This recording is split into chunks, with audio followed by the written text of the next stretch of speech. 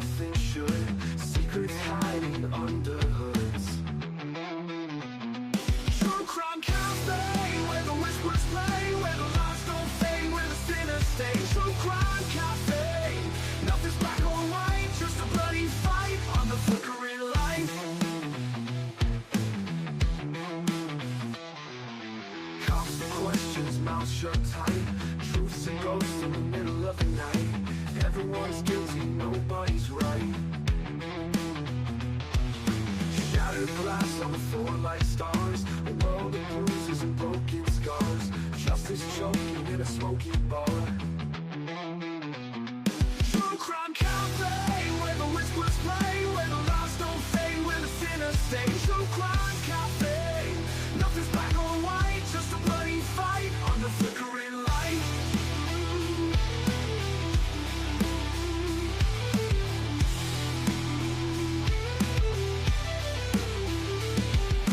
Cops and questions, mouths shut tight.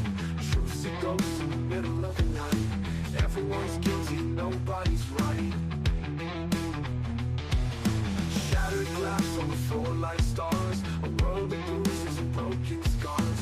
Justice choking in a smoky bar.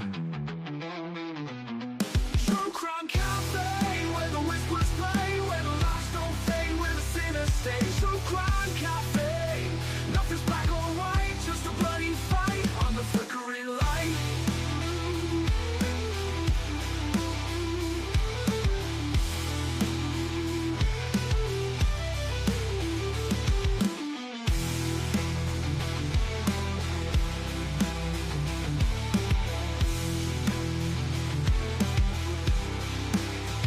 On the flickering light.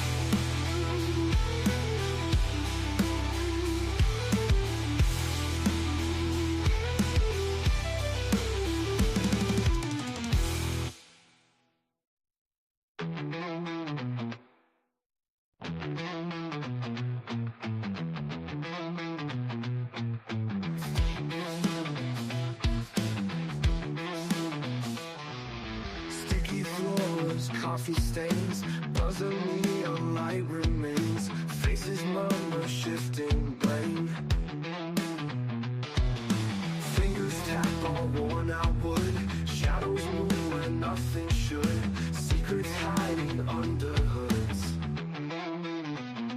True crime cafe, where the whispers play, where the lies don't fade, where the sinners stay. True crime cafe, nothing's black or white, just a bloody fight on the flickering light. Cops and questions, mouths shut tight. Truths and ghosts in the middle of the night. Everyone's guilty, nobody's right. Shattered glass on the floor like stars. A world of bruises and broken scars. Justice choking in a smoky bar. True crime cafe, where the whispers play, where the lies don't fade, where the sinners stay. True crime cafe, nothing's black or white, just a bloody fight on the flickering light.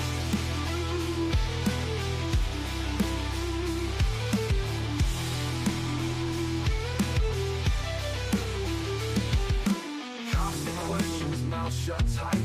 Truths and ghosts in the middle of the night. Everyone's guilty, nobody's right. Shattered glass on the floor like stars. A world of bruises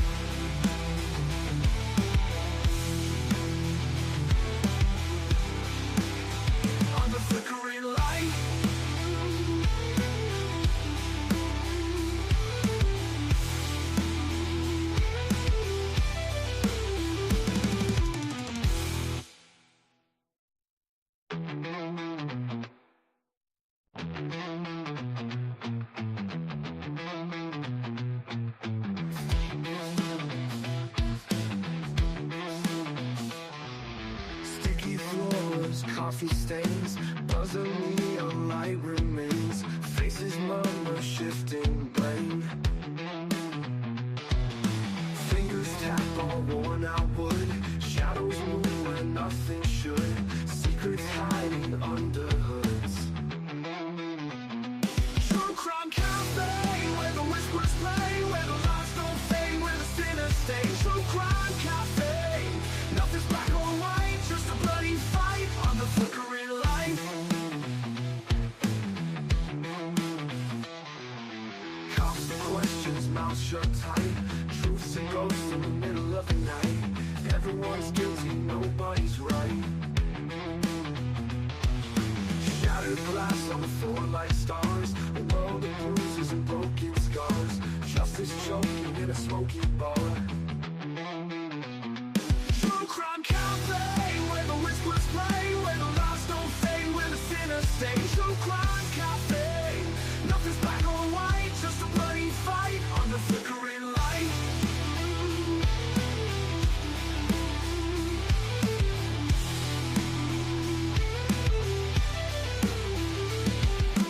Cops and questions, mouths shut tight. Truths and ghosts in the middle of the night. Everyone's guilty, nobody's right. Shattered glass on the floor like stars. A world of bruises and broken scars. Justice choking in a smoky bar. True crime cafe, where the whispers play, where the lies don't fade, where the sinners stay. True crime cafe, nothing's black or white, just a bloody fight on the flickering light.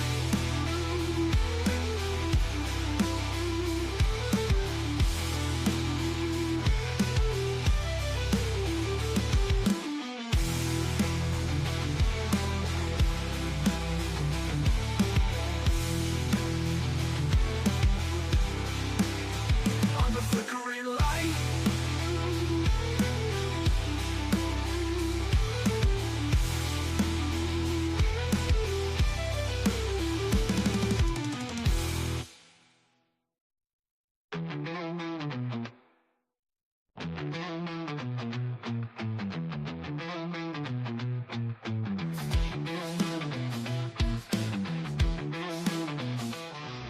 Sticky floors, coffee stains, buzz of neon light remains.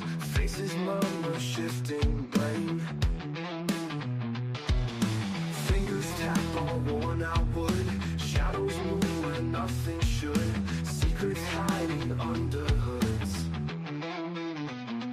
True crime cafe, where the whispers play, where the lies don't fade, where the sinners stay. True crime cafe, nothing's black or white, just a bloody fight on the flickering light.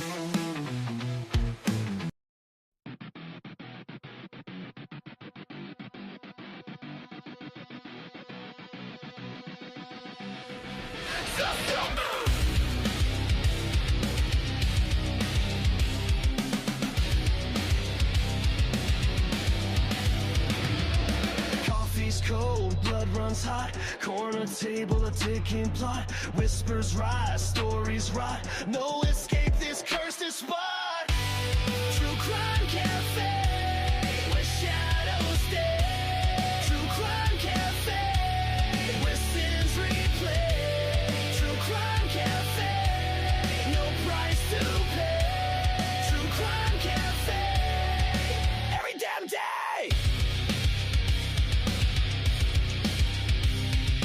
Fingers tapping, blackened keys. Sweat drips down, can't find peace. Eyes like daggers cut through breeze. All these ghosts, they never leave. Who's a liar? Who's a prey? Who's a hunter in this play? True crime cafe, where shadows stay. True crime cafe, where sins replay. True crime cafe, no price to pay. True crime cafe, every damn day.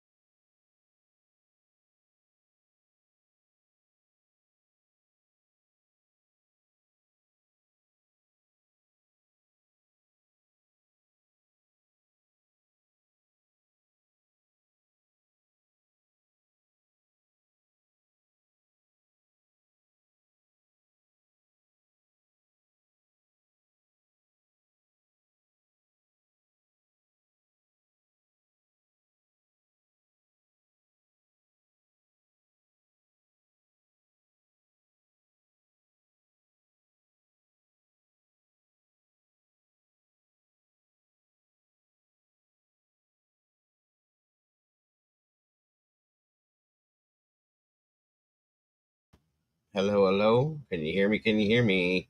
Hey, hey, hey. Yes, no, maybe so. Yo, yo, yo.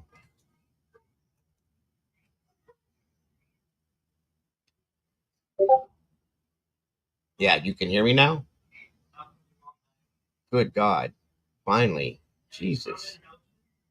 Why can't I hear myself, though? That's weird. Okay, my level's up there. Um, can you guys hear anything going on in the background? All right, is it clear? Does it sound good?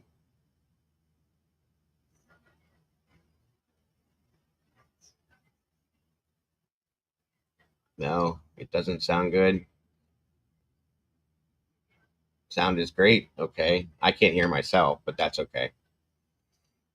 All right. Hold on. Let me move this around now. What the hell did I do? So weird. Can you guys hear anything else in the background going on? Any different sound effects or anything? Anything at all?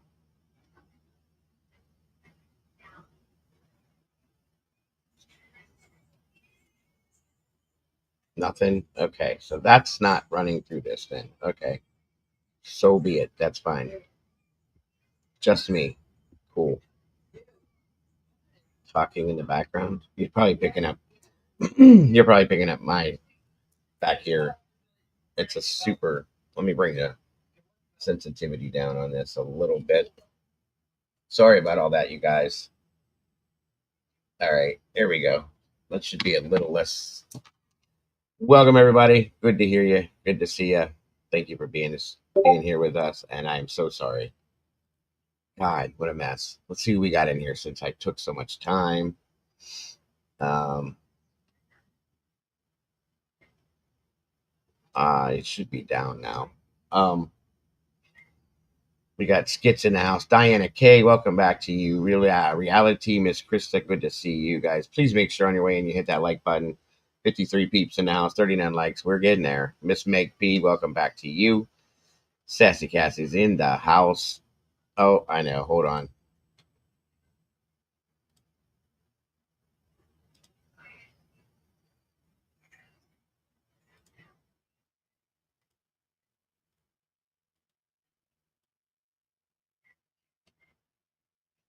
All right, all right. Here we go.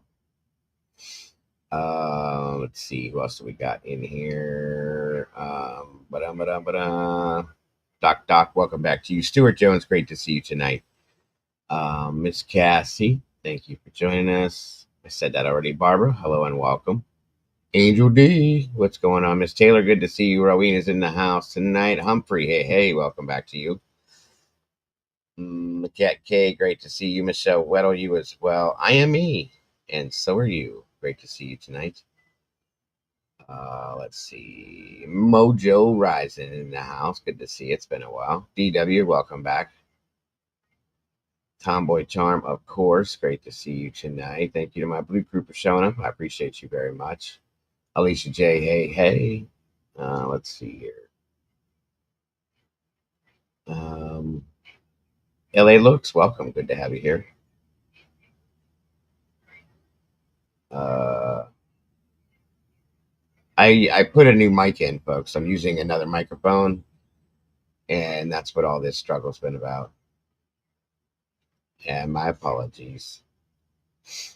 It worked fine in the Discord, but obviously I haven't used it in here yet. So, Brandy B, the OG's in the house. Good to see you, Brandy. Thank you for joining us, Miss. Oh, wait a minute.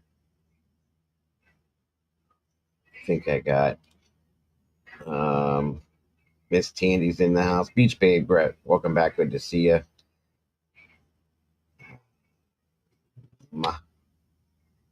Miss Lucci. Good to see you, Lucy. I think I got everybody now. Just about. Okay. DW. Good to see you. And guys, please make sure to hit the like button on the way in. You got a back, missed a bat signal? I didn't see it. You're right. Good to have you here. Thank you. Amy Conway, great to see you tonight. All right, guys. Well, so we got some interesting things to talk about. Like I said, 100-year no contact order. What is going on with that? Jody Walters, great to see you, dear. Welcome back to you. Olivia Gonalves, actually, I guess they're putting out some of what she's going to be saying to Brian Koberger when she goes Wednesday to court. Welcome, Curious Rose. Good to see you. And the president made a statement about what his thoughts are. And then whatever else we get into talking about,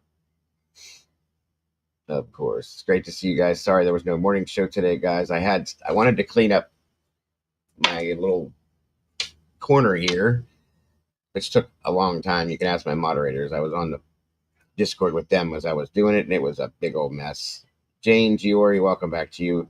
And I wanted to switch out this microphone, and supposedly my mixer that I thought I fixed, and it's still not. I don't have it hooked up right or something. It's not going through to you guys.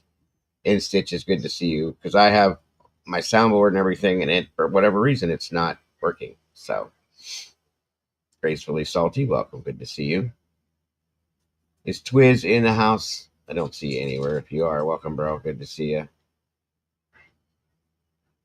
I don't see him. I don't see him. Come on in, guys. Grab a seat. Get comfortable.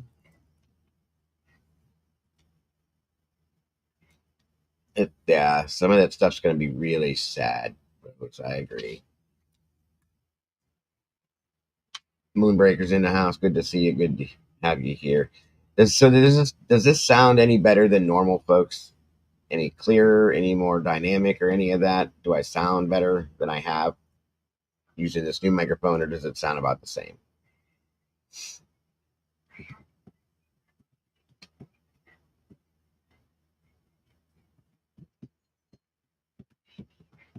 I'm quieter. How about now?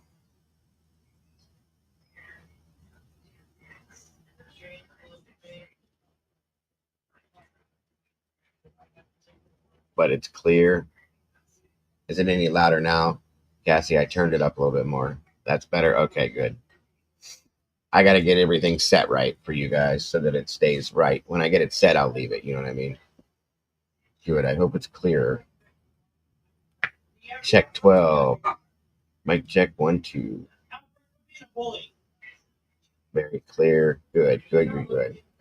And now I don't have to worry about, hey, Meanie, bumping the damn thing and knocking myself out and going mute. So they don't have to say, you're muted, Dago, you know, all that fun stuff. So, gotta love technological things. All right. Let's see. Good to have you guys here. Good to turn down stitches. Okay. Sorry. And it doesn't seem to, the reverb's not throwing me off or anything. So this is definitely not, I'm going through this, but I'm only on one channel. I'm not running. It doesn't seem like I'm running through the board, which is wild. That's okay though. I'll figure that out. Um, hmm. Kind of weird. Kind of weird. And let me know, guys, because it's going to be a couple days to get this down pat. But if something sounds different, weird, whatever, please let me know right away.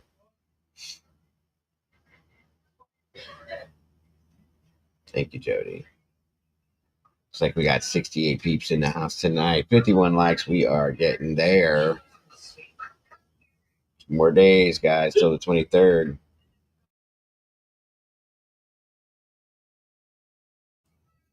All right, all right. All right, all right. It is Shark Week, too. That's interesting.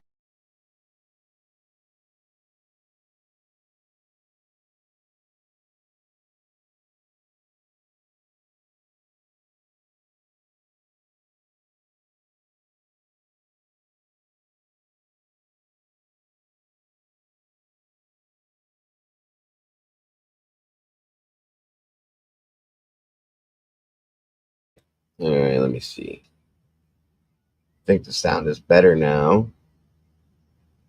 Good. Welcome, Miss Charlotte.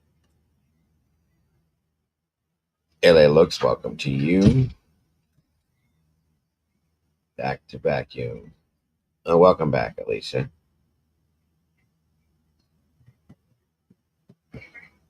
Just finished watching SS. What a disgusting night. Oh, yeah?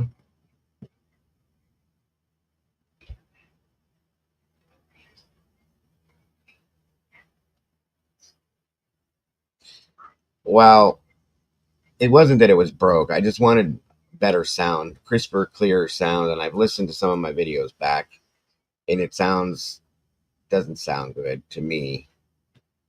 And when it records, it picks up differently. You know what I mean? So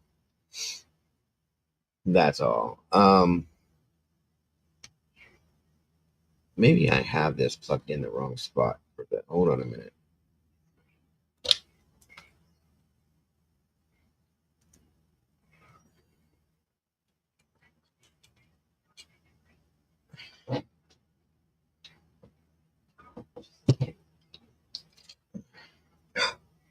No.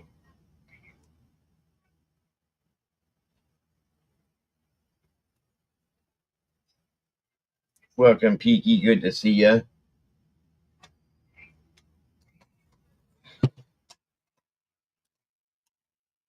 I need to get my Bluetooth earbuds working in this thing because these headphones, I hate headphones, guys.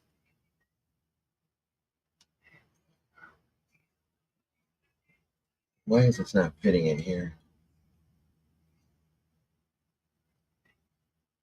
Very strange. Hang on.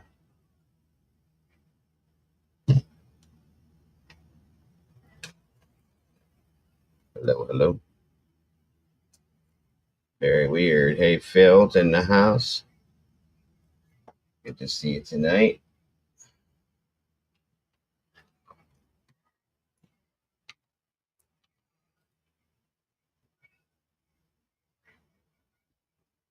Come on in. Diana K, good to see you. Oh, well, okay. Peaky, great to have you here. I am let's see, Miss Lily, welcome to you.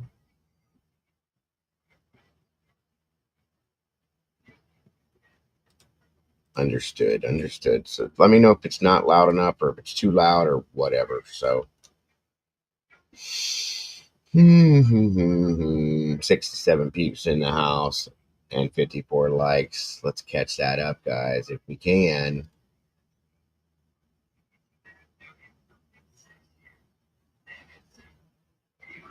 Okay. Let's run a poll here real quick.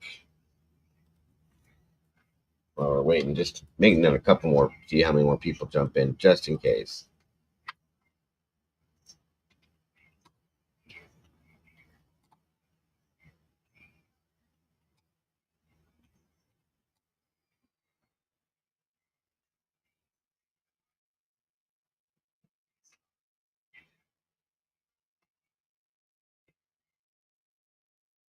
I'm gonna actually run two polls tonight for sure, at least two.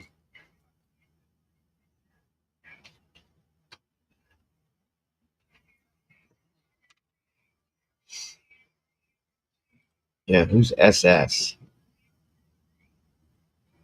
Will Brian rescind his plea Wednesday? Yes, no, or unknown?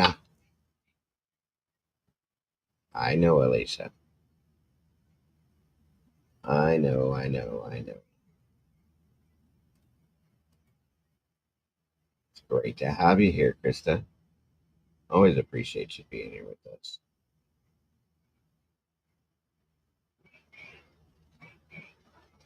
66 peeps.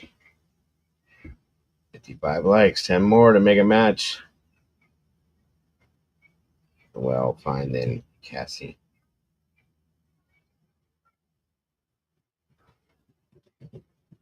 Oh, yeah. Yeah, that too. Yeah, we might talk about a little bit of that. Moonlight Baby's in the house. Good to see you. Thank you for joining us.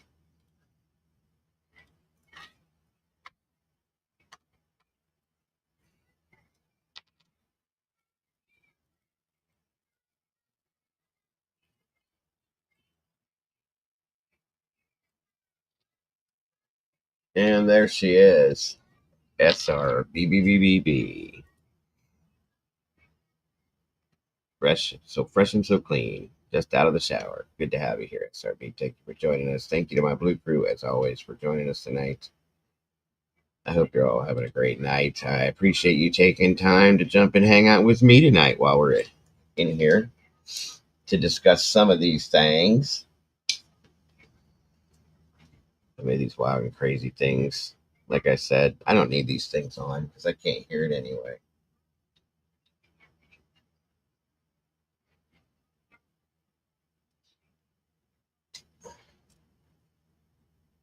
I think it broke. That's weird. Very weird. I hope they didn't. There's the only set of headphones I have.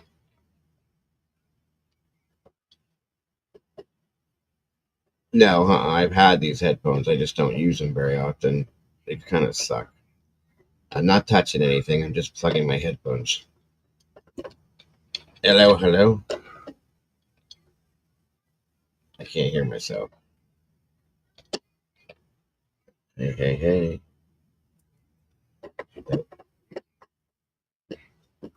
Yeah, I need some better headphones. Need headphones, need headphones, need headphones. Maybe I'll throw those on my list.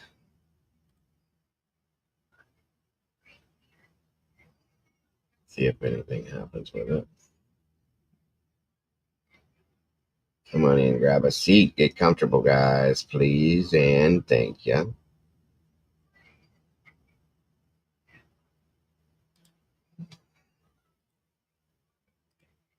Okay.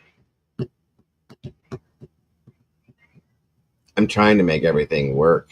That's why I keep touching things because I need things to work. That's all.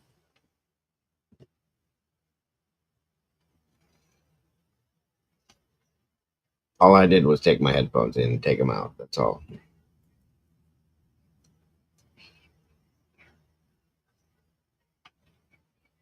Okay.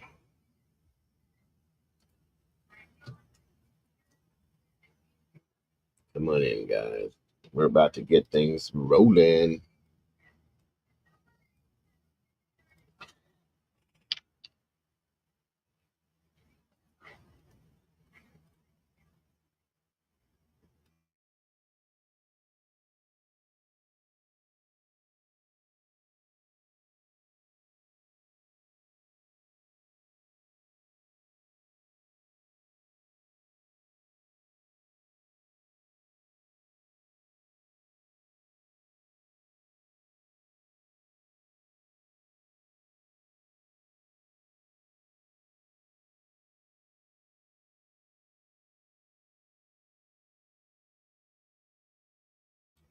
Hello, hello.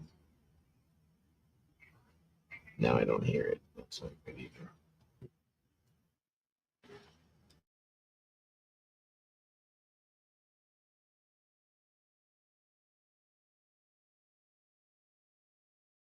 Okay, we're good. And we're gonna look at that. We're gonna look at that tonight. I'm gonna and review that and a few other things, of course. Yeah,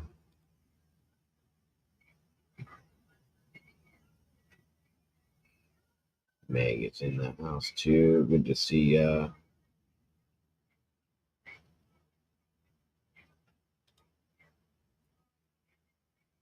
Yeah, I hear.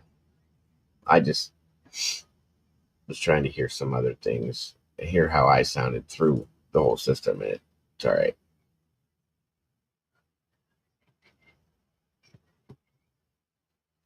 Miss Krista said, I saw some things waiting patiently. What did you see, Miss Krista? Enlighten us. What did you see?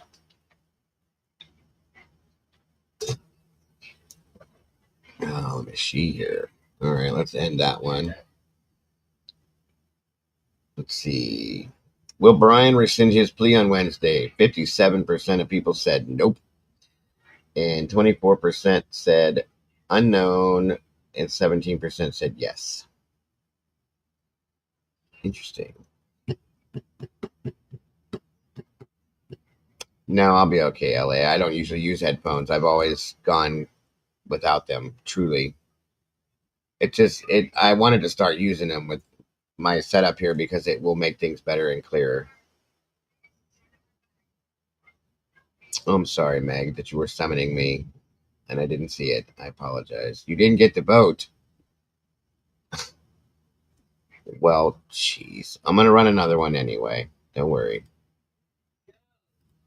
Hold on.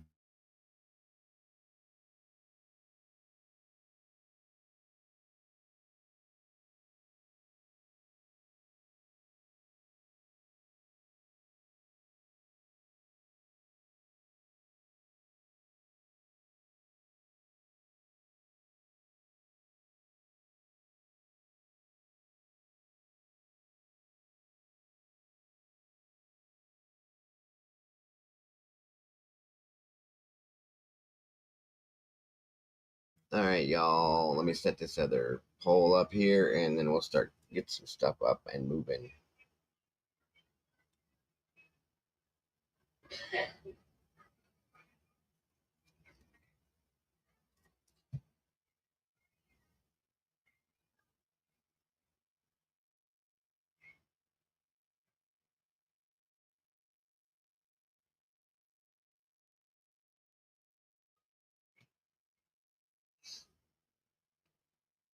Come on in, grab a seat. Thank you to the Kent Corbett. Good to see you, my friend.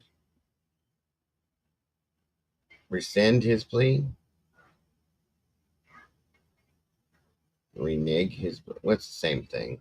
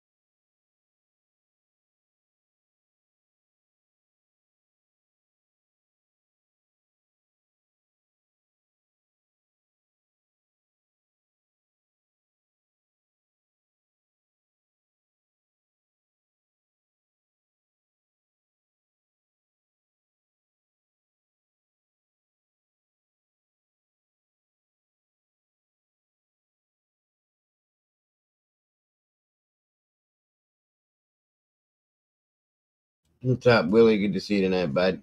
Hope you're having a good night.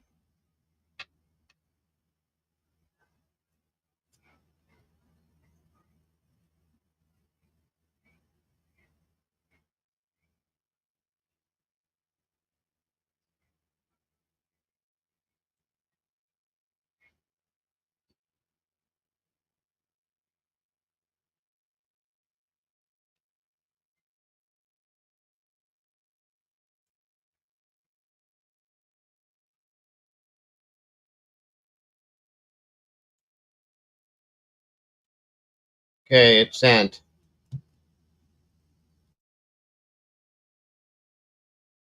Come on, work for me. It's sending. Sending. Sorry, guys. And I'm trying to create this too. What was the other question I was going to put in here? Hmm.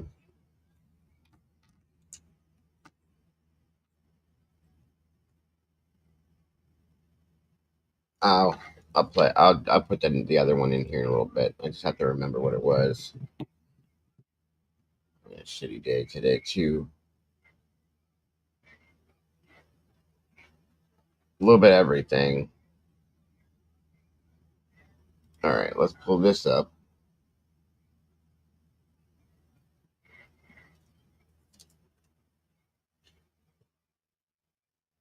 Got some interviews and things to look at. First and foremost, Meg, you're okay. You don't have to apologize to me. First and foremost, let's look at these documents here.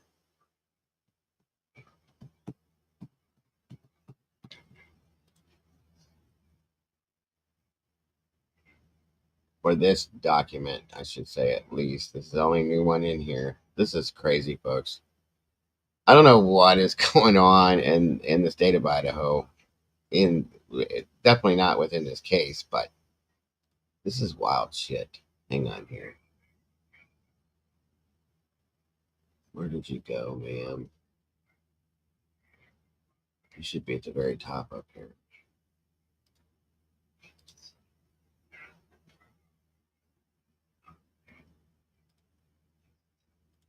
There we go.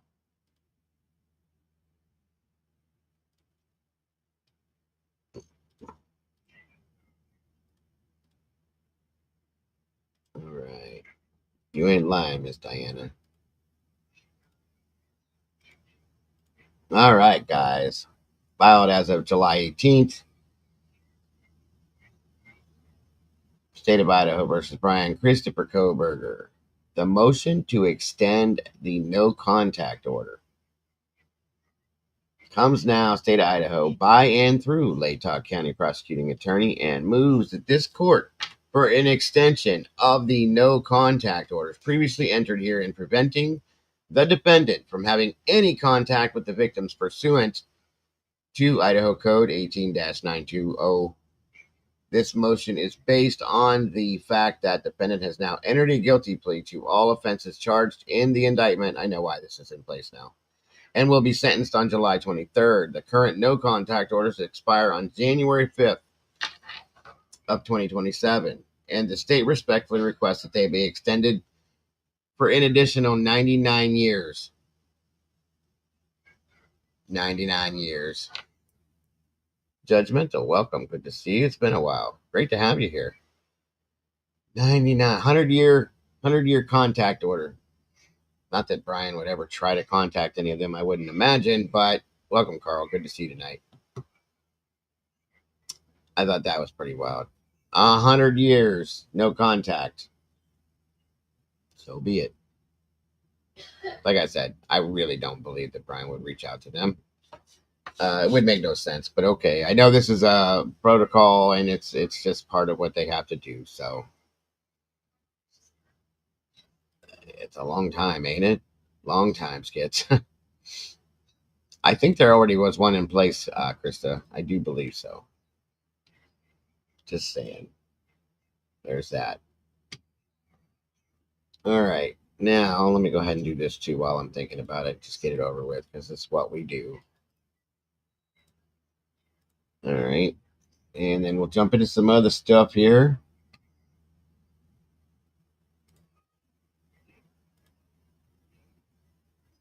All right. Link is pinned if anybody wants to join me up here. Of course, you're welcome as always as we discuss these things. Exactly. That's truly all it had to be. They could have just put indefinitely. You know what I mean, Heather? Indefinite. No contact, period. Not that he would want to, just saying. So there's that. There's that. All right. Now,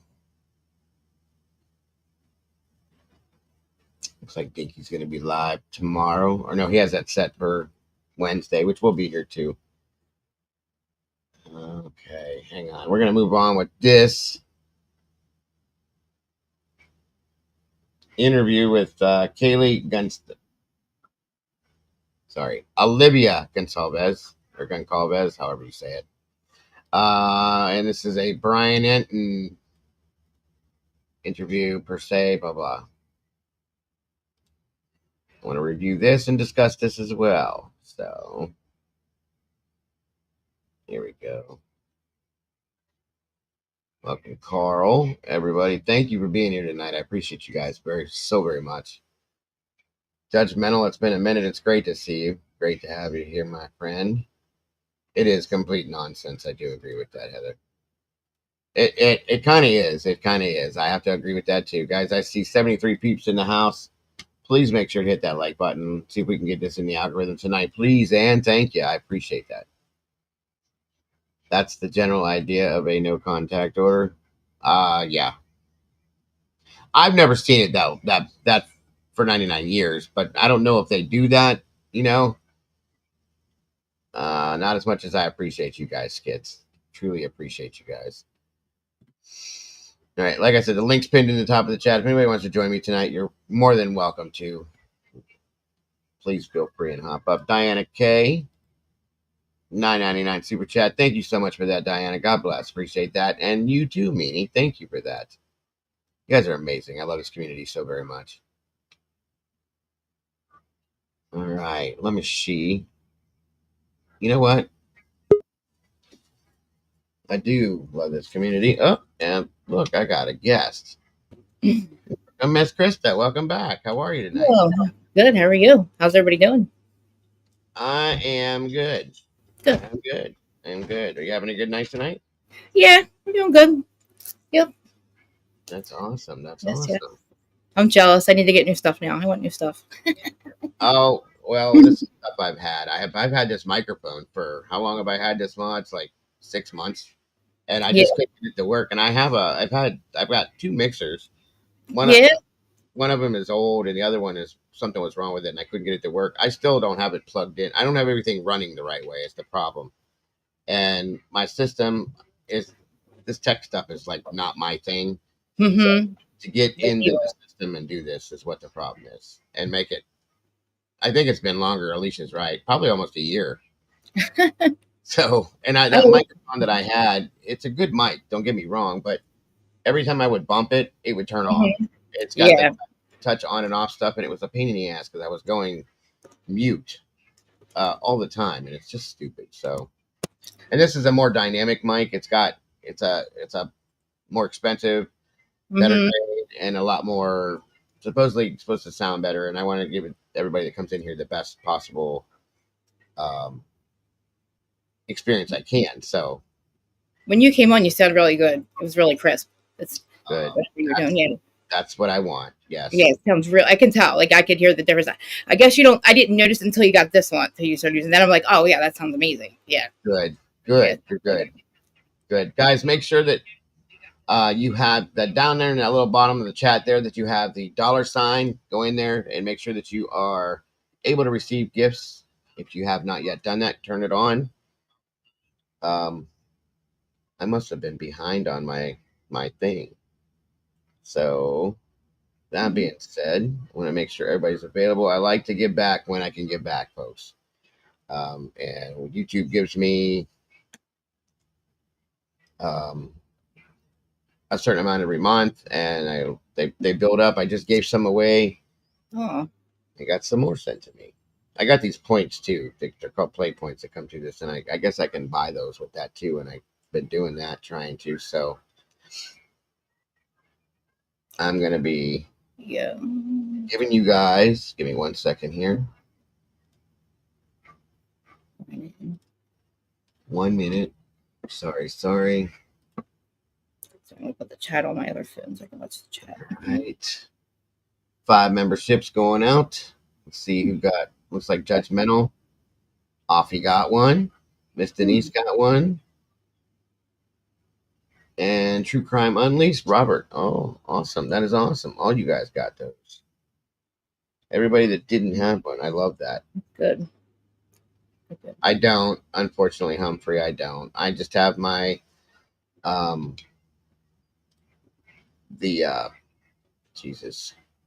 The PayPal, the Venmo, and the Cash App links that are scrolling on the bottom. That's all I have. So I'd like to be able to have that. I don't use OBS, so that's the problem, I think. And I think that's where people that use OBS have those graphics available that I don't have through StreamYard. So if they are there, I don't know how to use them. You would think with StreamYard they would give us everything. They should. They're adding things little by little by little by little. Yeah, I was the way one day I woke up and it was they charged us double. I was like, "Are you?" They didn't even. As far as I know, they didn't tell us. But I woke up and I was like, I looked at my account. I'm like, okay, well now I want everything. Now you better include everything for that. Right. So there's 5 more for you guys. It looks like Skits picked one up now. Robert Belt received one. Tell It to L. Jamie Peace and Kara Willis. I haven't seen Kara in here a while, but there you go, guys. 10 new meatballs in the sauce. Welcome, guys. It's great to have you here. We picked up 51 the other night, so you are so Oh welcome. wow, that's awesome. Yes, awesome stuff. All right, so there we go, guys. Welcome to the sauce for all you new peeps. Welcome back for the peeps that were here before. Appreciate you guys. The sauce I hope you guys hang around with us. I do. Yep. So let's check out this Brian Enton interview, and he spoke with Olivia Gonalves. Oh, okay. And some other stuff. Cat ladies in the house. Good to see you.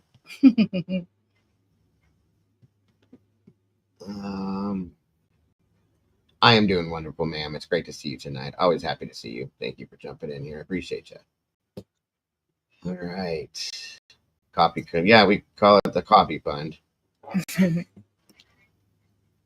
I would like to set that up. You get rid of the spray paint can. No more huffing. Mhm. What's up, Kane? Good to see you, bud. Beach Babe. Good to have you here tonight.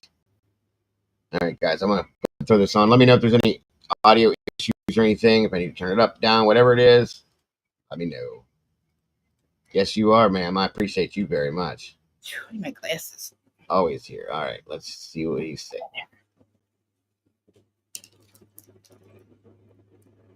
Checking out my new podcast, Brian Enton Investigates. I'm going to take you guys on the road with me all over the country to all the stories I cover. Super excited. Please click and subscribe. There's going to be a ton of exclusive content. This week, of course, is Brian Koberger's sentencing in Idaho. I spoke with victim. That was from me, Judgmental, and you are so very welcome. I'm grateful to have you, see you in here, and have you back. So welcome back. Keely Gonzalez's sister, Olivia. She hasn't done an interview in years. You can imagine it was really, really emotional. So thank you for talking to me, Olivia. Are you guys talking about SF Investigates? Released more what?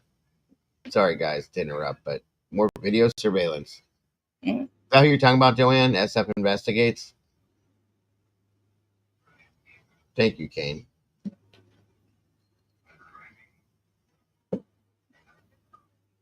What are you guys talking about, SRB? Hmm. I'm just trying to catch up. I think it looks like SF more surveillance release. In what? The Sebastian Rogers or? Oh, I'm sorry, Jody. No, she definitely changed a lot, Ro. All right, I'll catch up and figure that out later. Let's see. I know. I mean, I hate to even ask this question because it kind of seems stupid, but I do want to ask you like how you're doing. I mean, it's been a lot, I'm sure. Yeah, I think it's very day to day for me, right?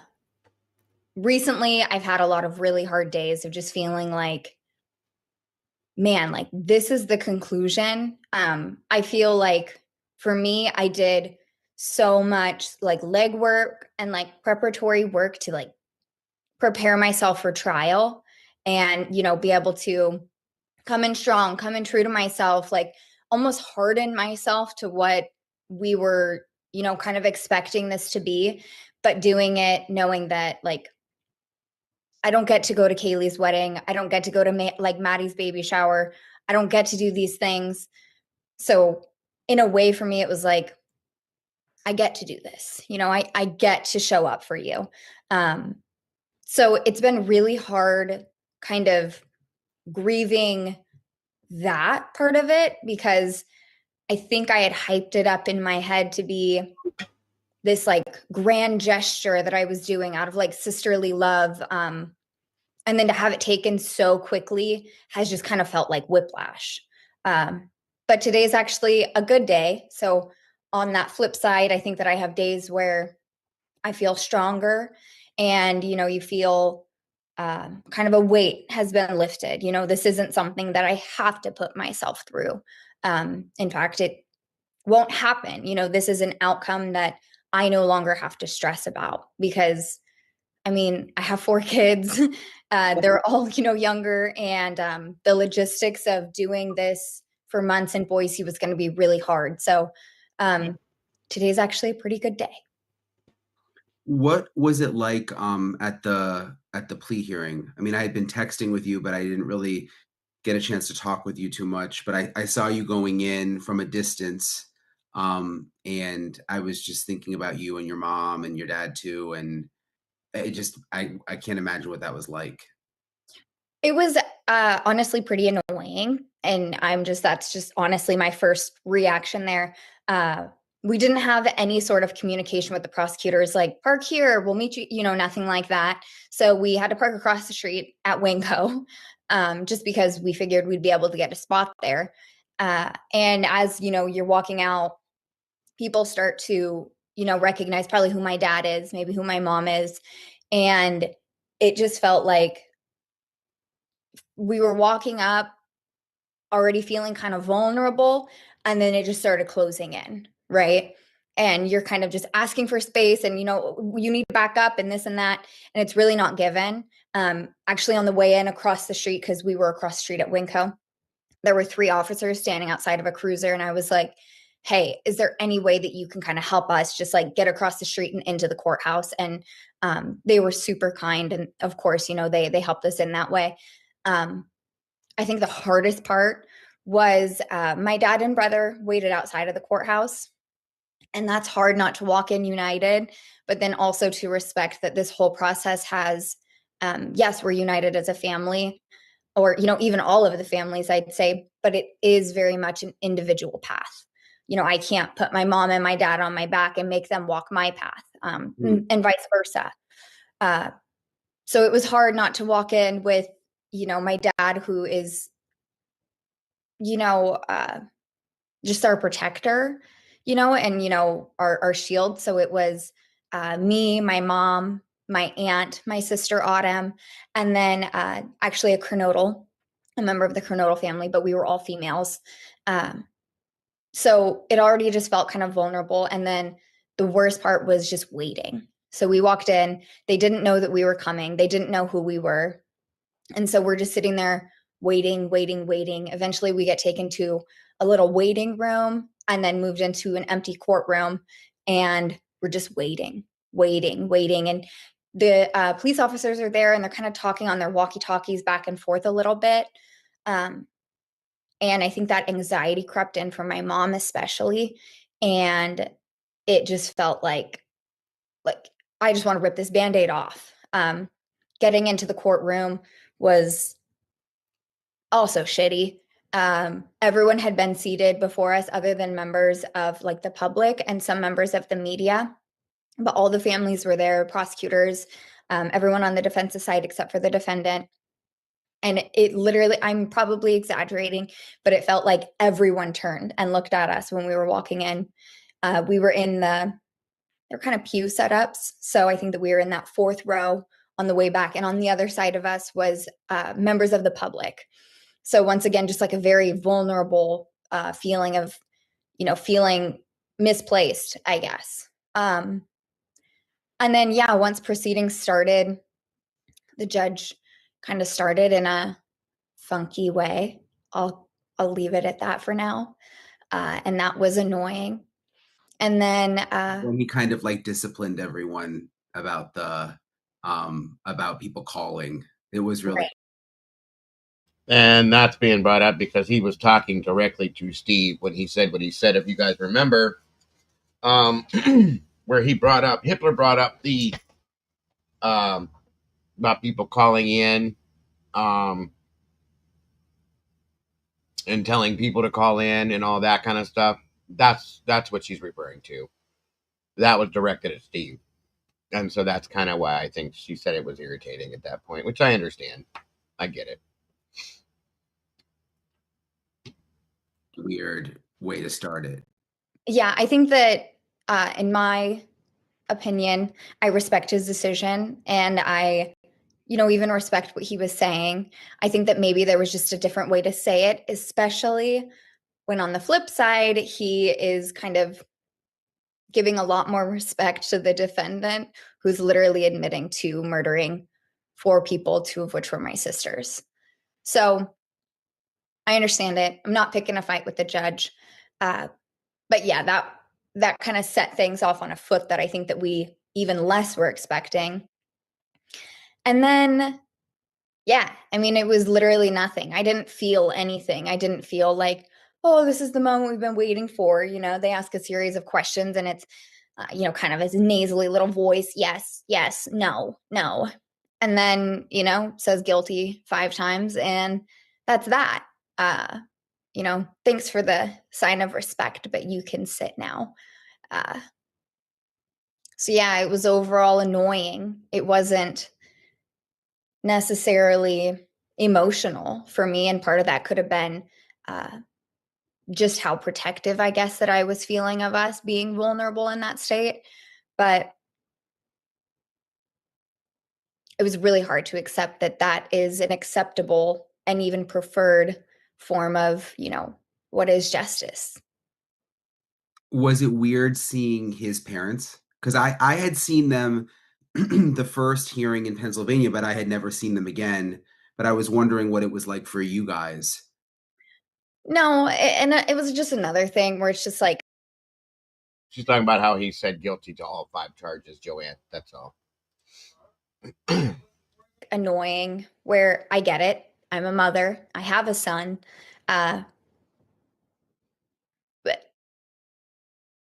But you think to yourself, and obviously I don't want to be in their shoes. I do want to, extend empathy. I don't know what that looks like. And I hope that, of course, I never do. But, my son comes home in the car that they're looking for, and he's aggressively cleaning his car in the garage at odd hours of night. I might feel a certain way. And then as more facts come out, I think that you can continue to love someone, but know that you don't support or condone their behavior or actions. I understand it was their right to be there.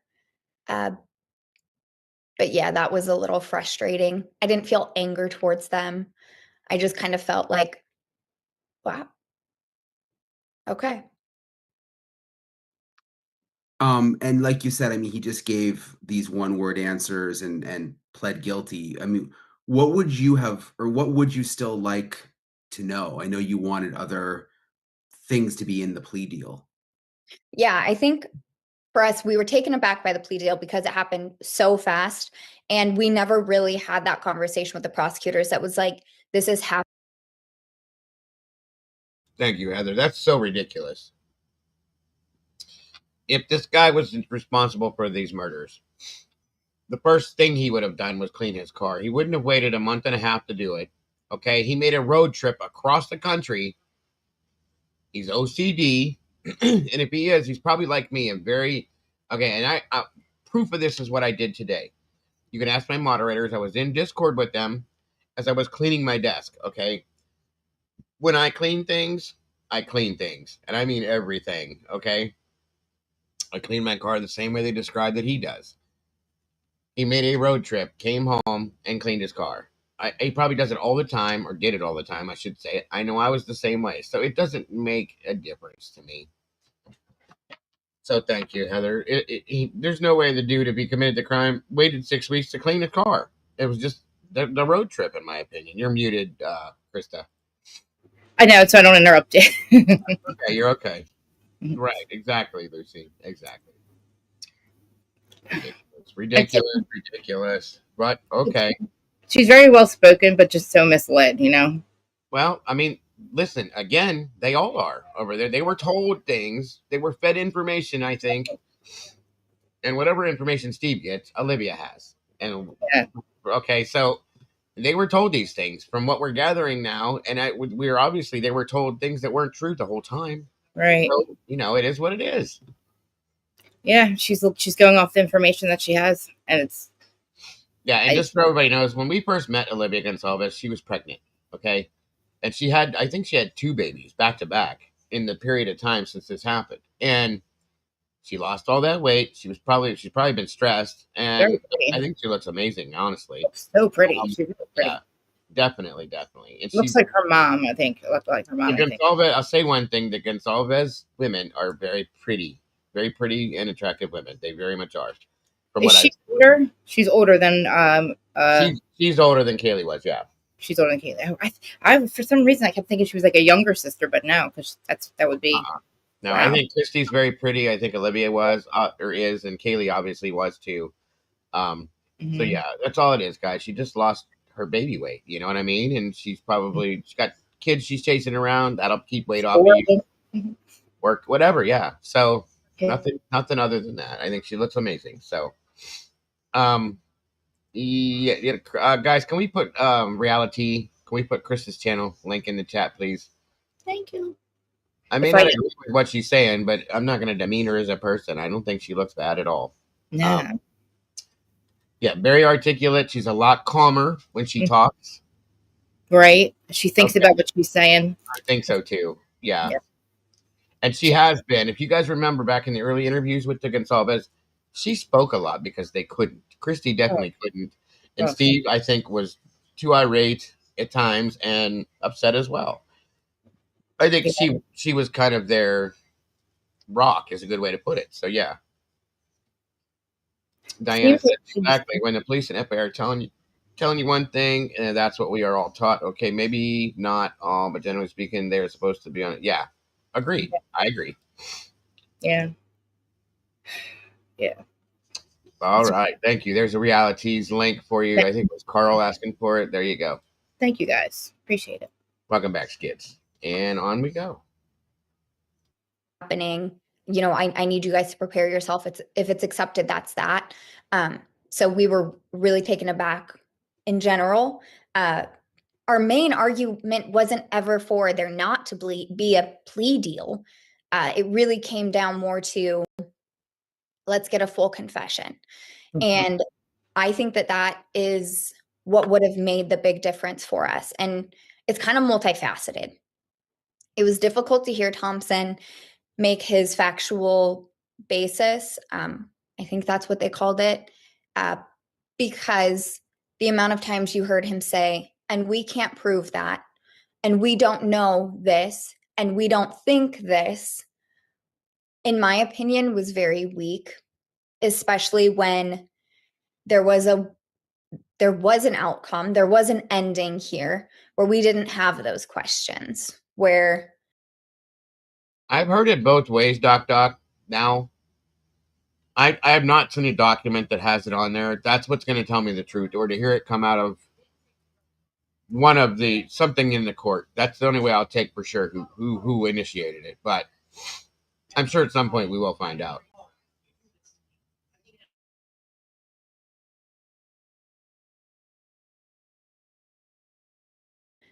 there was a full admission.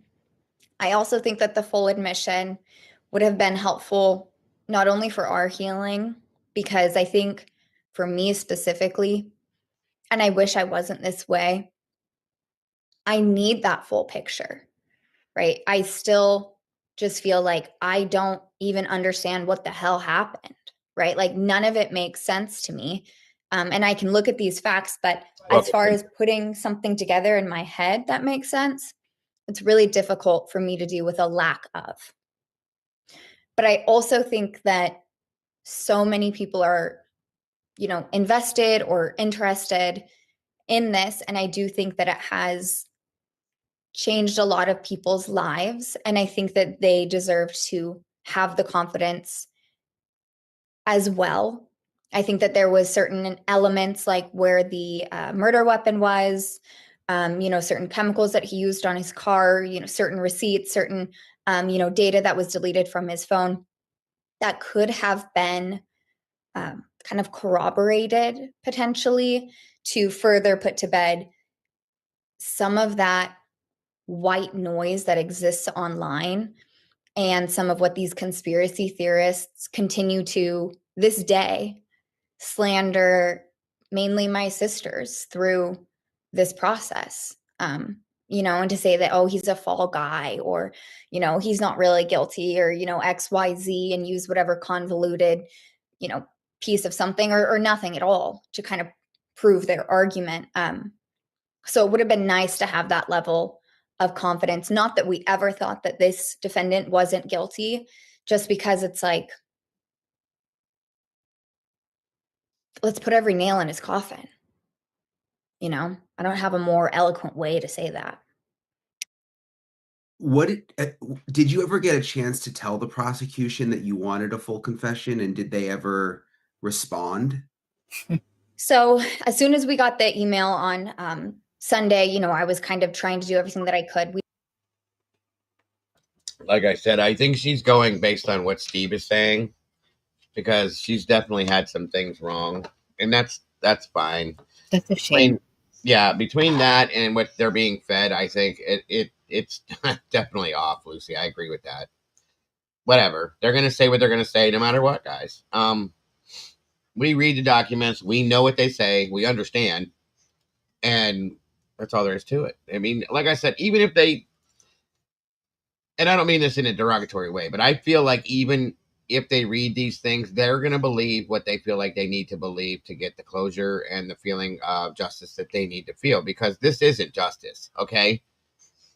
The prosecution did nothing here. They didn't prove anything here. There is no justice for the victims, period.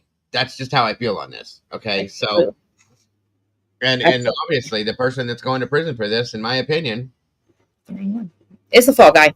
the wrong person. Yeah. So that's, and this again is just my opinion. So, Wow, yeah. Don't be hating. What's going on?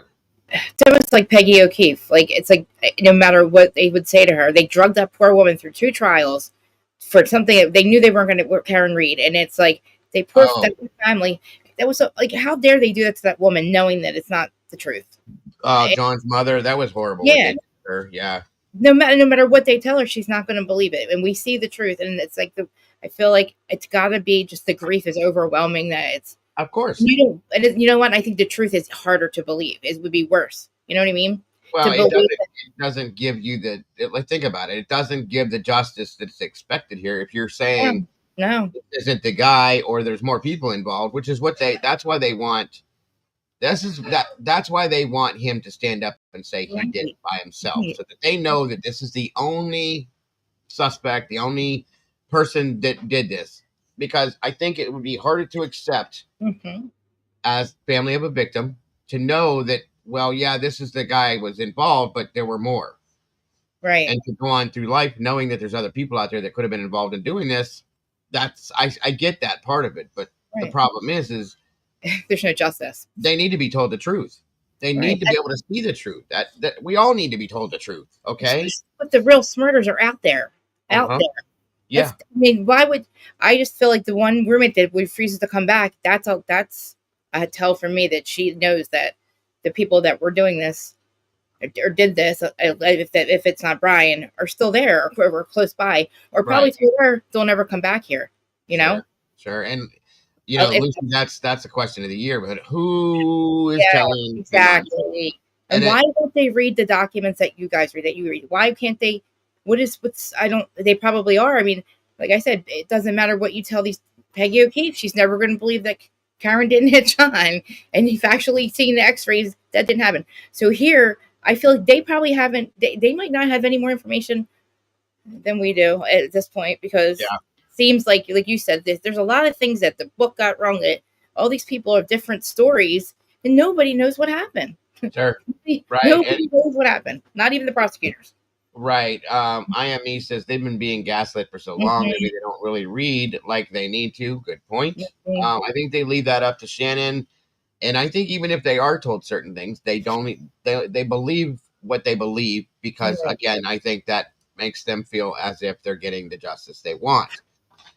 Lucy says also, in my opinion, it seems that they have an issue with pro-burgers and conspiracy theorists because they don't want to admit that they had the same thoughts that those people do. And in some senses, they do. That's very true.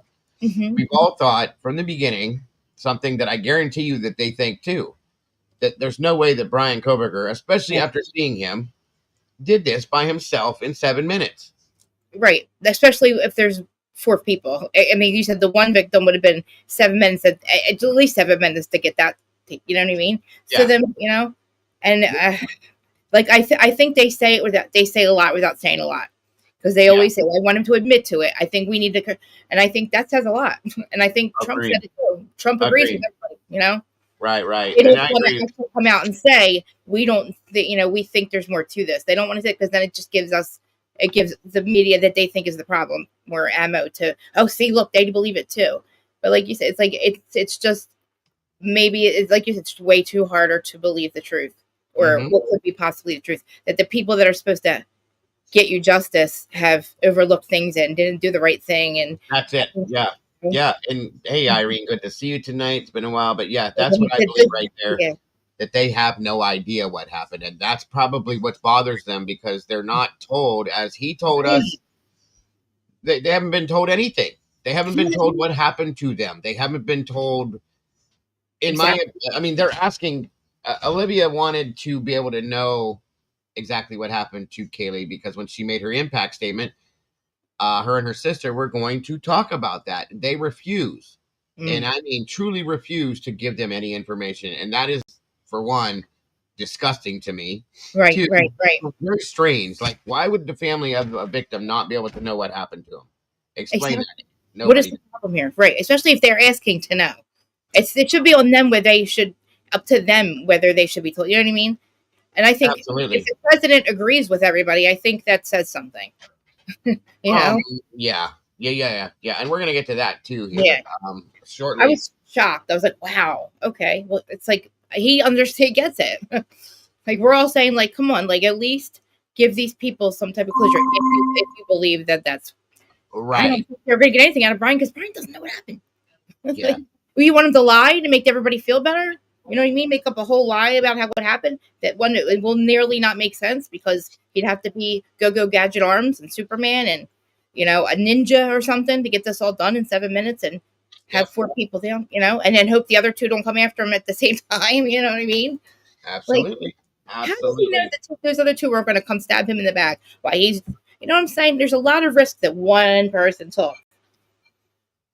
I'm sorry, it just doesn't. You are no. Don't apologize. You're 155. I think about it, I'm like, right. God, this is so wrong. What is he, Super Ninja Man? Like, Yeah, doesn't make just sense. Keith, did he become an acrobatist, a ballerinist, where he just like pirouettes in this, you know what I mean, and lands on his head? It's just nothing makes sense. It makes zero. Crazy. And it's like, don't believe your own eyes. Sense. Yes, ma'am. I agree with you. None whatsoever. Don't believe your own eyes, guys. Don't believe your own eyes. Don't believe what you see. Just literally believe what we tell you. It's like, what? They've succeeded in what I believe they're doing in one aspect, and that is to hide this. Okay, to an extent. From whatever they're hiding, whatever that is, and that's what the goal, in my opinion, my goal at this point now is to figure out what they're hiding, for one, for sure, and 2, why. Like, why are you hiding this? What is it that you're hiding, and why? Okay. Right. That's what the big question to me now is, and the big issue for me now is what the hell are you hiding? Why are you hiding it? And what's the deal with this? You know what I mean? The first time was when they burnt the house or took the house down. You took the crime scene down without having a conclusion. Yeah, like, that was, we took the evidence away that we could go find. Like, I'm sure there's blood evidence somewhere else in those floors, and you know what I mean? Why in the world would you want to? Well, see, it makes me wonder, Krista, if they ever thought this was going to go to trial, because they took the house down, knowing that at some point the house would probably be something that needed to be used in the trial, and that didn't seem to be a problem. No, it's like, that should have been like, an investigator should have stopped that. It's like, no, hold on, like, I'm not done. FBI, can you not get rid of the crime scene, please? We still don't know who did we don't even have a conviction yet, people. What if the jurors wanted to see the crime scene? You know what I mean? What I mean. It should have been left up for that matter. Right. I've always believed that. Argument acquittal. Sorry. I'm sorry. You did what? Okay. He's not guilty. I'm sorry. Can't see the crime scene. You can't tell me what happened. Can't put him in the house. I can't see what. I can't see the layout, maybe the layout, but I can't see. No, I'm sorry. Like I would be. Why are we here? And that's another thing that Unfortunate. they didn't listen to the family's wishes on. Right. And they No. haven't. It seems that they've kind of ignored the family's wishes, thoughts, and feelings in this entire case Right. the whole And time. and don't they claim that each thing the house was for the family's mental health, and then they don't have to go through a trial, so we're gonna give them a plea that for all for the families, and the families are like, hold up, no, you didn't do this for us because we didn't ask for this. You have done nothing for us. But Right. it's a shame, and they're still hanging on to the. Yeah, and that's the defense wanted the house taken down too. Why? But I think that was because it made it. I think that they expected that if the jury went into the house, that it would have been hard. They'd have been harder on him as a jury. Neither side said they needed the house, but the families wanted it, and that should have been abided by in that aspect, in my opinion, because of that. So I just think about blood evidence being in the floors and stuff. If something ever they ever needed it, I would hope that maybe they took some floorboards out, or like, I don't know, like take out something. I don't know. I thought that they needed the house for mostly to reenactment and sound. That's my opinion. I was going to ask if they were doing it. Weren't they building a replica or something, or they built a replica of they built a dollhouse. Yeah, 2 rooms. They built Xana's room and Kaylee or Maddie's room. That's it. That's it. That's not the whole house. That doesn't give you the ability to stand in Dylan's room and make some noise upstairs and hear that, or in you would need to have that whole house there, in my opinion, to be able to do that. That's like Alan Jackson went outside of 34 Fairview, and then somebody was inside, and he whistled, and you could hear. And where Brian and where Albert's bedrooms, you could hear somebody whistling from the lawn, and that proves that if fire trucks and ambulances were on your front, you would hear it. Like they would wake you up. So it's almost like the sound. And I still want to see it. I wanted to see where everybody was. I wanted to see a replica of the house and tell me where each, because I'm still confused because of what we were told in the very beginning. I saw the layout of the house for the first time.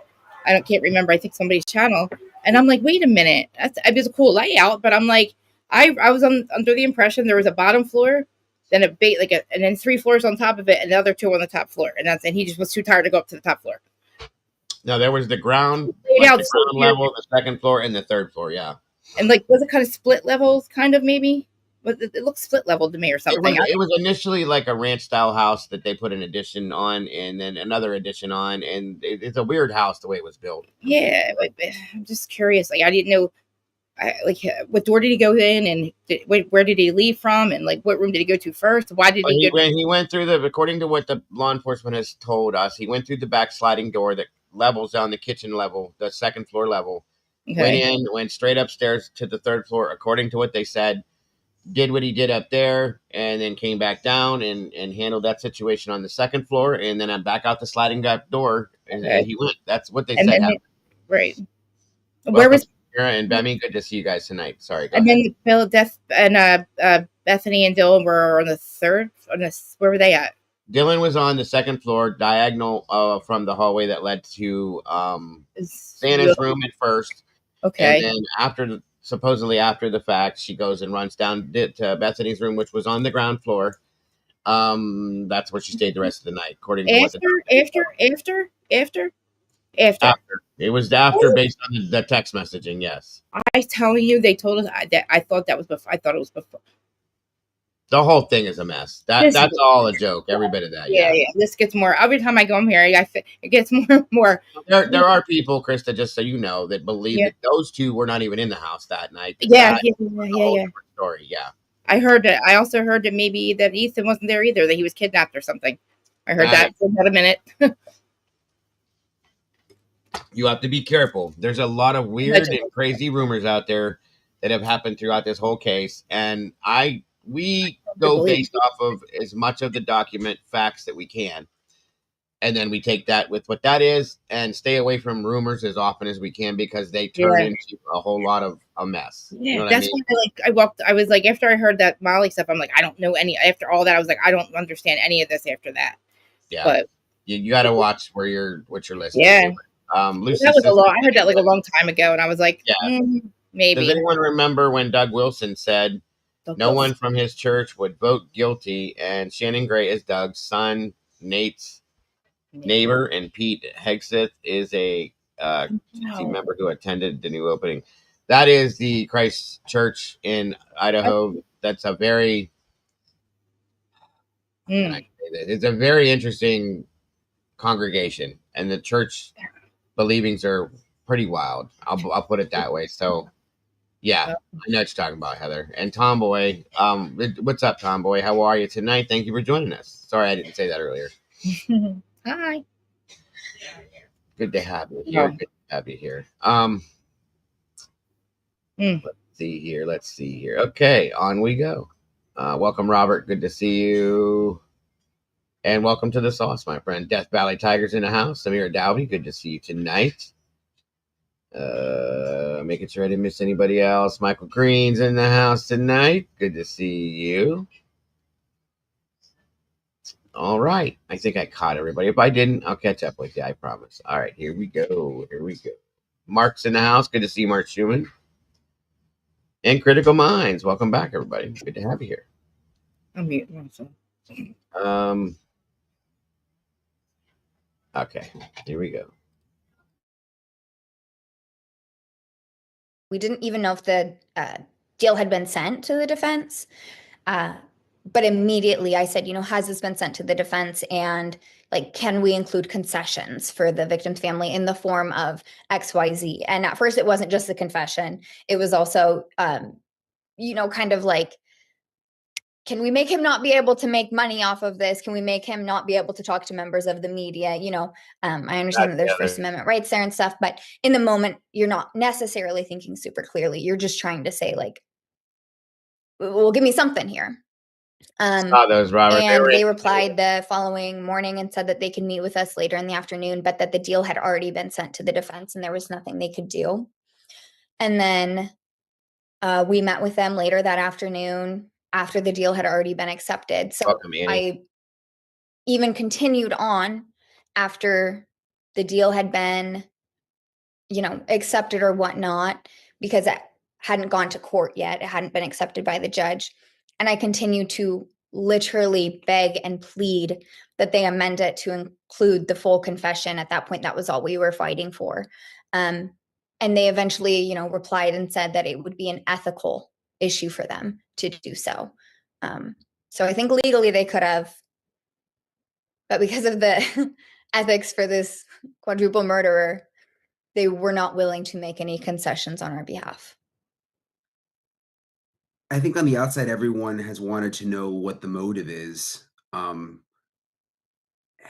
Have you been able to get any information? Is there anything that we don't know about whether he, who the target was, or whether he had a connection to someone in the house, or why that house? I think that this connection theory started when they announced that this was a targeted incident, right? Because people, and they use this targeted incident as a way to say that the community was safe, right?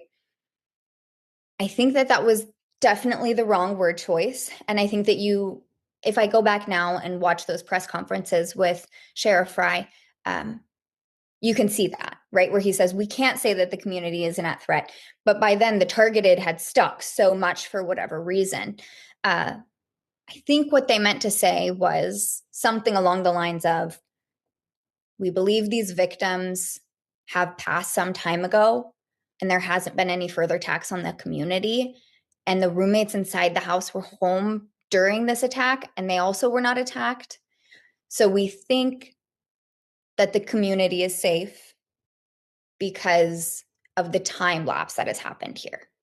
But I think maybe an easy way to say that is targeted. Maybe isolated would have been a little better, but I don't know if isolated was charged enough to kind of stick the way targeted did.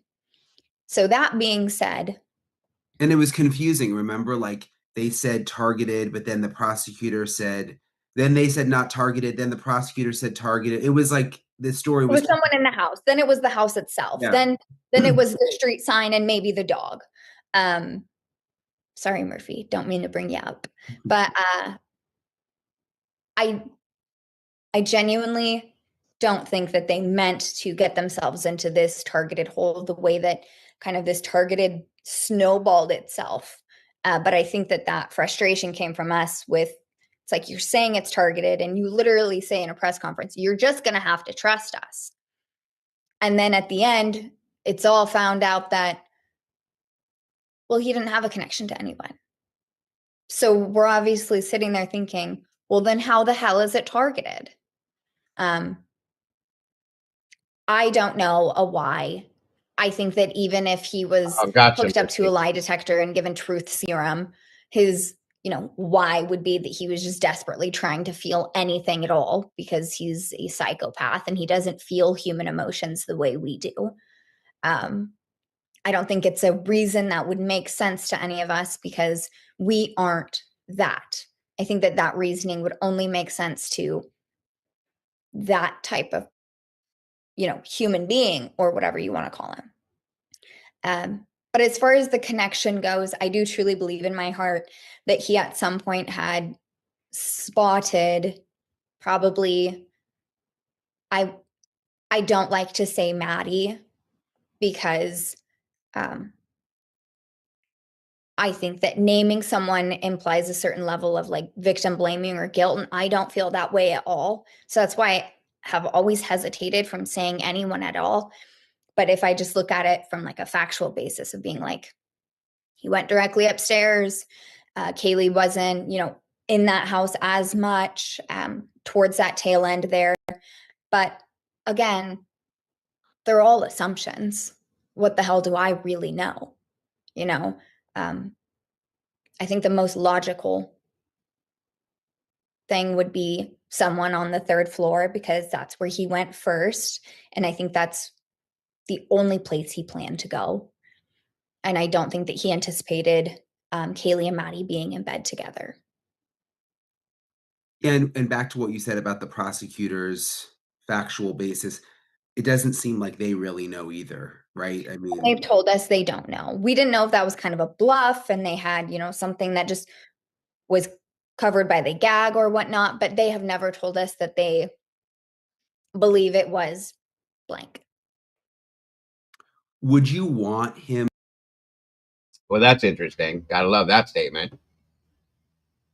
Leave it to the prosecution to know nothing.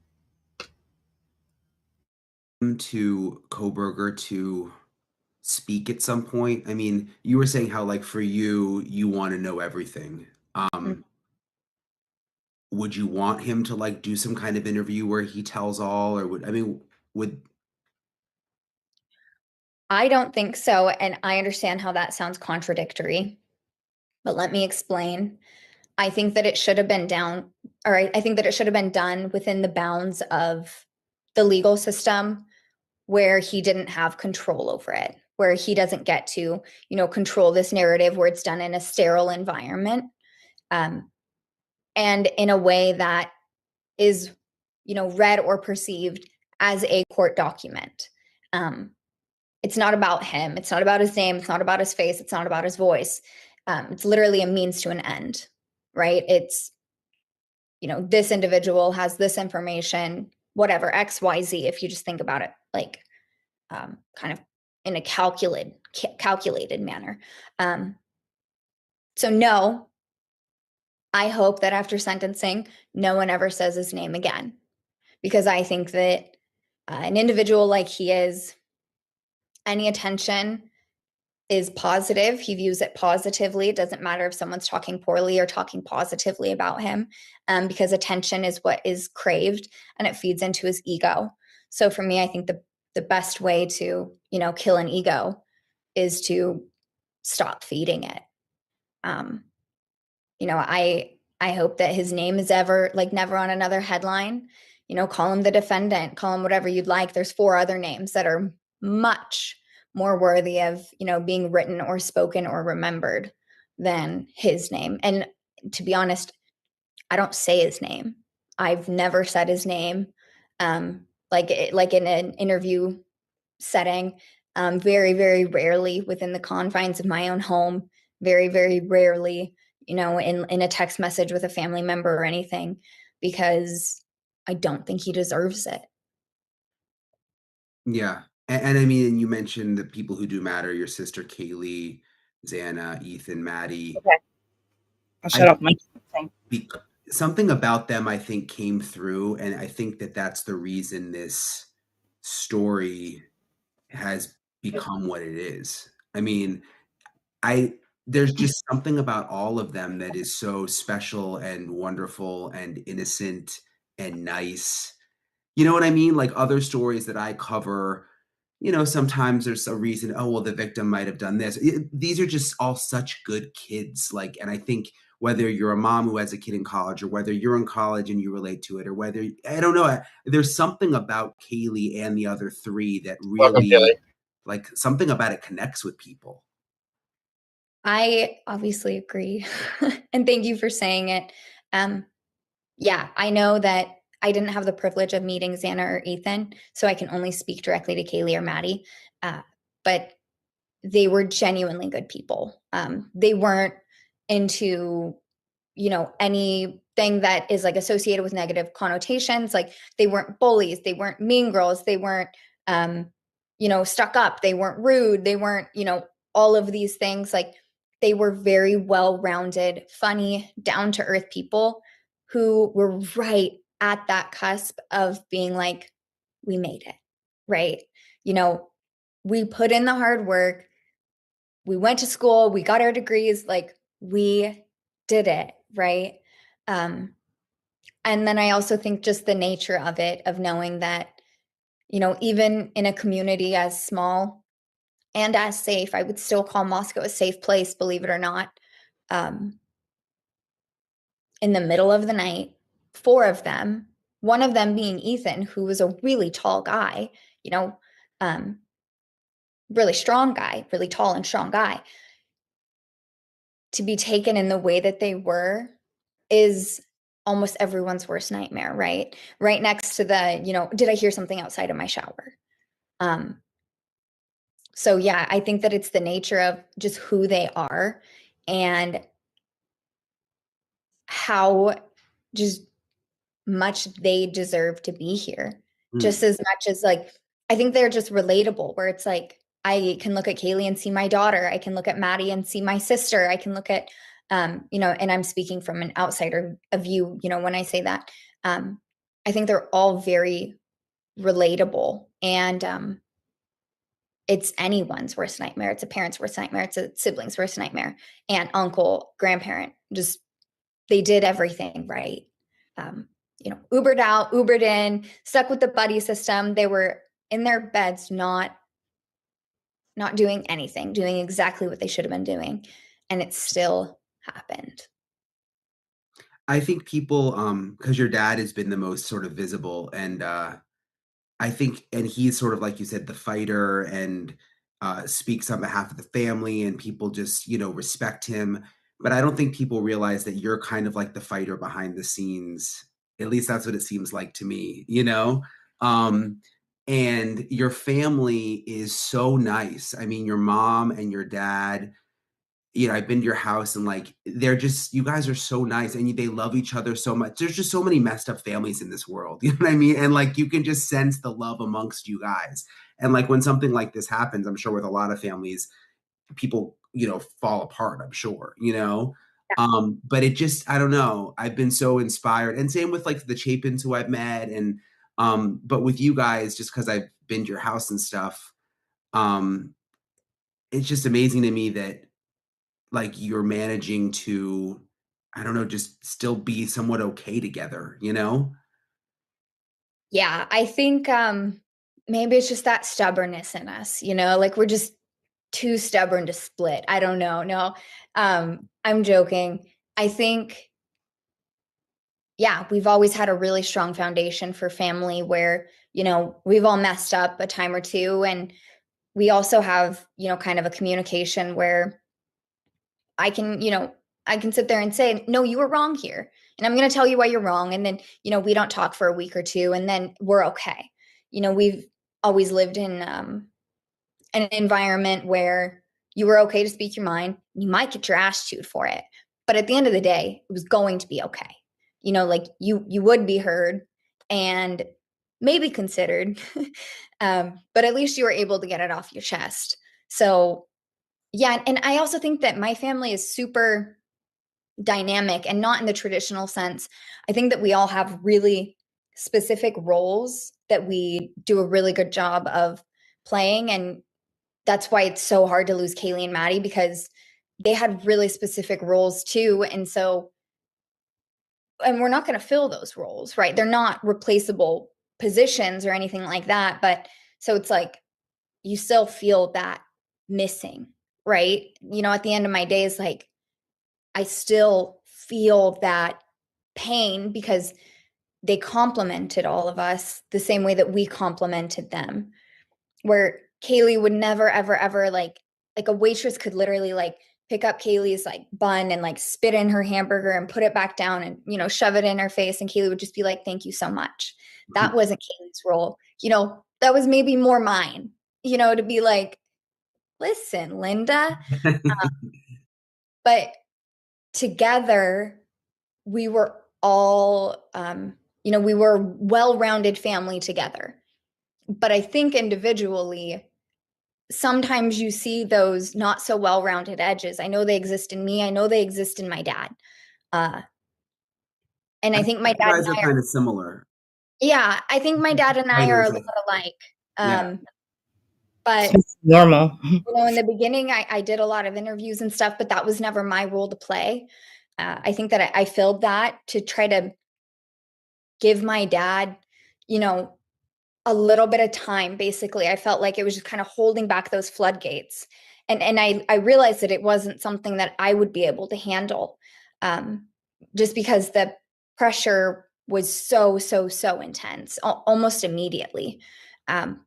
And I got advice from a close family member who actually works in the media, just like a local station, and they said to me, "You're gonna have to control the narrative or they will," right? And so that was kind of that deciding factor for us to kind of speak with the media and do these interviews. It was never about clout or wanting screen time or anything like that. It was always about that advice from a trusted person in this industry saying you got to control it or someone else will. So yeah, I was very happy to put down my interview hat and be more of that that support position for my dad, to bounce ideas off of. And well, maybe don't say that. Well, what if we went about it this angle? It's not that I had any less fight in me. It was just that it was never my role to play. He's always been that position for our family. Uh, and I would never, ever, ever want to, take that from him. That's his. He's earned it. He deserves it, and he's good at it. Mm. So I'm more than happy to support him in, however I can. What about like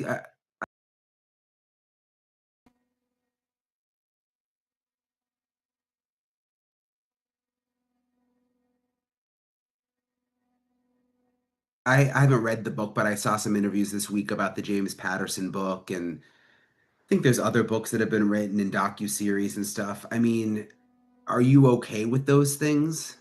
I mean, I guess each one is different, but Yeah, I think it just comes down to that. Each one is different. I know that Vicky Ward, who co-wrote the James Patterson book, she reached out to us, and we earlier were kind of offered to be a larger part of that book, and we declined for whatever reasoning. I honestly couldn't tell you exactly why, but later in that writing process she reached out to us, and so my dad and I kind of talked to her, not in a formal manner or anything, just kind of in a a voice for Kaylee to give it a little bit more like lividity or, you know, vibrancy, and in more of like a fact checking manner. And so for me, I can respect something like that. Again, it's the floodgates. I can't hold them all back. People are going to, you know, make money off of this and monopolize it. And I can't sit here and say, I'm good, guys. I'm just trying to work some things out here. I don't know what just happened. We're good, though.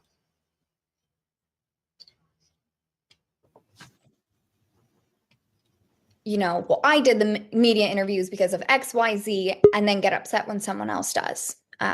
So I get it. Sometimes do I begrudge it? Maybe.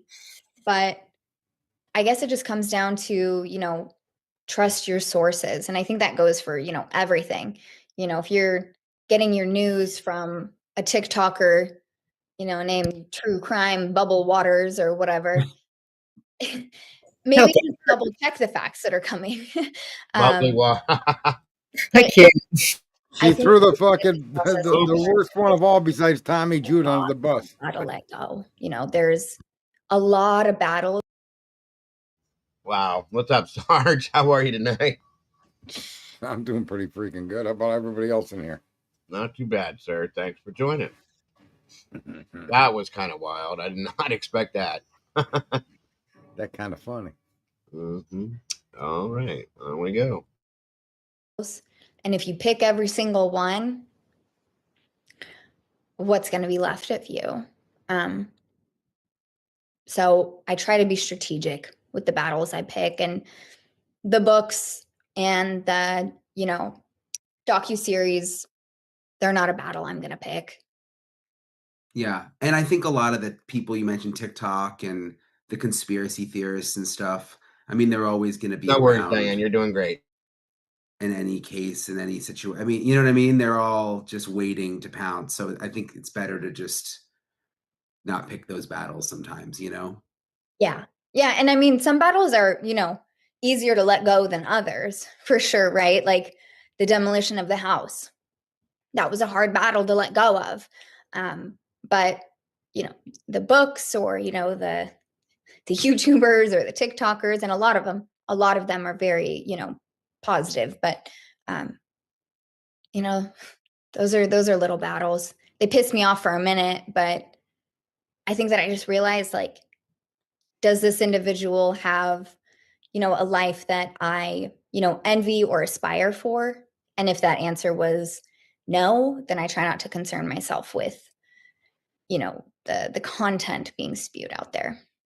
Easier said than done. I mean, clearly. Yeah, it's hard sometimes. What about the sentencing? Like, I know you're getting ready for it. Like, where are you? Where are you at in that process? So my husband had to have a heart to heart with me because I was really conflicted. And I'll explain, you know, kind of what I'm conflicted about, right? So originally, the victim impact statements would have been made after a jury had come to a decision on guilt, but before the sentencing.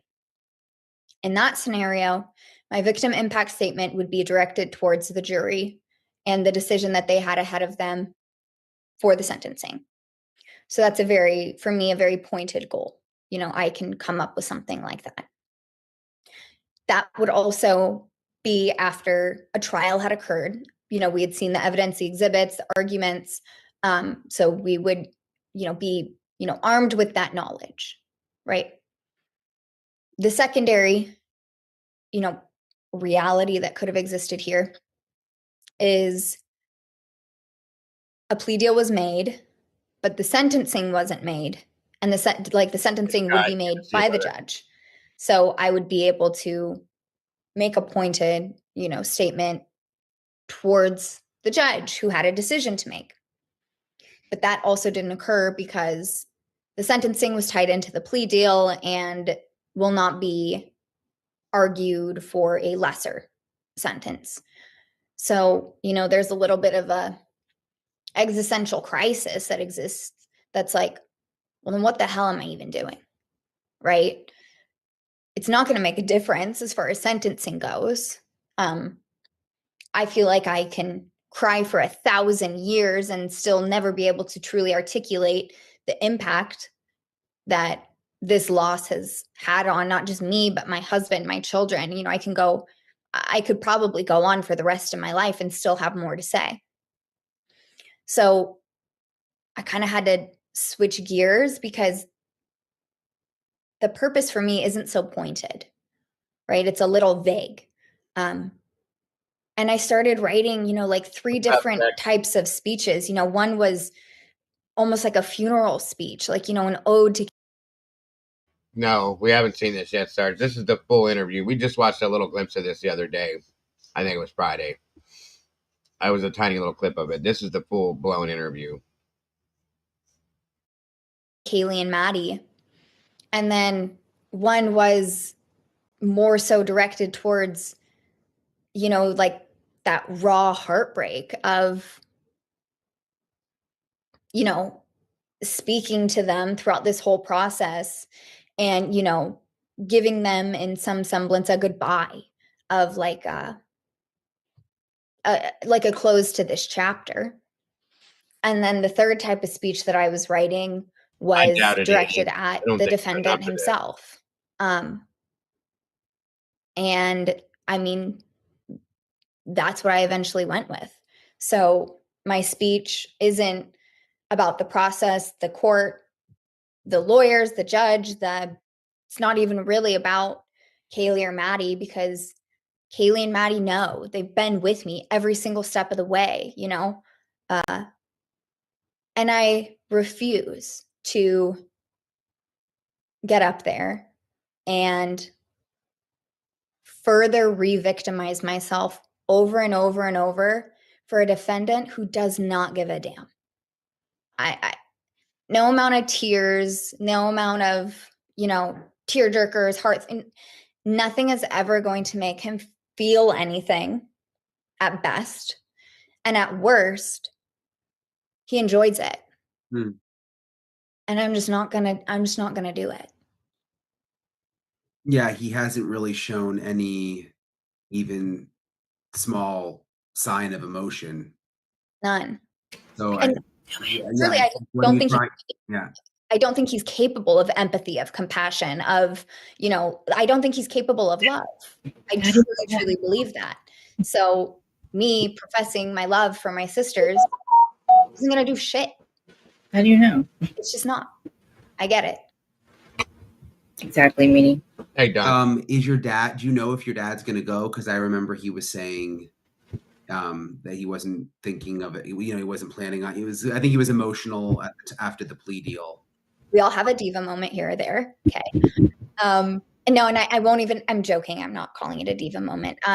Yes. So we will be attending. Right now, I know for sure myself, my mom, and my dad are going to be making speeches. I think my brother is as well.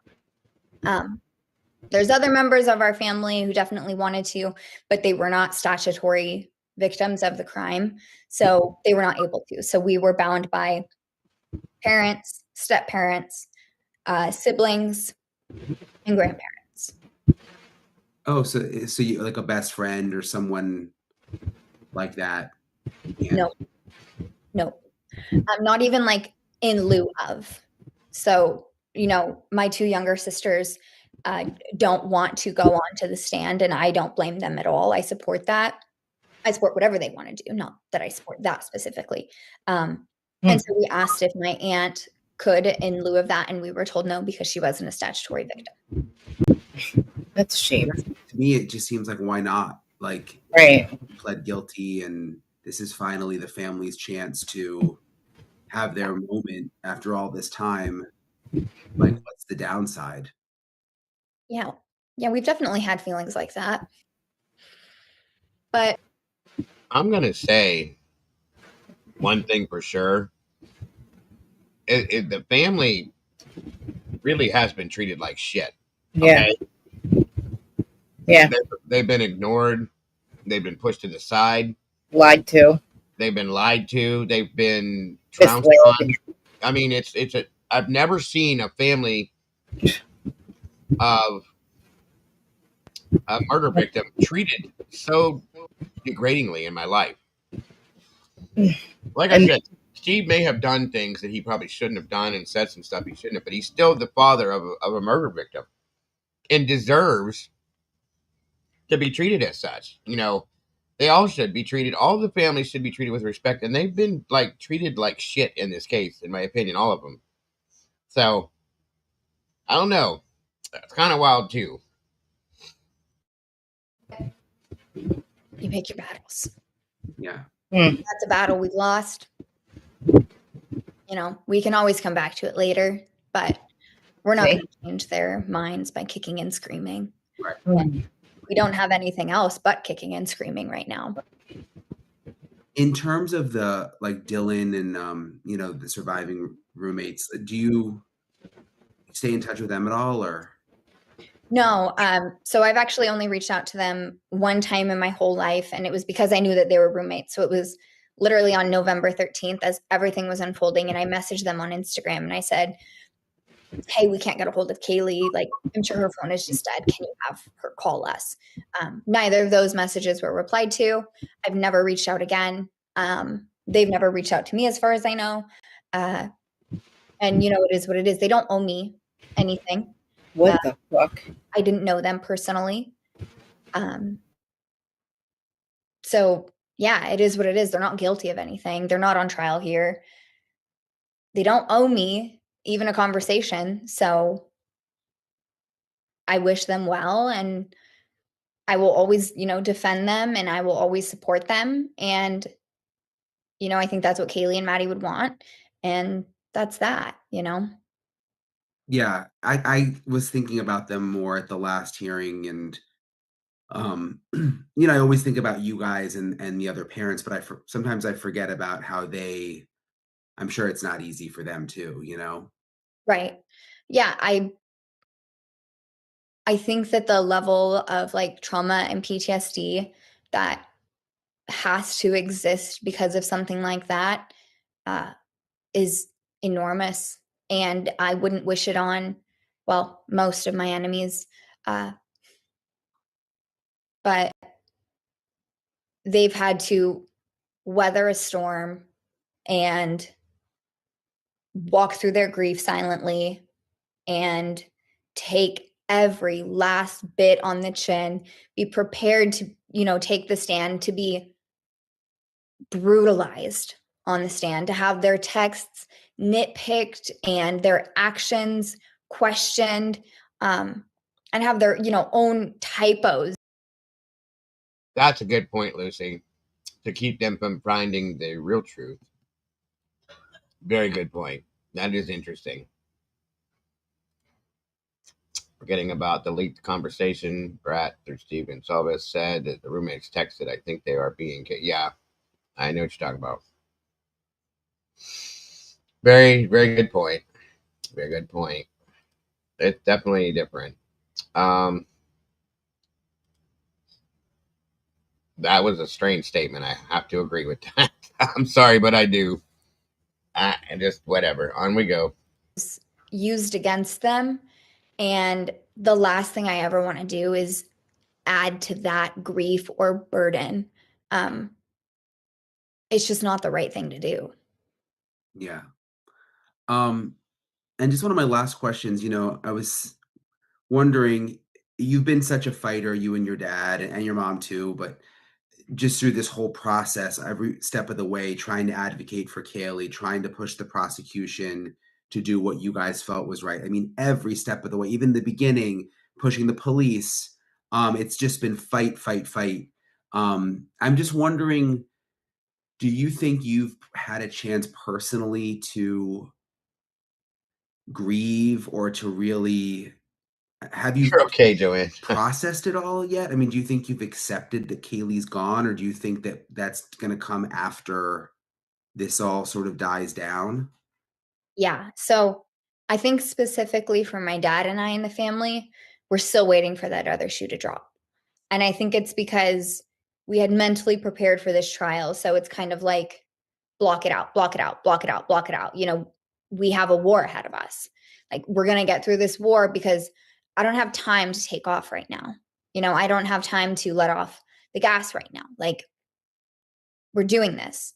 So when, and my dad and I had just sort of started talking together about what life looks like after trial and how, we're both going to struggle with that new normal.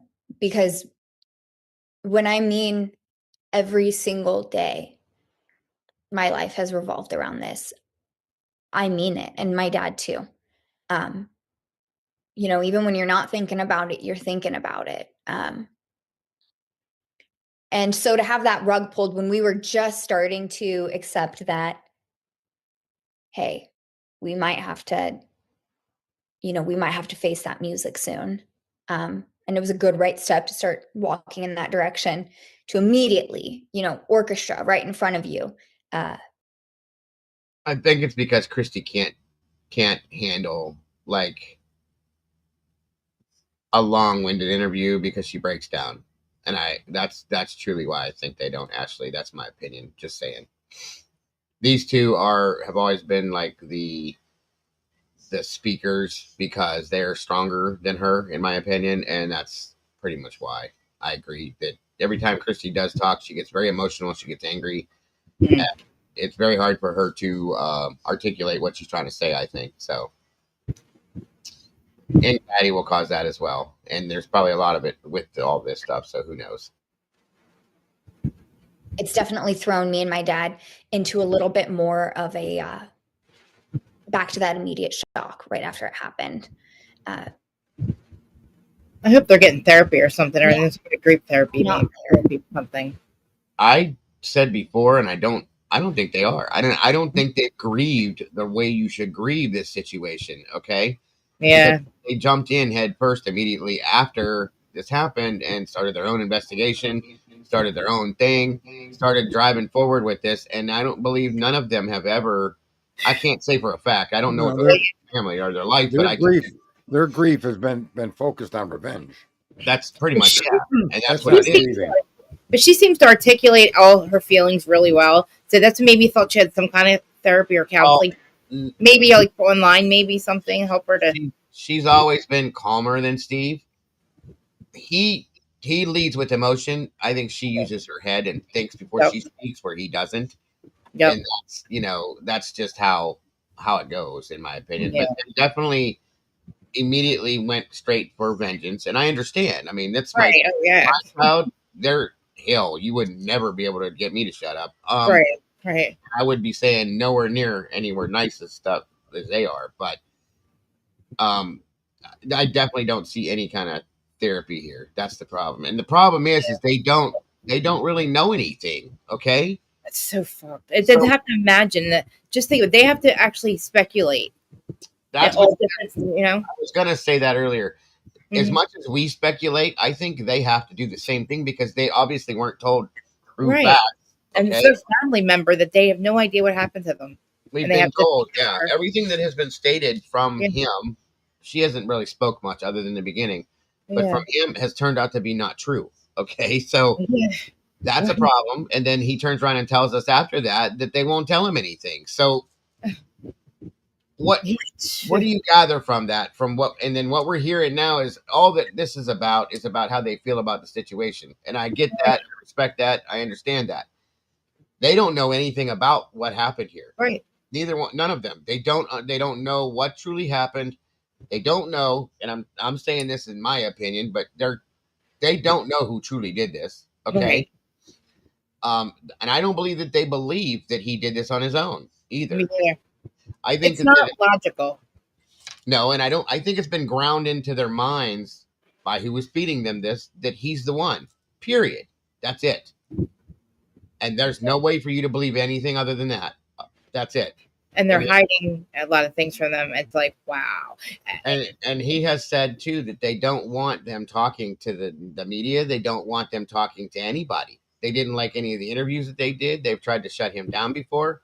Mm-hmm. I mean, they even threatened him at some point, according to him, okay, that he was trying to go speak to somebody that was an informant of sorts, and they supposedly threatened to have him arrested if he kept going with it. So take that from what we know with all of this and put it in, put it into a ball and see what you come up with, because the whole thing is a joke. It's a mess. It's a mess. It's a whole mess. And these poor people, there's not just one victim. There's not two victims. There's not three victims. There's four victim families that have to speculate on what and how and who and if this man did this and it are the other people. I mean, they are worse than us. Think about it. We're like, holy crap, how did this happen? And I can't. I like she said she wants to know. I would want to know too, because I don't want to worry. I don't want to think about I mean, as worse as it could be. Like, I don't want to think about what really, you know what I mean? I don't want to speculate. I don't want to speculate. Well, the only things, Pamela, that they were told things by Mabbitt based on what Steve said. That's what they know. Okay. Yeah. But they wouldn't even release the full autopsies to them, was something else he said. Now I'm just going based on what we've been told by them, and that's fine. Believe it, don't believe it, whatever we got to say. It is what it is. I don't find it hard to believe that they won't share the information with him, because I think that if they would have, that what he would have been telling us would have been a little bit more on point as to what the truth is, and it wasn't. So that does make some sense at that aspect. Yeah. The reason is why did they do this? Exactly. Why did they tell them, or if they were telling them anything, why did they do that, folks? Why did they mislead them? Right. Why did they keep them from the truth, per se? And in turn, what is, like I said, this isn't even about Brian anymore. No. What is the reasoning behind what has happened here? Why is the judicial system in the state of Idaho? Why is the state prosecutor's office in the state of Idaho? And why are law enforcement in the state of Idaho withholding whatever this information is and protecting whatever it is that they're protecting from the world? Why? Weird. It's so fucking weird. Okay. I mean, that's the huge question here. That's what this is all about at this point. It's beyond, in my opinion, Brian Koberger. Okay. Right. Brian did what he did for whatever reason he did it. Okay. Is it going to change later? Maybe. I don't know, but I'm not hard pressed about that anymore. I want to know why this happened. I want to know how this happened. Right. And I want to know, and I think it plays to the story, hearing that this family, now one thing we got to remember is we haven't heard from any of the other families saying any of these things, saying that they weren't told this, that they weren't told that they don't know this, they don't know that. I don't know if it's true for them either, but according to him, it is. Yeah. So, we either take his word or we don't. And that's kind of hard to do based on the fact that we were told nothing but misinformation for a year, 2.5 years. And he's telling us that that's what he was told. No, So, why do you think they don't want Brian Koberger to talk? Why wouldn't they want him to talk? Because that's going to give them more answers. I'm sure Brian will have one. I think you misunderstood. They do want him to talk. Oh, they want him to talk. Yeah, she wants him to allocate. Okay, but about interviews, I mean, for interviews and stuff, why wouldn't they want to give interviews, explain what would happen? Maybe he can explain that. They don't want Brian to have any kind of positive,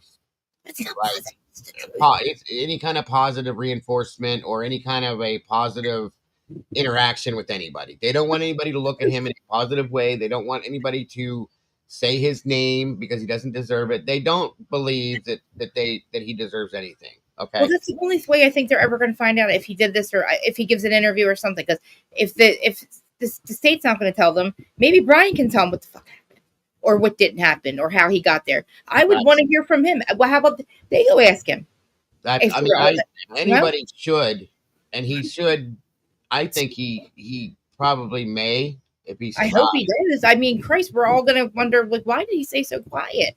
Because what any other convicted person does interviews if they want and tells why they did it, explain. And sometimes the family members go and speak to them if they want some clue. You know what I mean? I've seen that happen before. Right. Have a good night, SRB. Thanks for joining. I just think it's crazy that they're trying to block the truth from coming out too. That's what I'm talking about. None of that, and that's what this is about. Like I said, you guys, the state of Idaho, law enforcement, the prosecutor's office, they're all hell at some point, maybe even the defense. I don't know. It's the whole group of these people don't want this out for some reason, whatever this is. I wish we just, it's why? And we're not the problem. We're literally trying to find the truth out for them because in some capacity we care. In some capacity, it could be one of our children or one of us. This could happen to any one of us. And I would hope that other people would want to care as much as you guys do and we do to sit here and try to figure it out. If you think about what I just said, the first thing we did when we came in here is I read the new document to you guys, which is a a reinforced statement of the fact that there is a Oh, that's right. no, We should be no there. contact order for 99 years, 100-year no contact order. That's wild. But I they do forgot. not want him and them to interact. They That's don't want that to happen. Okay. that is crazy. They may then, and the families may not want that either, but the state is ensuring that there's no contact between Wow. people. Steve seems like the kind of guy that would want to, after this, go ask him what did you do to my dog? You know what I mean? Like, what is it up to them, or is it the state said this? Like, did the families ask for this restraining order? I don't know, but I think the state automatically puts that no contact order in play when this situation happens. Wow. It's kind of wild, and they're making It sure is. This is that there's crazy. never any contact between him and or the families. This makes me think that Brian Kroger is not in prison. Like that that he is some kind of face of something, and then he's not even there. Because why are you hiding him from the people? Like, why are you hiding him from people that maybe want to interview him, or like for him to speak, or the families to one day ask? Well, he has the right to speak to anybody but the families. But the families, right? Yeah. That's up to him. I don't think he will, but they're not stopping that. It's just crazy. That was an order, I think, Alicia. That 99-year thing. That was it was ordered, wasn't it? Let me double check. I make sure I didn't read it wrong. But I think it was actually a physical order now at this point. Well, I think the only good thing of this interview was her throwing bubbling waters out in front of a moving it was truck. crazy. Is that a real person, a real TikToker? That's another. No, it's a YouTuber. A YouTuber. Okay. Nope, it's right. She's right. It's a motion, guys. It's not an order. It's a motion. I read it wrong. Sorry. Does that mean like a motion? And so it's like a pre-order to do they that. put forth the motion, and now it has to be ordered upon. He has to make it an order. Sorry, Alicia. You were right. 100%. Still, jeez. So I yeah, simply think that the only demand that should be placed on Brian is that he should be demanded by the judge to show where the murder weapon is, or where he put it, and or provide information about the crime scene that only killer would know, that the investigators didn't release to the public. And he should do that, or the plea deal. I mean, normally plea deals are structured around some basis like that. And this is just a simple, I did it. Yep. See ya. Yeah. He should definitely have to allocate 100%. That should be, and that's one thing. Not just with this case. That's the trade for the death penalty. You see, you just don't. Yeah. Just to get his plea shouldn't be enough to eliminate the death penalty. It shouldn't be free. It should be enough for you to take the plea. That's right. 100%. There should be a contingency in the plea that you'll not only get this prison sentence, but you'll avoid the death penalty. But I need to know where you put the knife. I need to know something about what happened in that crime scene that's unique. One of the wounds or some of the attacks on these people, only the killer would know that they did. Right. And that's because we don't know all the details about what happened to each victim. He would know. 100%. And Bobby makes a great point. And the reality is that we will never know the truth if the 99-year contact is granted. He will never be allowed to speak to the families to answer their questions directly, even if they request a meeting with him. And that's a fact. And that might put them in violation of that order. They can't even use a third party. Exactly. And see, it's like, why are you going to these lengths to keep they're burying this shit as deep as they can, you guys, to keep it from what? It can't be it can't be put out there like that. And that's wild to me. This is just wild. It gets wilder and wilder. And Wednesday, I don't know, like I said, Wednesday could just be another day and it'll go by as with nothing, or it could be who knows? And at this point, I expect everything and nothing all at the same time. Exactly. The massive, what'd you say there, Biff? The massive push to make Kaylee or Maddie the target, while no info has ever been clarified.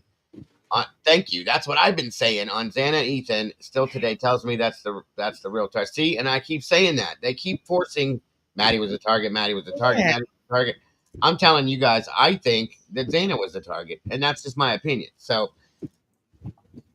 this is a full-blown narrative, okay, beginning to end. This is a narrative that's been driven all the way home, folks, 100%, and they're doing everything in their power to keep that narrative staying right where it needs to be, not turning any corners, not swaying to the left or the right. It's got to stay straight ahead until they are completely done and they can run for the hills, and this is over with. And that is ridiculous to me. It's ever been a case where there's no evidence on her, and somebody gets. I mean, it's not even. There's no circumstantial evidence. There's like really no proof. There's like I don't think there's who and what entity would be so big that they would protect. Like who could they be protecting? Who would be that important? Think about it. I don't even know. I don't know. Well, there's a lot of people that it could be that are that important. Have a good night, Diana. Thank you for joining. Would have something to do that. They would go to the lengths they are to protect what happened. Well, let me put it this way. Okay. My opinion. Have a wonderful night, Diana. Thank you for joining us tonight. It was wonderful to have you here. I think it's to protect themselves.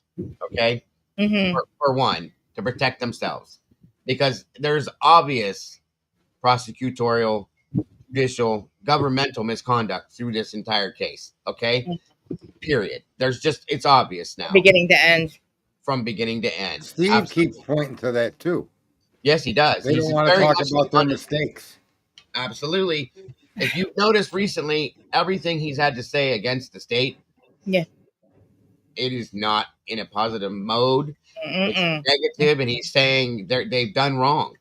Mm-hmm. He doesn't believe them. He doesn't believe what they're telling him now. He doesn't believe anything they've given him. At this point, he's claiming, and we're looking at it for different reasons, but it's the same situation. Mm-hmm. We're all looking at this saying, there's some bullshit going on here. What's wrong? What are you hiding? What's up, Ben? Good to see you.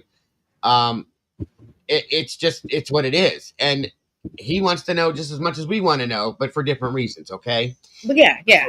The things too, like he said, they just wanted to get rid of it. It seems like they just wanted to get rid of this case.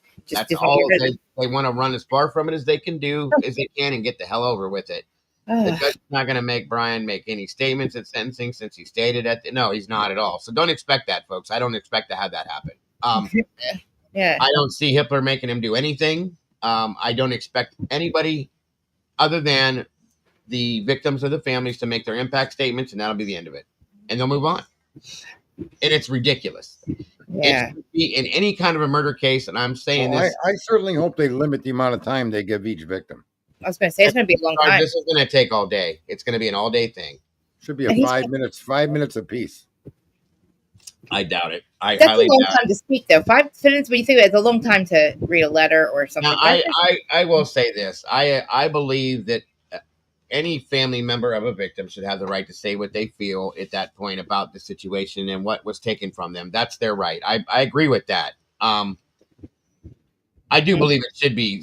They should keep it kind of together and not all day for each person. I understand that, but I don't know, you guys. This is so weird. I've never, ever, ever, in any of the cases I've ever looked at, any trials I've ever followed, I've never seen anything like any of this. None of this. The way this is being put out here, in the beginning of this, I was like, there's a lot of rabbit holes and conspiracy theories, but I'll be damned if they all haven't become more factual truth than conspiracy theories anymore. Yeah. It's ridiculous. Yeah, and like the fact that like there's so many more people that were there in the house that day that they could have looked at or could have believed. People were in and out of there all the time, and I just can't believe that. Yeah, and Brian, the president, Trump, said that he believes that Brian should have to explain himself if he was the one that did it. And I wished he would force that, okay? Yeah, but he can't. I wish he had the ability. I know, Sarge, that's what sucks. But I wish he had the ability to force that somehow. Mm-hmm. And if you did this, you were the one that committed the crimes, then you explain how you did it or what you did or whatever that is. That should be something that would be mandatory in every murder case, not just this one. And he won't do it. Hitler can't do it. Nobody can force Brian to say a damn word if he doesn't want to. Right. And I don't believe that he would. And that's only because I don't believe he was there. Could you imagine if the president came down and was like, if the president was really paying attention to this and he said, look, something's not right, and came in and like, I mean, I couldn't even believe that I was like, well, okay, he's paying attention. And I was like, wait, that's a good thing that he's paying attention, because he's even thinking like, why is this happening? Well, it's the biggest story, the biggest like criminal case out there right now. So I'm sure. Yeah. They approached him and said, "What do you think about this, President Trump?" and blah blah blah. So he had to make a statement on it. Yeah. Okay. So that's what I was going to ask Alicia. I know she's looking at these things. So they only have it set for 1 day now, Alicia. It was going to be a day and a half initially, but they probably brought it back down since they're not doing certain things with it. That's good though. I think he did say he was going to clear the next day just in case, but they'll probably have it. I'll double check it one more time just to make sure I'm telling you guys, and we're telling the truth about it. And it shows on the case summary. 1 minute. Let's look at the docket real fast. That way you guys can see it. I didn't know that the other two, like Bethany and Dylan, don't speak to. They're not.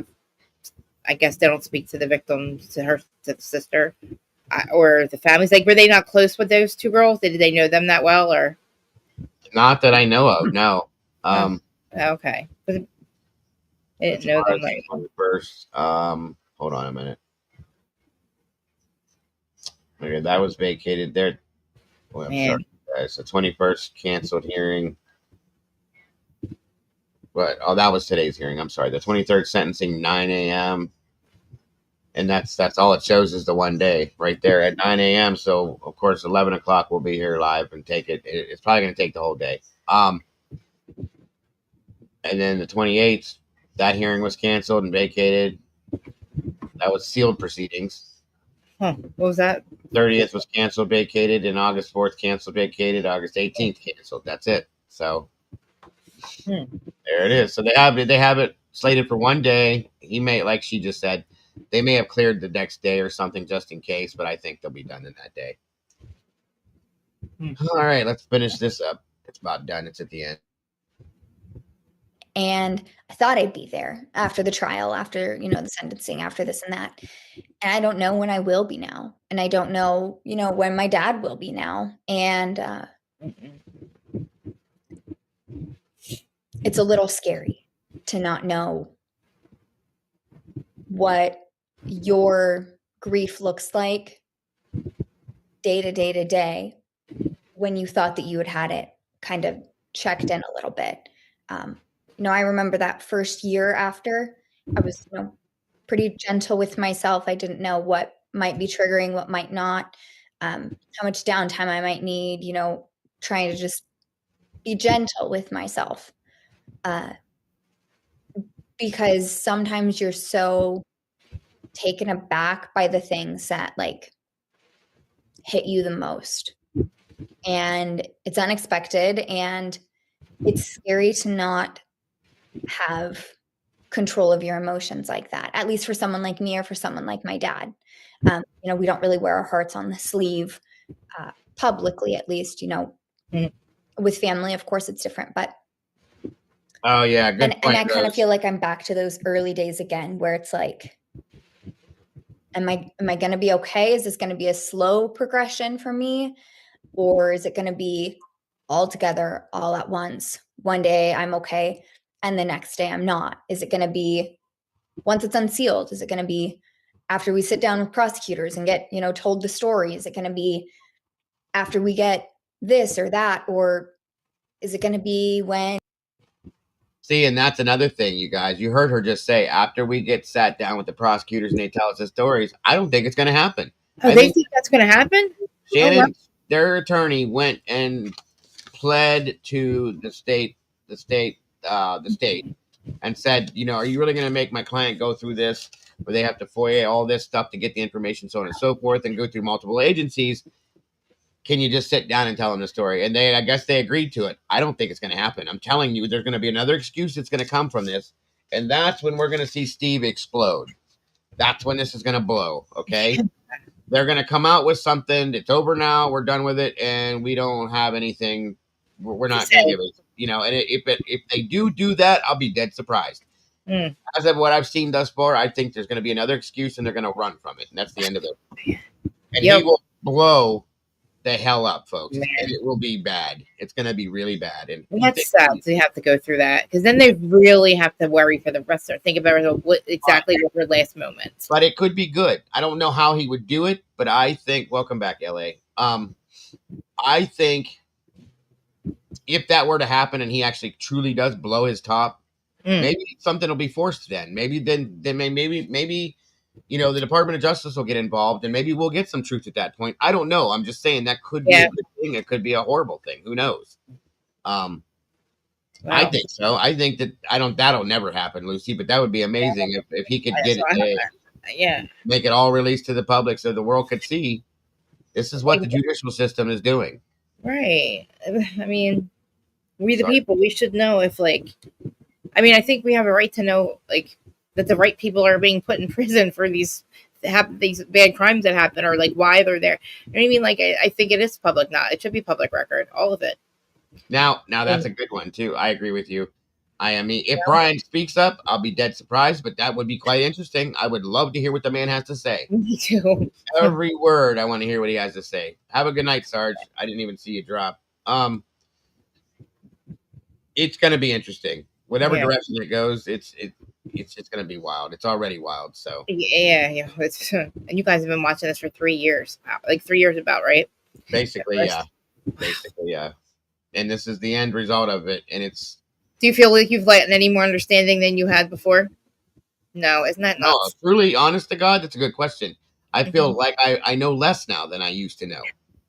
Yeah, I know that sounds dumb. No, I feel like we know less than we did in the beginning of this, and that's ridiculous. It is. Okay, the only thing I know more now, and I know for a fact now, in my opinion, is that there is nothing but baseless corruption under all of this. Right. That's something I feel positive about now. Before I wasn't sure. Before I thought it was a conspiracy theory. Before I thought it was kind of a joke. Now, it's in my opinion, I feel like we are being shown that this is just flat out baseless corruption, and that's all there is to it. The lawyer, said that at the beginning of the trial that Brian should be quiet because everything he says will be twisted. Of course, yeah, that's a fact. That is a fact. Yeah. Right. Isn't there a guy named Cy Ray that has all the cell phone data? Is there anything that he did with what is the deal with that? Is it inside the files? Is it in the files or can he? If whatever they have, Anne was going to have, and yeah, I'm sure they have something, but they never let him speak. He put an affidavit out and explained all of this bullshit that they gave to the world. And said that's not true. Because the state said they never received this, they never received that, they couldn't get it. And he said, well, they could, and they did. He believes that this in 30 years, he's been an expert for over 30 years now with his background, and said that he's never seen anything that is never seen so much absolute misdirection done purposely by the state, and he believes that there's something way bigger that's being covered up here, and that it definitely needs to be looked at. So, and then he was called a conspiracy theorist, and that was like, wow. Oh my God! When he literally has the actual factual data that back up by the judge, Krista, the judge called him a conspiracy theorist, and that everybody's marbles fell out after that one. Are you kidding me? Oh my God! All he did was to fucking prove that he's a cell phone data guy, right? You don't need to believe him. You just gotta look at his work, Yeah, he completely disregarded his entire statement in the affidavit, never reapproached it. Everything that has been brought to this guy's attention, he completely disregarded. He ignored the continuance. He ignored the alternate suspects and said there wasn't enough foundation for that. He made that statement about the Cy Ray thing and completely blew that off. There was a investigation supposed to be played out about the leaks and everything. That's been blown off at this point now, if it was ever actually an investigation. The whole thing it's turned into a big joke. They probably leaked it so they get this, so this could happen. I feel now the prosecution are the ones that did the leaks. It's very possible. But to literally get this case out of the way, I don't know. To me, the leaks, I don't see what the big deal with that would be, because there was people telling everybody what was going on, what happened. What could be possibly a leak that people weren't already knew or theorized, we'll say, from other people's statements. So, I don't know what the big deal, but I guess there is something, but but you guys know that, literally, if I go on any other other channels, they believe Brian did. A lot of people still believe Brian did this. Oh, well, There's a It's bunch not just of me that came in here and like not knowing much. Other people actually, I can't even really watch it. It really bothers me. And they're people that I've watched for a long time, you know. And I'm there's like, a lot of channels that are guilter channels, well, I and feel no matter crazy. what it I feel is, crazy. I feel crazy. I'm like, am I crazy? What are we crazy? What are they saying that we are not saying? But I think it's just like you said, the story they put out in the very beginning. They're not looking into details. They're not looking in the. They couldn't possibly be reading the documents to think that one man could do this, and it could be right. they're ignoring the things that we see, and Right, they're telling us that we're not seeing the things they see. right, Well, right. You're we're not right, seeing those things because they don't exist. Okay, right, right, right. Like that's I why think, this has been yeah, this way. So, yeah. I believe my own eyes. I don't like when people tell me not to believe my own eyes. I think you're weird to tell me of that. I'll course, never trust you again if you tell me not to believe my own eyes. that's You a good know, point. That's a good point. who would you trust that told you don't believe your own eyes? Believe what I tell you because I'm just telling you, and you have no choice. But I'm like, okay, That's but I that's see this. that's what the state has been doing to this. They're just trust us. We know what we're No, doing. Trust the no. process. It's going to happen. It's going to be good. It's good. Yes, Steve. There's going to be no deals. He's going down. Boom, boom, boom, boom, boom. Telling the world, trust us. Trust the process. Read the PCA. Right. Here we are. Mm-hmm. And he was out there going, yep, yep, yep. And he's ready to, Well, we you listen. know, It's programming for one. For two, yeah, you'll have to trust us on that. Exactly what Twist said. Those were their own words. We take advantage of the grief. I think they take advantage of his grief at the time too. You know what I mean? They yeah. knew. They're We so sat quiet. We sat quiet for 2.5 years. We let them play their game. We sat over here and talked about what we see, what we know, what broke the things down, so on and so forth. And they, that was it. We believed them. And about a month, 2 months ago, the shit hit the fan full force. Okay. Mhm. And we started attacking these things. This is wrong. That's wrong. That's wrong. This is wrong. This is not right. All that. And here we go. They put it in full year, fast forward, and vroom, right to the end. When they said he took a play, I said, huh? No fucking way. I'm like, there's no way. That day, that was like, That's what everybody said. I could not. I came right over to you guys. I'm like, what's going on? What's happened? Like, why is this happening? What did they find out? I thought that for sure they were going to say, okay, Brian, this is what we found. This, and this for sure. Got people. This is what happened, and this is why he's playing. And we're going to go arrest the other people that were with him. And that's what I thought we were going to. I'll be honest with you. When he did the day of the plea hearing, okay, he gave his plea. When they allowed the state to stand up and give their case, I truly expected, and I'm not lying to you, I truly expected to hear something of some bit of substance that I had not heard yet. Yep. After I heard him state his case, it took me a minute to pull my mouth up off the floor because there is absolutely nothing. And this kid just took a plea. I call him a kid because he's younger than me, but he just took a guilty plea and he has options, folks. Don't let me say that. There are options, but he basically threw the easy road away and said, I'm done. And that's why everybody's in shock, okay? Yeah, still. That's what doesn't make any sense with this. No. I expected to hear some sort of something that the state had. We've been expecting, they got so much more. We were told that for 2.5 years. You won't believe the evidence they have. They have an obscene amount of evidence. They got so much on him. There's so much more that the state has and the defense has. I mean, we heard it all. Mm-hmm. And then he turns around and reads the fucking PCA that he himself said was garbage. And said, we can't place you there. We can't place him there. He went, and he went to rob it, and then he decided to murder everybody. And at the same time makes those statements. We can't place Brian Covert right. We know that he went there not with the intention to kill 4 people. Where are you coming from with all this stupid shit? I know, right? This right here. This is what I'm telling you. Right. It's insane. So he stalked her, but he didn't. It's like they think that he was stalked.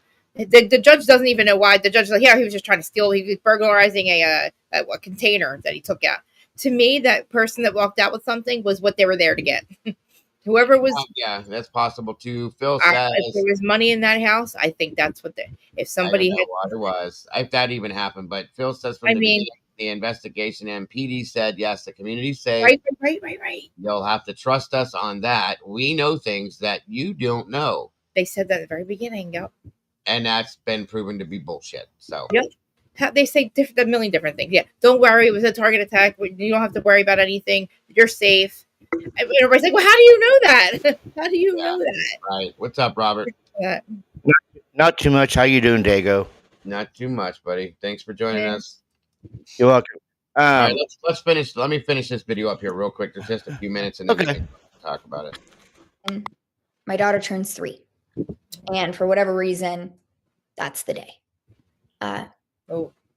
So yeah, definitely have not fully been living in the reality of Kaylee and Maddie being gone, and I excused it by saying that I was doing the brave thing and toughening myself up for trial, but truly, I think it was just a way to live in that denial for a little longer. And then to not have that option anymore feels really raw. And I imagine my dad, I don't want to speak for him, but he probably feels similar in a lot of ways. Maybe different in some. I think that his grief and his emotions in general manifest a little more as like anger. I think that that's his defense mechanism. Or I think mine is more, avoidance, no contact, kind of, switched on the emotions. But yeah, I think that all of the families still have, maybe a ways to go. Some, of course, us, maybe more than others. Maybe that just is because we're not very well-rounded, or because we lived in that denial for so long. I don't really know, but yeah, I don't really know if I answered your question either. No, you did. I think you've just been so focused on the fight. Yeah. And I think my dad and I buried our heads in the sand a little bit to the emotional side of it by just digging as deep as we could into the legal side of it, and the logical side. I guess it is what it is. We will have to face this, and we'll do it together. We'll do it with our family. Yeah, I have a long way to go, for sure. You mentioned getting the full story from the prosecution after the sentencing. I mean, do you want to sit down with them and hear everything they know? Yeah, I think that that's something that we've been told from the very, very, very beginning, before an arrest was even made. We'll sit down at the end of this, and we'll be able to talk candidly and say XYZ, blah blah blah blah blah.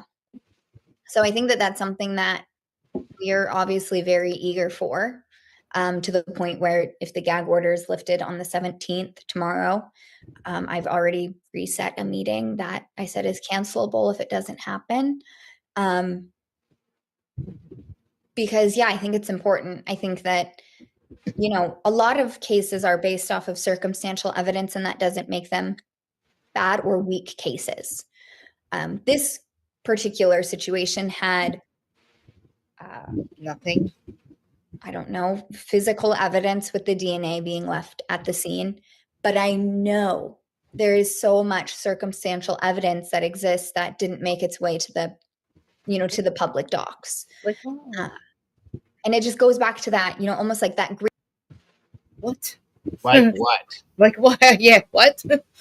Because if that was the case, then I think Thompson would have explained all that, but didn't. So, okay. It's not the cars, right? This is once again. Yeah, this is once again. Wow. Part of this weird ass narrative that they've been fed. Wow. Whatever they believe, this is something that there's so much evidence that's right. Obviously.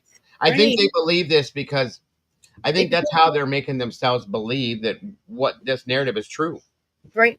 You're right. You're probably right. Yep. You would have to believe that there's something out there that proves that this guy did this. Yep.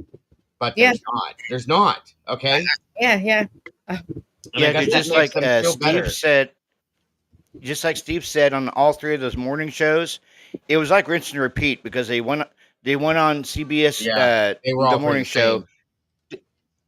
Yeah, and Shannon Gray said that they've had a meeting with Bill Thompson, and they've been promised all the discovery from the case after the sentencing. So that made me think maybe in the back of their minds they're not sure he's the guy, so they want to look at all the discovery. But I mean, even Steve stated in one of the interviews how they found out about the murders was a vandal alert and reading the U of I book. And he said the U of I knows everything about their kids. Right. And how do they not? But Scott Green did. And somebody tell me that once again, how Scott Green, the guy that works for the college, knows everything that happened in this case, but the families don't. Damn. That's kind of funny to me. I'm sorry. Did she say she doesn't want to read the book and all that? Like she doesn't want to? I didn't catch that part. I didn't catch that. I'm sorry. Maybe, I don't know if she said that. Like that she said she didn't want to watch. Bill said Ipsy Dixit in law equals because I said so. Statements made or asserted as sound factual without substantial or proof. The community is safe. We got the right guy. Not me. Okay. Just saying. When they don't get what they're promised, it's gonna really hurt. It's gonna really suck. I don't think they're gonna get it. I think they may get something that they'll get something that the state's gonna give them. They think to appease them, and it's not gonna be the truth. It's not gonna be that no. And I do not believe that's gonna happen. So yeah, because if you remember in the beginning, Dago, the college was distancing themselves from the murders, saying, "Oh, they're off campus home. They're off campus home," and it was Scott Green who decided to have the house torn down before daylight. That's true. They did not want to have that closeness to the university, but with that house, yeah, I remember that. That's a good point, Robert. Very good point. Before it's like, I don't know exactly what's going to hit me the hardest, right? Sometimes I'm totally fine. And, when Kaylee's death certificate came in, I, trudged through, I was okay. Like, obviously you have emotions around it, but I was able to put those to the side. But when that PCA came out, I was down for days. And obviously you don't expect that. That should have been, oh my gosh, there's a solid case here. They have someone in custody. He's being extradited.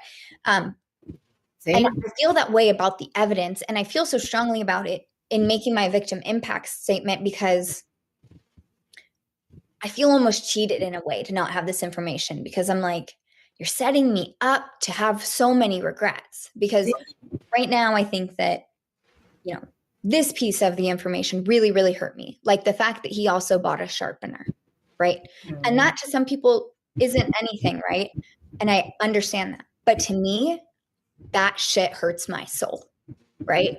That's a shame. So it's like, how many other little things like that exist that can help give me a more complete view of my impact that I can then articulate into words?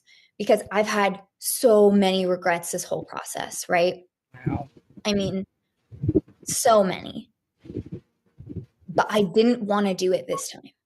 I didn't want to have regrets, and I didn't want to, feel like I left any cards behind. I'm not holding any punches here. So it's hard to do that when, I don't even have a full hand that I'm playing with. Like, you guys are playing poker, and I'm playing Uno. See? I'm going to do my best. Wow. But I damn well know when it all comes out and when I hear it, it's going to be the smallest damn thing that I'm like, I wish I would have confronted him with that. This is But we've tried a lot. She's saying a lot right now. Still trying. I won't give up until there's no other option. I agree, Namaste. But it's not looking good. It's not looking like we're gonna have any more information. Yeah, she knows. than we do right now. That's a shame. Yeah, She knows. I always, She knew. She knows exactly what you know. She feels exactly how you feel. I'm telling you, that's what they know. They're not getting anything else. Period. Yep. You could see it in her face that she absolutely believes that. You could see it right there. I agree. I Wow. agree. Damn. But I sort of forgot that Damn. it's also the way that you guys can find out the details too, because the gag order has also applied to you. Thank you, Brian. So we aren't covered by the gag order, but the people who know the information are covered by the gag order from talking to us, even. Thank God they see. Would you see her face right there? We've heard bits and pieces, right? You know, come to us and say, you know, this, that, blah, blah, blah, blah, blah. And of course, we're appreciative for that. They help put a bigger view, but you can't trust that information all the time, because sometimes it's false, you know, and it's not someone's fault that it's false. But it would just be nice to walk. That was said in the very beginning, Pamela, that her and Steve did both work together on their version of the investigation. Oh. They said that very early on that these two were doing it. Christy wasn't involved. It was Steve and it was Olivia that was doing this together. So yeah, that's true. I would be too, honestly, if it were my family member. Sure. If I wasn't getting answers, or I thought that like I had to wait forever to find out the truth, that they had the truth and they trust each other, I would want. I mean, listen, I would never stop.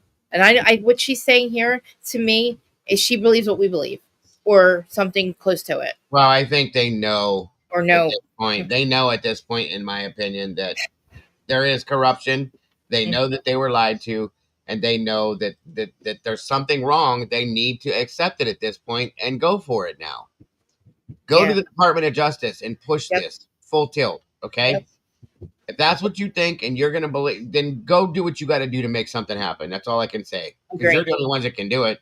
Right. You're not going to listen to anybody else but you, if anybody at all. So there needs to be a full-blown investigation done on the entire state of Idaho. Yeah. Top to bottom, in my opinion, and it needs to be thrown out to the world. The corruption needs to be seen. Get Doge in there. We need Doge in there, honestly, to run through. Same thing with Massachusetts. The entire from top to bottom. Figure out where the corruption is, where it started, why it's happening, and why is it trickling down into the murders of other people.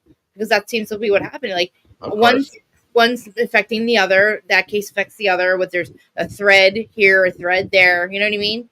Yep. Lucy said, remember when Steve said that the defense is using all the stuff that Steve obtained in his investigation to defend Brian? Yeah, I do remember that. Oh, that's right. Yep. Yeah, think about how that could be flipped around, though. Good point, Lucy.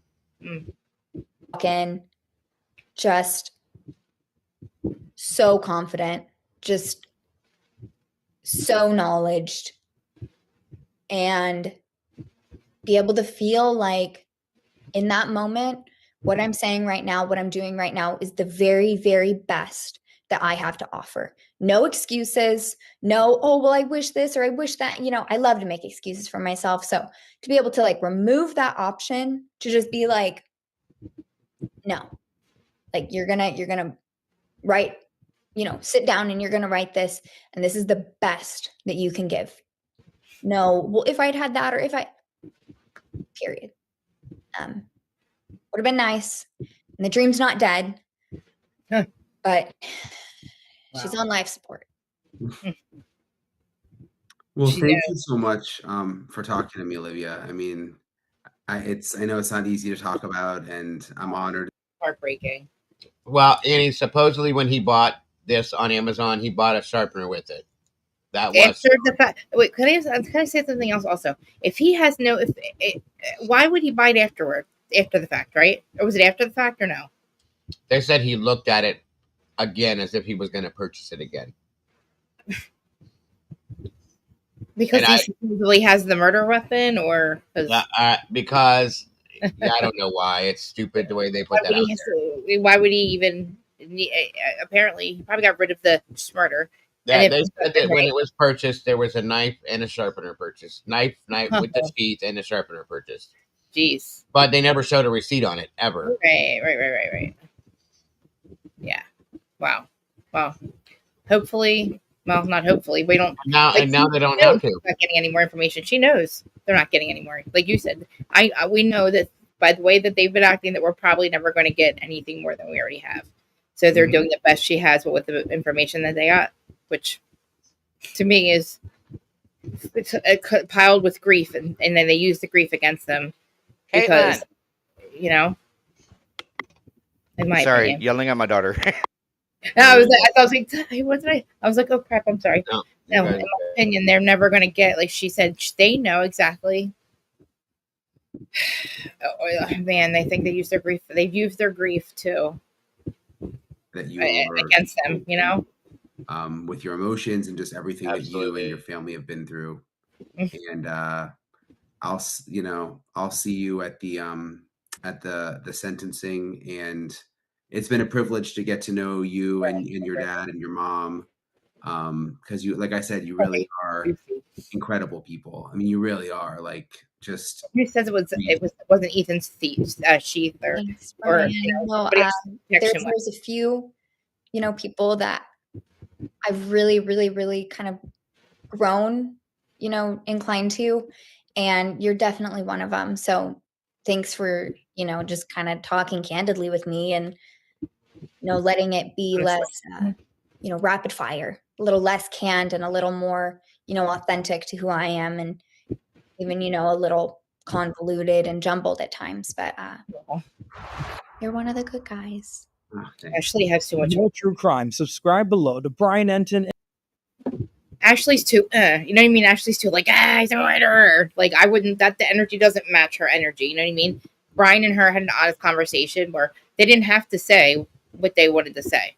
They could say it without saying it. And they said a lot without saying it. And Brian's like, don't you want to know what happened? Like, I feel like they're saying what we feel, just not as out loud, because that's what it seems like to me.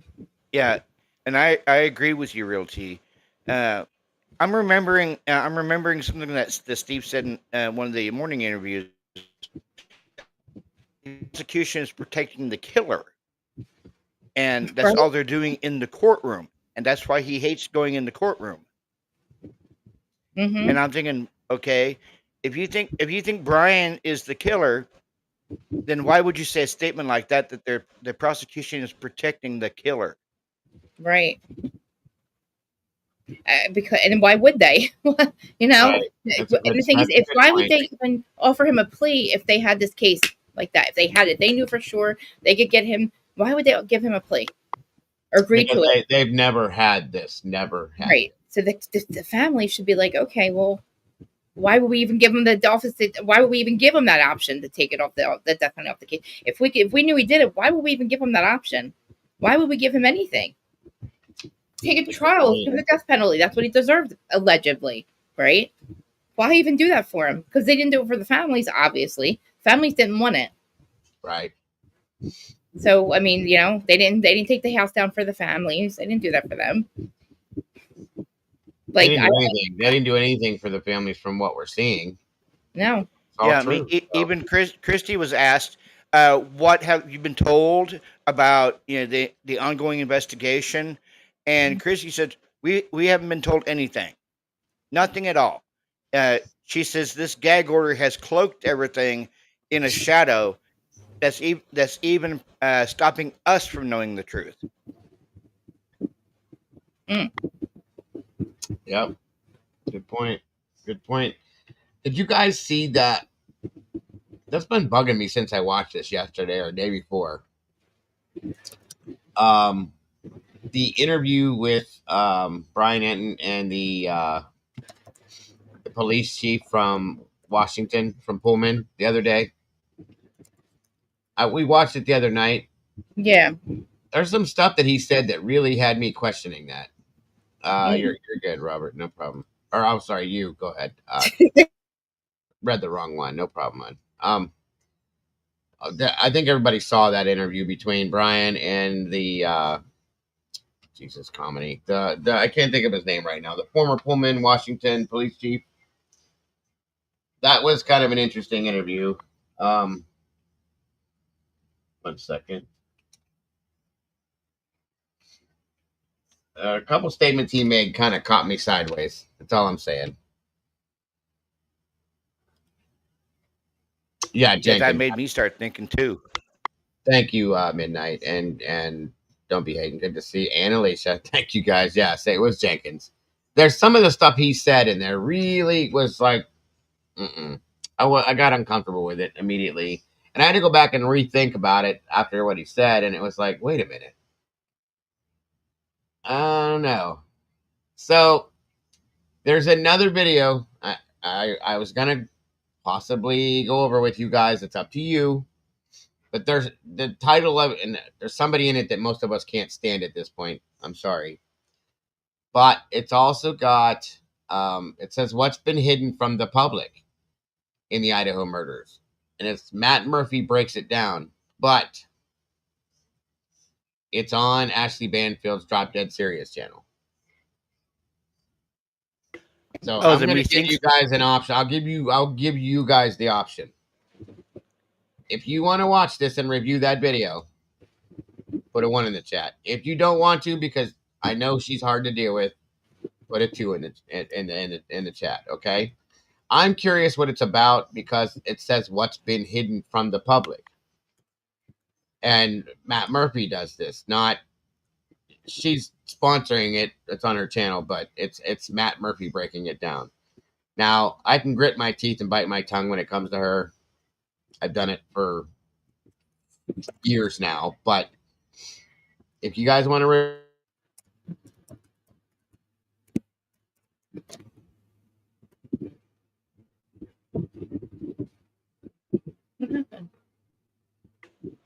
The Methinks lady, huh? What happened?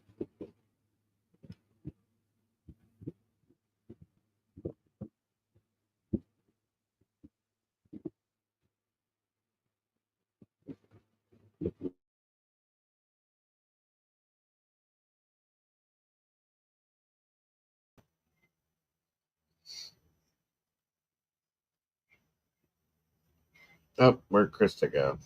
She popped down. Okay. Or one. Okay. So you guys, I know you don't. I see what you're saying. Nana says, okay. Not scared. No, at least I knew you were going to say it. And Bobby, too. So we got ones. Two. Okay, so the one's one. I can't stand her either, you guys. But I'm curious what it's about. I'm curious. Yeah, the Methinks lady. Me thinks it's going to suck, but the one's one. So she's wearing the damn same pajama shirt again in this, whatever. And her giddy stupid ass self. Hey, Dago. Angel D said, Rick and Morty? Yeah, right. There you go. Good one, Angel. Good one. All right, guys, let's see what we got here. Even looking at her makes me cringe anymore, you guys. It's that bad. So here let's try it out and see how bad this is.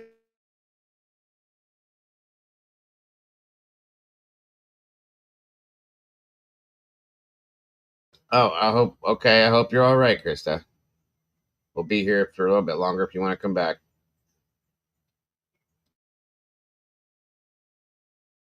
Welcome back to another episode of Drop Dead Serious. I think you're going to love today's conversation on Ponder. And so I want material that the police found in their investigation that leads us to understand a little bit more of why Brian Koberger did this to these 4 innocent kids. Well, I sure hope so. And of course, with the gag order in place, a lot of the information that we've heard has been via rumor. It has not been introduced in anything that's been released yet. Nothing in search warrants. But this has all the hallmarks of a psychopath, right? And this is just my opinion here. This is based on my experience. But there are certain hallmarks of this kind of murder, and he appears to have been obsessed with one of these beautiful young women, and he's following her on social media. When the DA was going through some of the facts, it looks like they figured out where he was parking his car. He'd been to the house several times. All that stuff that's been publicly made available to us. But I've heard rumors of certain searches on adult websites.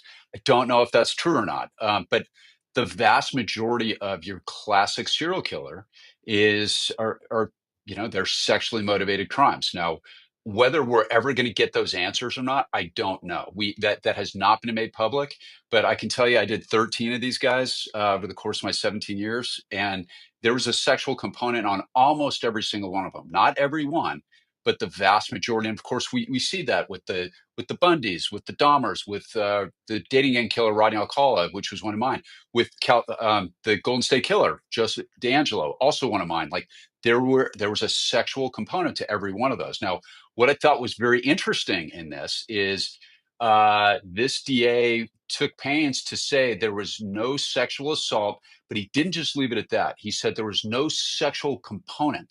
Now that's a very broad term. I don't know if that meant he was talking about what happened actually at the murder scene, in which case I have no problem believing that.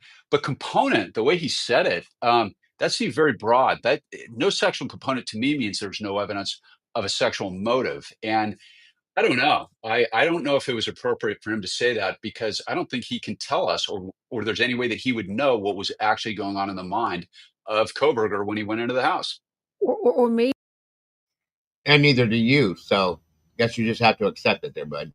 Maybe he misused the word. Maybe he did mean at the actual crime scene. And I go through all sorts of scenarios in my mind, not the least of which is that perhaps one person was the target, I think Maddie Mogan, and lo and behold, Kaylee was in the bed as well, so it was a bigger job than he had planned for, and suddenly he might have heard a noise after doing what he did to these two and encountered Xana Kernodle on the way down the stairs and perhaps walked or chased after her because she'd seen him, and then lo and behold, after he had taken care of this witness, discovers there's another, a fourth victim who needs to be silenced. I don't know why then he wouldn't have silenced Dylan Mortensen, but maybe he didn't see her. It was dark. So who knows, right? Maybe he had planned to take out Maddie and do something else, but everything went awry. And he found himself having to use his very quick mind and his criminal justice to try to take out witnesses quickly, and then decided it's time to go. Do you see any validity in that? Oh, I think that's look, and this is just based on what I know that's been released publicly. I think that's spot on. And I've said this before. There's the great philosopher Mike Tyson. Everybody has a plan until they get punched in the face, and I think Exactly, his plan was targeting one. And remember what we learned is that she sometimes they would sleep in the same bed, and so he walks in expecting to find one. Like Heather says, there is literally no connection, no stalking, never followed or contacted them, does not know them on social media, nor can they ever place him at the house, not even the alleged 23 times. There's absolutely zero, minus zero connection between Brian Koberger and these victims, period. Nothing. So as typically always, and all guilters do, they will find a way to put him in connection with them, regardless of what the prosecution themselves have said. This is what a guilter does. Hey, Dago, even with Christy was asked a question about motive, and her exact response was, even the prosecution doesn't even think there's a motive.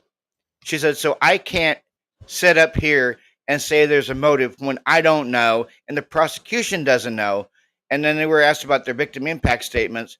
And Steve says, how am I going to write a victim impact statement when the state stole the impact from us? Well, right. And they could get a motive maybe from the right person. Okay. But they don't have the right person. That's why there's no motive. Again, Lucy says, it's stunning to me that people like this literally come out and say things that are in direct conflict with the documents filed, not on record. Good point. I knew what you meant. Good point. It's insane to me. It's insane. Okay. This is proof right here, folks. This type of a situation, I don't know if he's going to go this way the whole time. I hope not, but is proof of what a guilter does. Okay. They say this is what we do, but we look at everything. We've looked at it from both angles. Almost everybody in here says, okay, I'll look at the possibility that he did it. Show me the proof. The one thing they've never done is show any proof that Brian was in that house and committed these murders. The one thing they've never done. Yeah, it's how Olivia talked about conspiracy theorists. You had Steve G sitting up there on national TV saying conspiracy theorist on YouTube. Like, yeah. Again, this guy's freaky looking. By the way, you guys. Sorry, I just had to say that. My opinion. He looks like an older gay Jonas brother. Well, I don't know about the. Maybe I don't know. He's weird looking either way, but yeah, he is. And she looks like she always does, like the idiot that she is. Moving on. And there's two women there, and the whole thing goes pear-shaped. Whatever his plan was, and I think you're exactly right. And I think it was loud. It was unexpected. There's a dog in there, and now all of a sudden there's this 6'4" awesome young kid, Ethan, who's in the mix. And I think he was surprised by all of that. If I had to guess, I think that is a very reasonable interpretation of the evidence. And look, this is part of the problem with this gag order. We just don't know. We don't know what information they have yet. And I, for one, can't wait to dive into these reports. I mean, and let's hope. And I always come back to Papa Roger, and I am so desperate to find out if the police forensically were able to find on any of his devices in Pennsylvania or back, in Idaho, that there is a connection between him and Papa Roger. Because if that's the case, then I think we're starting to know. He talked about, questioning the audience in the case discussion group, the Idaho murders case discussion group. He talked about, does anyone think there was a sexual component here? I think he left the sheath behind. I think he drove up the side of the house and then made his entrance. She's so disgusting. Look how excited she gets. You know what's going to be funny? I agree with you, Twiz. I want to know what they're going to say when it comes out that they were dealing drugs or something in the house and that they were all going to be brilliant, amazing, innocent people then. 100%. Thank you. Okay? I want to see what any of these people say when what information does come out goes directly against everything they've said. I'm just saying. I agree with you, Dago. I agree with you. I promise you, they will disappear. You will not see them ever say another word. Absolutely. They have no idea where he was parked. No idea where he was parked. They don't know any of this shit. And they're still trying to say that this is what's being hidden from us. This is almost a joke. Through the back. Well, all that turned out to be true. And then he started to red herring the white car. Instead of calling it an Elantra, he just started to call it a white car. Oh, it's nothing to see here. I think if Papa Roger is Brian Koberger, the white Elantra started to make him fearful. He started to realize they're onto me. I need to shut this down and get the hell out, or at least drive people away from thinking about me. Well, did you see the photos that were released of him in the black hoodie? And then there's another one where he's giving a selfie thumbs up. They were able to they were able to date stamp that and timestamp that to immediately after the murders. I think both of those. And that immediately after the murders. 10 o'clock the next morning. 10:20. Okay, so this guy's an idiot already, I can see. Again, has all the hallmarks. There's a thing that you encounter in the prosecution of psychopaths called the Hare psychopathy checklist. And it's a famous psychiatrist, Dr. Hare, who put together a list of the most prevalent personality traits of a psychopath. And one of those is narcissism, grandiosity, lack of empathy. And in Koberger's writings, which were released, remember there was those things that those letters, he talks about how the way he speaks about himself.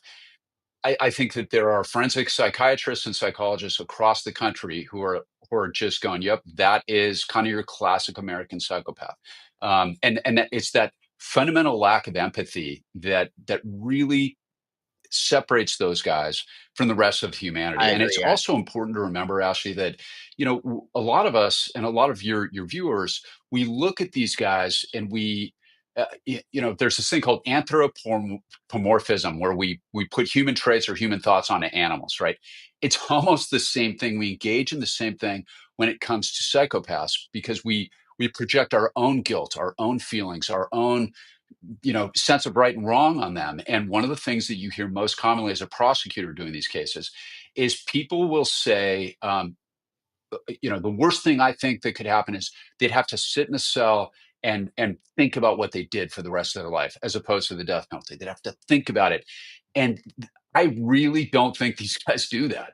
I think if they thought like the rest of us, they wouldn't have gone in the first place and murdered their victims. Or Well, actually, I'm wondering who was it that was Papa Roger after Brian that came back as Papa Roger after Brian got arrested?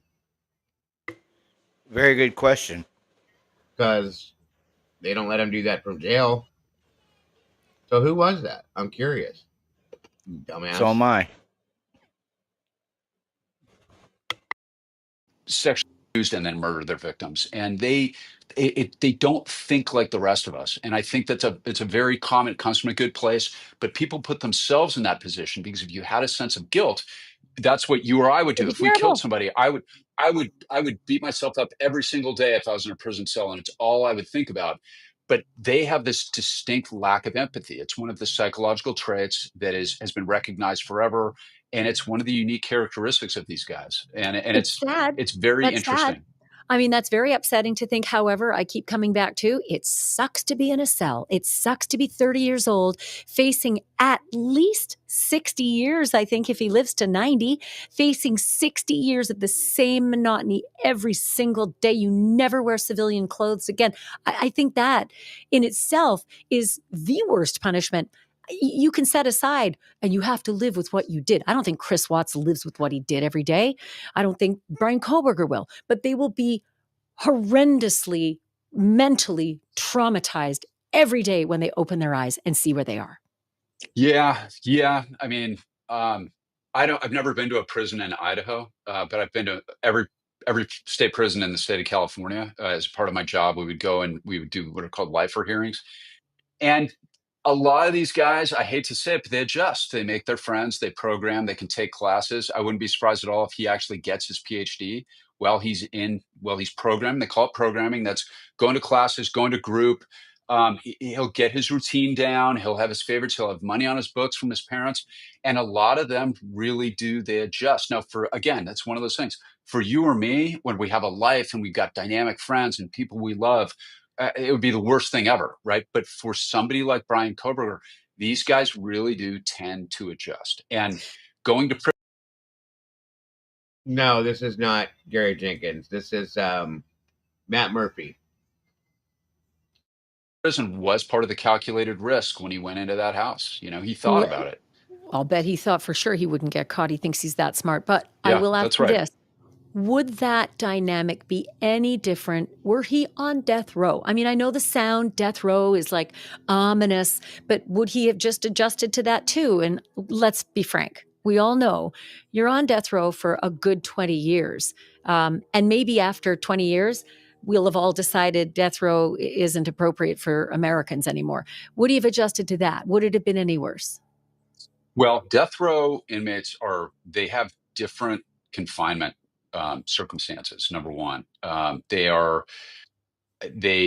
in San Quentin, each one gets their own cell, and they're able to have TV, and they get segregated by different yards. Now in California, we have over 700 people on death row, and we're realistically probably never going to see another execution in the state of California. Idaho has less than 10. So the difference there is that the one person that every psychopath actually cares about are themselves. and the prospect of looming execution, being a condemned prisoner, I think that it weighs far more heavily on them than just accepting that, hey, I'm here, I got life sentences, and I'm here for life. I'm going to adjust to my new circumstances and take my classes and work in the shop and whatever they have him doing. So I think it is a little bit different. Now you're right; they do adjust to death row, but I really do think that it's something, that specter hanging over their head does have a psychological impact, especially in a state like Idaho, where he faces the very real prospect of actually being executed.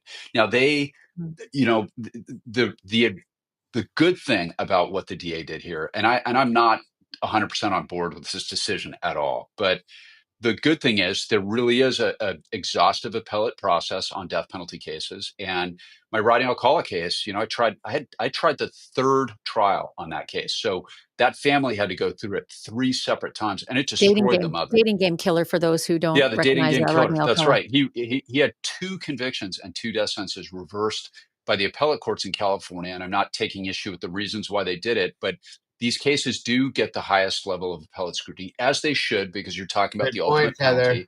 But it can be brutal for the families. That is all true. On the other hand, there are, and look, I'm not hardcore either way on the death penalty, and I've personally tried 8 of them. There are really good reasons against the death penalty that are philosophical Exactly, and Bobby. That's religious, the whole problem. but One there of are the also huge very good problems. reasons, I believe, for the death penalty. And when we get outside the politics of our time and the screaming heads and all that, like when you have a rational discussion in the middle, and I used to do this at law schools, it can be very interesting. Like when you talk about what is the value of justice, what is the value of the victims' lives, do we express that? Should the state be involved in executing anybody? Given all of our experiences with the DMV, right? Like, all of those are really to say good, the healthy things least, to that talk about. last point, right? To say the Oh, least, we are right. so imperfect. Even the best of us are so imperfect. And you don't get a mulligan when you impose No, a you death don't get a penalty. mulligan. That's right. But I can tell you this. I sat on the death penalty review committee in Orange County. We called it our special cert committee, and I did it for 15 years. And of the murder cases that were eligible for the death, we call them special circumstance cases. Those are murders committed in the course of a robbery, during a gang crimes, drug dealers shooting each other, like all these different things that qualify. We sought death in less than 4% over that 15-year period of time. So the cases that essentially the 2 requirements, and it wasn't a formalized thing. We would recommend to the elected DA, and sometimes he followed our recommendations, sometimes he did not. But the 2 fundamental requirements is there has to be 0 doubt about guilt, 0 doubt, and not like the legal definition. Like you must have 0 doubt that the guy did it, and the murder has to be shocking. So it has to be like a murder of a child, like my Samantha Running case, or a serial killer like Rodney Alcala, or Heinous, the atrocious, Golden cruel, State all Killer. of the above. It has to be exactly. It has Yeah. to be. It can't be a robbery gone wrong or gang members killing each other. It's not that kind of murder. It's shocking and brutal, where justice essentially demands the ultimate penalty, at least on paper. Whether it's ever carried out or not is a separate issue. And for some family members, especially I'm thinking of the Gonalves family here, that can be a very cathartic thing to have the jury, as the voice of the community, come in and say, Mr. Koberger, we are so convinced of your guilt, and you offer so little in the way of mitigating evidence. And these kids were so valuable as human beings, and they're beautiful, and they're on the cusp of their lives, that whether you're ever executed or not, you deserve to die for what you did. There can be solace for certain family members. Other family members, sometimes they may be opposed to the death penalty religiously, philosophically, politically, and that might be really hard for them. You factor all of those things in when you make the determination at the beginning. And this DA went through that process. And one of the things I'm really looking forward to, and I hope we get the answer to, is what changed. Because I haven't heard anything yet, because he made that decision. That's a very somber, serious, it's the heaviest decision that an elected district attorney will ever be called to make. I was going to ask you about that, because this looked like a slam What dunk, changed? right? But I do want to ask you, here's what I think might have changed. Maybe, just maybe, we're dealing with 4 sets of parents, 2 surviving roommates who I believe should have been part of that mix as well, because this is their lives as well, right? This is the trial. They had to stand up and sit on a witness stand in front of millions of people. Maybe the balance of numbers was off. The Gonalves absolutely wanted the death penalty. I'm told another family member as well did, but at least two other family members did not. And we don't know about Dylan and Bethany, whether they did not want to go through with this. Does that count, the numbers game, when it comes to the victims, the surviving victims, the family members? If they're all begging the prosecutor, but for maybe one or two of them, please don't make us go through with this, does that count? Everything counts. So when a DA makes that decision, they should be considering all the fors and against. And the way the law is structured on this is it's a balancing and a weighting of what are called aggravating versus mitigating circumstances. So in the state of California, factors in aggravation are things like the circumstances of the offense, which include the impact on the victims' families, how much they're going to miss their loved one, how valuable they were, whether there's any other crimes of violence in the background, things Heinous, like that. atrocious, and cruel. That's another one. No, that absolutely. Those are all things that get factored in. And then in the way of mitigation, you consider things like, was the defendant mentally ill? Was the defendant under the influence of drugs? Was the defendant under the dominion or control of another person? Were they doing it? In other words, were they the lightweight in this and somebody else was the main actor? And then in California, as is, federally, there's the same thing. There's a similar provision in Idaho.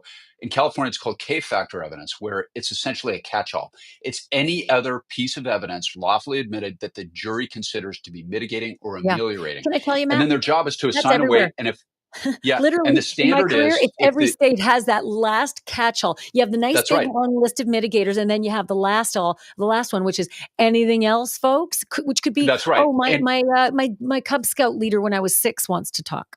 right. And the jury must find that these aggravating factors substantially outweigh any factors in mitigation. And it can't be like 51%. The word is substantially outweigh. So it must kind of overwhelm it. And there's no percentage that's assigned to that. That's the process, but that's the exact same process that the prosecutors go through behind the scenes when they evaluate death, or in California, life without possibility of parole, when you're weighing those two things. So this DA very properly went through that process.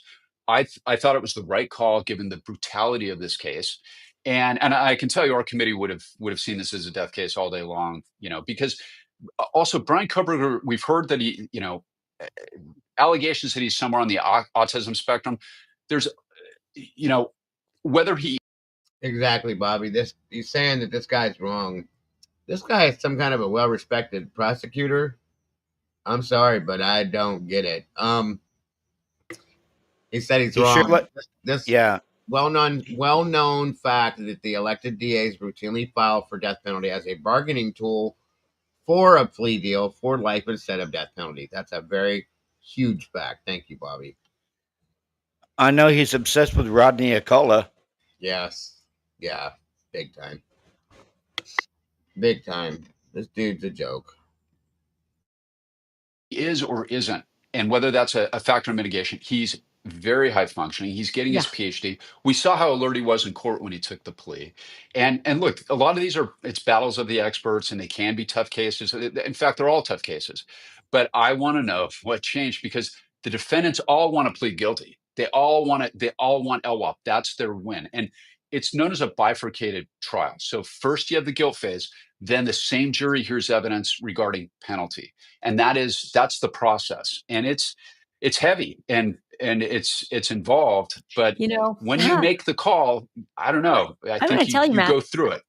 I don't think Brian Koberger thought he'd be convicted. I think he's that egotistical. The kind of guy that goes back to the scene of the crime at 9 a.m, whether it was to look for the knife sheath outside or not. I think he thinks he's that good. I think he thinks he's that much better than the rest of us, that he could carry this out for his own enjoyment or whatever the hell it was he wanted. And I think he's the kind of guy who said, I'm going to beat the rap. I don't want to plead. I want to beat the rap. And I think maybe when the final blow was dealt to him by the judge in the last, 2 or 3 weeks before trial. Boy, Ashley sure is quite the idiot when she's not on News Nation. Her animation and stuff was a joke now. She's nuts. Um, Ann Taylor said, no, there really is nothing left. There really is nothing left. I can't point to other people anymore. The judge said, no, you can't have an alternate perpetrator theory. Brian, you're going down. I feel like that might have been the final decision making, but I think all along, I don't think he would have. This is me talking. I think he would have said, I'm not taking a plea deal. I'm going to beat this. Well, yeah, I think Welcome, you may very well be right. And Good to see that you tonight. grandiosity, it being one of those things on the hair psychopathy checklist, there's an arrogance that goes along with a lot of these guys. And there's a myth, Ashley, that we all. I saw Silence of the Lambs, right? You're Buffalo Bill. Another big question you get as a prosecutor is, what could have made him do that? What drove him to that? And we think about that character in Silence of the Lambs, the guy who's murdering women to take their skin because he wants to metamorphosize in the death's head moth and all that stuff. And that was very loosely based on an actual guy. But that's mental illness. The sad kind of scary reality in my experience on these guys is they tend to be exactly what you're talking about. They tend to be intelligent, they tend to be super arrogant, and they don't care about anybody else. There's nothing wrong with their moral compass. They know the difference between right and wrong. Right. They do it because they don't care.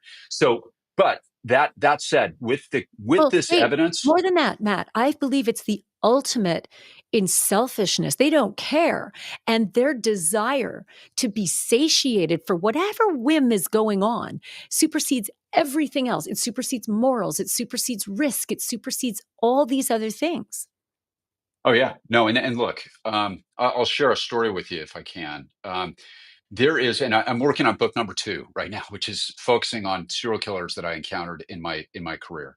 Can't wait. But I went from sexual assault into homicide, and I wound up in homicide. And I was looking for Buffalo Bill, like where's this poor tortured soul that was horribly abused as a child?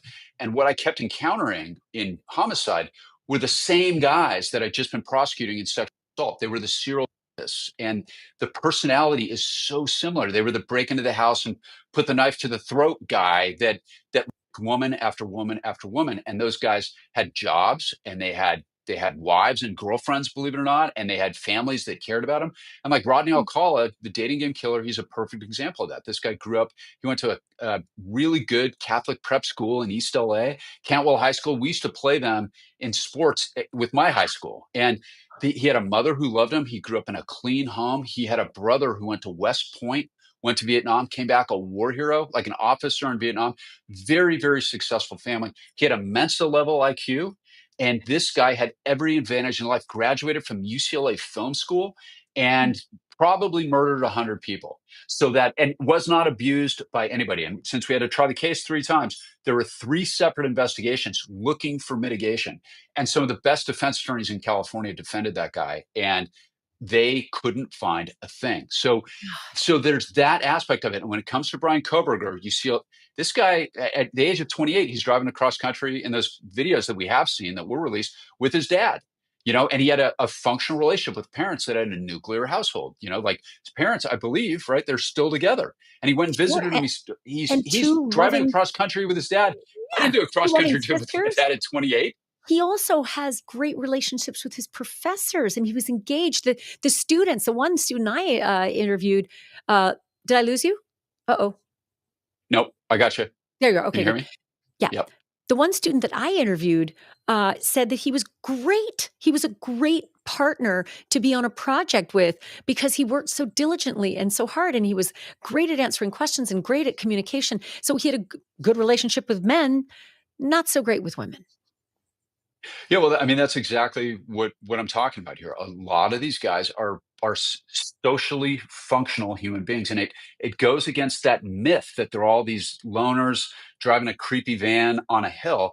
Easy to spot. Look, yeah, that's why, and that's why they're even scarier, because they could be in line in front of us in Starbucks and we would never know. They can be your husband. They can be your father. They can be, that's the biggest issue, right? And I think, Matt, honestly, this is why you and I have these conversations. We all are racking our brains with how to spot the thing that doesn't belong in the flock and yet is lurking among us at all times with the same wool.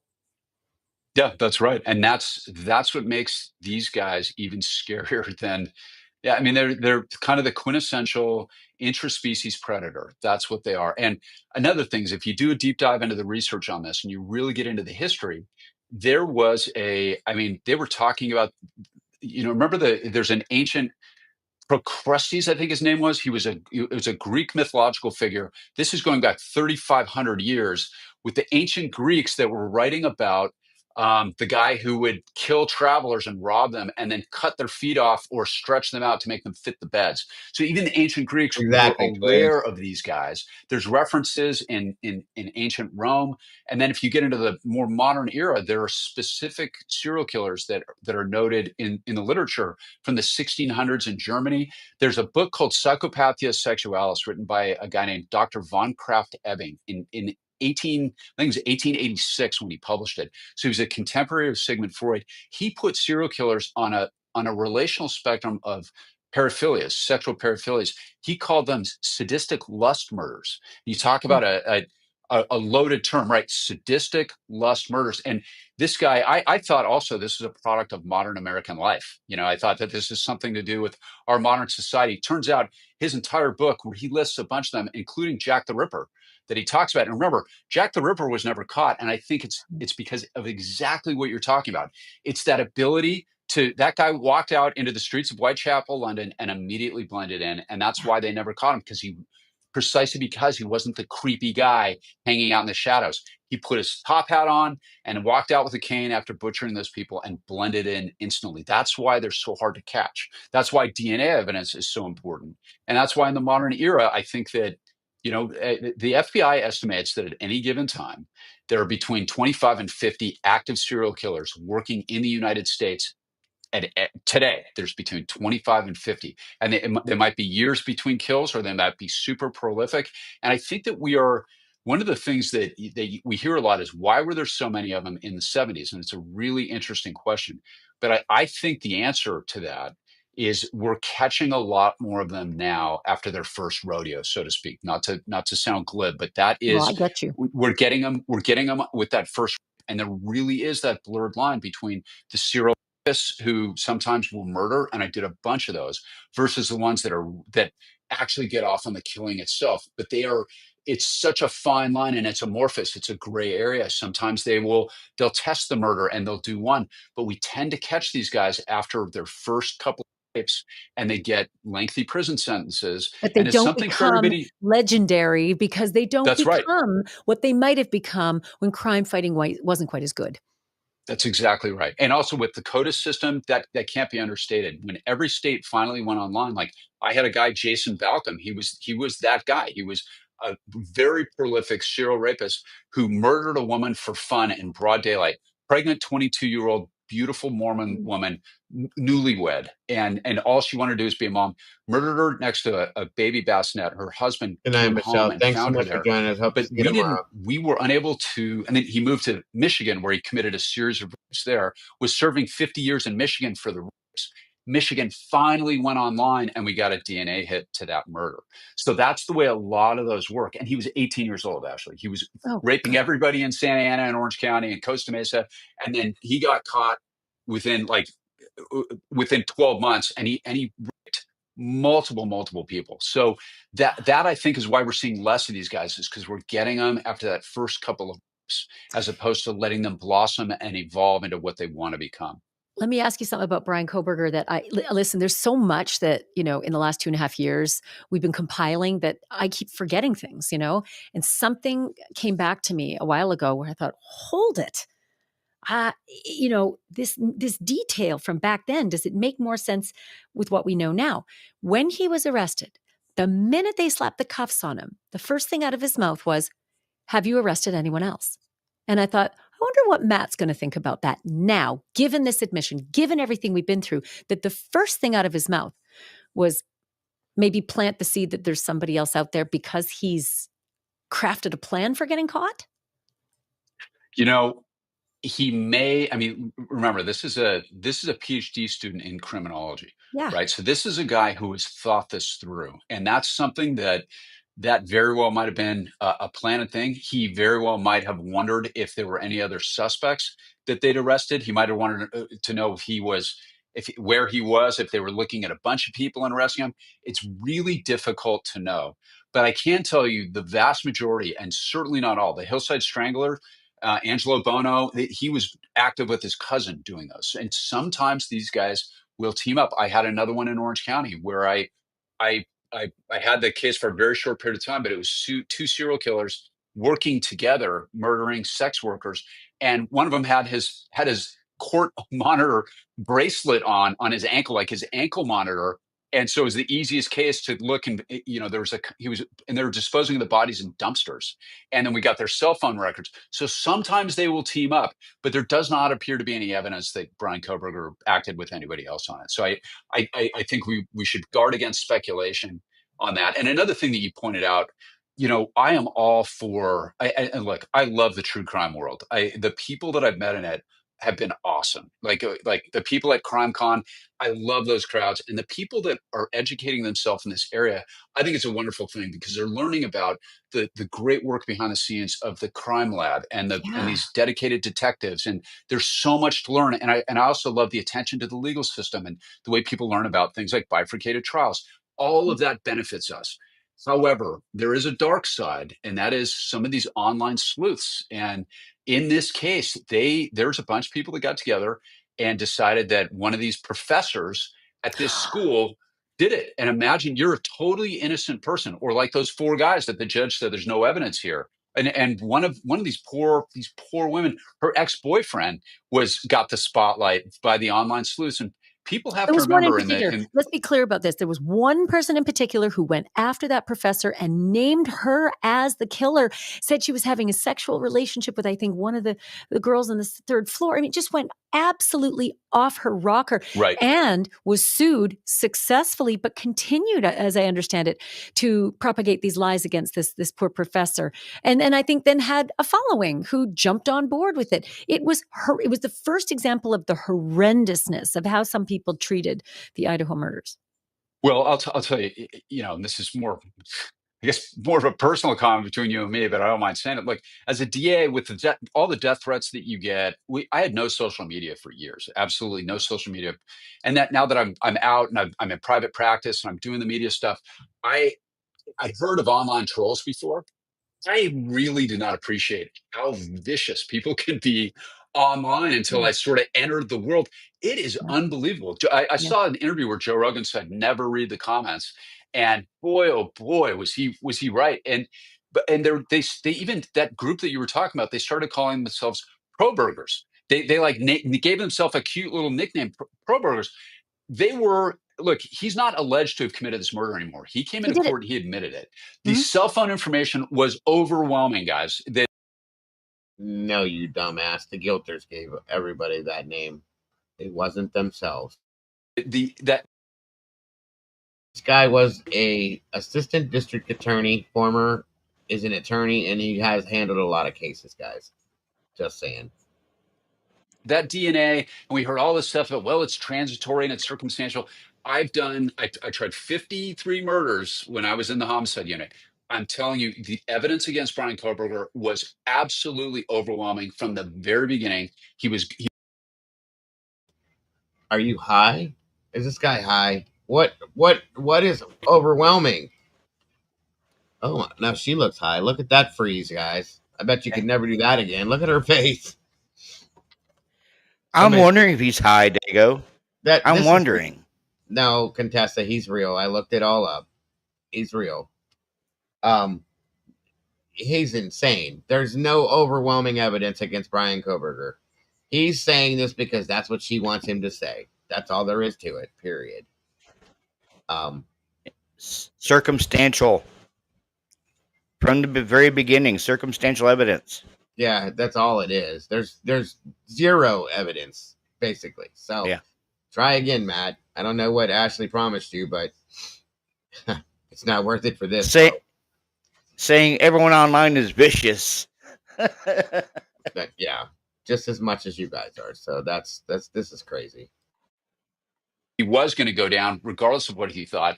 And I think all of those people that were jumping on the pro Brian Koberger bandwagon, he admitted it because he really did it. And they got it. I hope some of them think twice before they do that again, Before because they do it innocent people again. can get hurt. And I'll tell you what, you and I can talk till we're blue in the face, but they will continue doing this and they will continue to believe he's innocent for whatever crazy reason. I do want to ask you this, though. Ann Taylor, look, great. Probably the same reason why you wear that same exact fucking shirt every night that you do your show, Ashley. That's the same reason. Great lawyer, obviously, really, really dog. That's a good point, Bobby. How does he know that there's overwhelming evidence that he has no access to listen, nobody else can see it, so why would Matt Murphy, Mr. Caffeine-Free Diet Coke, get to see that? That makes no sense to me. Keep on dreaming that you know something, sir. You paused it at a great spot to the can I've to his been lips. told that I'm very good with my pause game, sir. I've been told that many a time. It just happens. Yeah, think twice But before you exercise your freedoms. Good point. Don't be hating. But it sounded like he was almost making like a veiled threat, too. This guy's insane. He's not insane, but he's just, this is a joke and she's insane, period. It's ridiculous. Ridiculous. Good defense attorney. She went to every crevice and every crack and dug out everything that she possibly could to put in the quiver of arrows, right? But at one point, I feel like I recall her saying something publicly that she believed in his innocence. I get it. You're supposed to give your client a full-throated American defense. I get it. But do you think, Matt, that No, Walt, that doesn't make any sense. The overwhelming evidence is the guy who committed the murder is actually admitting to it. Well, if that were to happen, but yeah. Sorry, Walt. she really believed this guy was innocent given all the discovery she went through, the 53 or 56 terabytes? You know, it's a subjective thought, right? Now, and I have very little to offer in the way of criticism of what the defense did here, because they're tasked from the perspective of a defense lawyer. This is the heaviest job you can be given. You're in a state with less than 10 people on death row. You've got a guy that slaughtered 4 kids, and your task under the American system of justice is to save his life. Yes. And she did everything she was supposed to do. Now, there's not only the moral component of that and the ethical professional component of that, but there is, in the appellate process, this is what happens in every appeal, Ashley. There are 3 areas of attack for the appellate lawyers, which are a different set of attorneys than the trial lawyers. They attack the judge for their rulings and for their jury instructions. Almost 100% of the time. They will attack the prosecutor for what's called prosecutorial misconduct, and it gets a little worse every year. It gets a little more venomous every year. I hate that aspect of it, and I think that we're due for a correction on that, because they don't pay prosecutors enough to risk their bar card every time they go to court, and that's a separate thing. But they always, without fail, will accuse the defense of what's known as IAC, or ineffective assistance of counsel, and they will Monday morning quarterback them. She looks like she's had work done to her face. Well, whoever did the work, she needs to get her money back. That's all I'm saying, Dana. Death. Okay. And they will Monday morning quarterback that defense team to death. So that's one of the reasons why they have to be so thorough, and they have to bring all these motions. Wait, you said they Monday morning quarterback the defense team to death? I thought you were saying that they attack the judge, they attack the prosecutor, but they Monday morning quarterback the defense team to death. They criticize every decision they made. I can tell you right now, one of the main issues on appeal would be their stipulation to tear down the house. That was a guaranteed huge issue. They were going to. That's a great statement, Justice. So if this prosecutor did such a great job, and they had they had so much compelling evidence against Brian Koberger, why is the family of the victim attacking the prosecutor now? Flat out, period. Why is that happening now?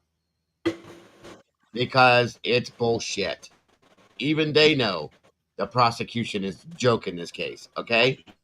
Period. Think about that. It's a great statement, Justice. I love that. Say that's incompetent. And so it's brutal for anybody and for those that are really zealously opposed to the death penalty, more power to you. I have nothing but respect. But where that manifests in the appellate process is sometimes you get these lawyers who believe that. I love that, Sirius. She still looks a little pinchy to me. I agree with you though. It's a barbaric punishment. Therefore, any accusation they make against the judge, the prosecutor, or the defense team is therefore morally justified. I disagree with that. I think that it's awful. Look, I've tried, like I said, I've done 8 of them against really, really good defense lawyers. Now, one of those was Rodney Alcala, who represented himself. I'll take him out of the mix. But his attorney was a guy named George Peters, who was fantastic and a real dedicated, hardworking, brilliant lawyer. And you go through this. These trials are like wars, and you really get. It's like going 12 rounds with a boxer. You really get a healthy respect for almost everyone. But they're these defense lawyers really. They work very hard at this, and look, regardless of how you feel about the case or our system of justice, that is a noble thing to do because they're trying to save somebody's life. So It is. And also, I not really just save someone's life, they're standing up for American democracy. They're standing up for our That's right. system, which is the shining example for the world. They're standing up for your rights, my rights, to not be falsely accused without the most robust fight that Americans can give you. And I look, and I love that. I love that because I've always felt not one person should be put to death who's innocent, and if Right. it takes Did you hear what she just said? Make sure you remember you said that so you can eat every one of those words. Okay. And fighting like hell for every single one of Hey, them. Dago, I'm starting to storm early back here. That's worth it. Yep, I totally agree. There's a great HBO documentary where John Adams, Paul Giamatti plays him. It's I saw it. fantastic for anybody. Oh, It is fantastic, and he gets up and at the very birth of America, I feel like I should be waving the flag right now, but this is true, guys. I believe this. He gets up and he defends a bunch of British soldiers who fired into a crowd of essentially a budding riot, and there were a bunch of kids. They were completely surrounded, and they fired and they killed some Americans. And he got up and he defended them. He's one of the founding fathers. That was one mostly of the prouder. successfully, I'll Yeah, add. he did. It was one of the prouder moments of American history because, for that very reason, exactly what you were talking about. We all deserve a defense if we're accused of something. And look, if we're actually going to carry out the ultimate penalty, which is the death penalty, it should go through that process. They should be given all of those advantages. They should have the catch-all provision. They should have a judge allowing most defenses, not accusing innocent people without evidence. I think this judge did a very, very good job. So I have very little criticism for the defense here. I have no criticism for the court.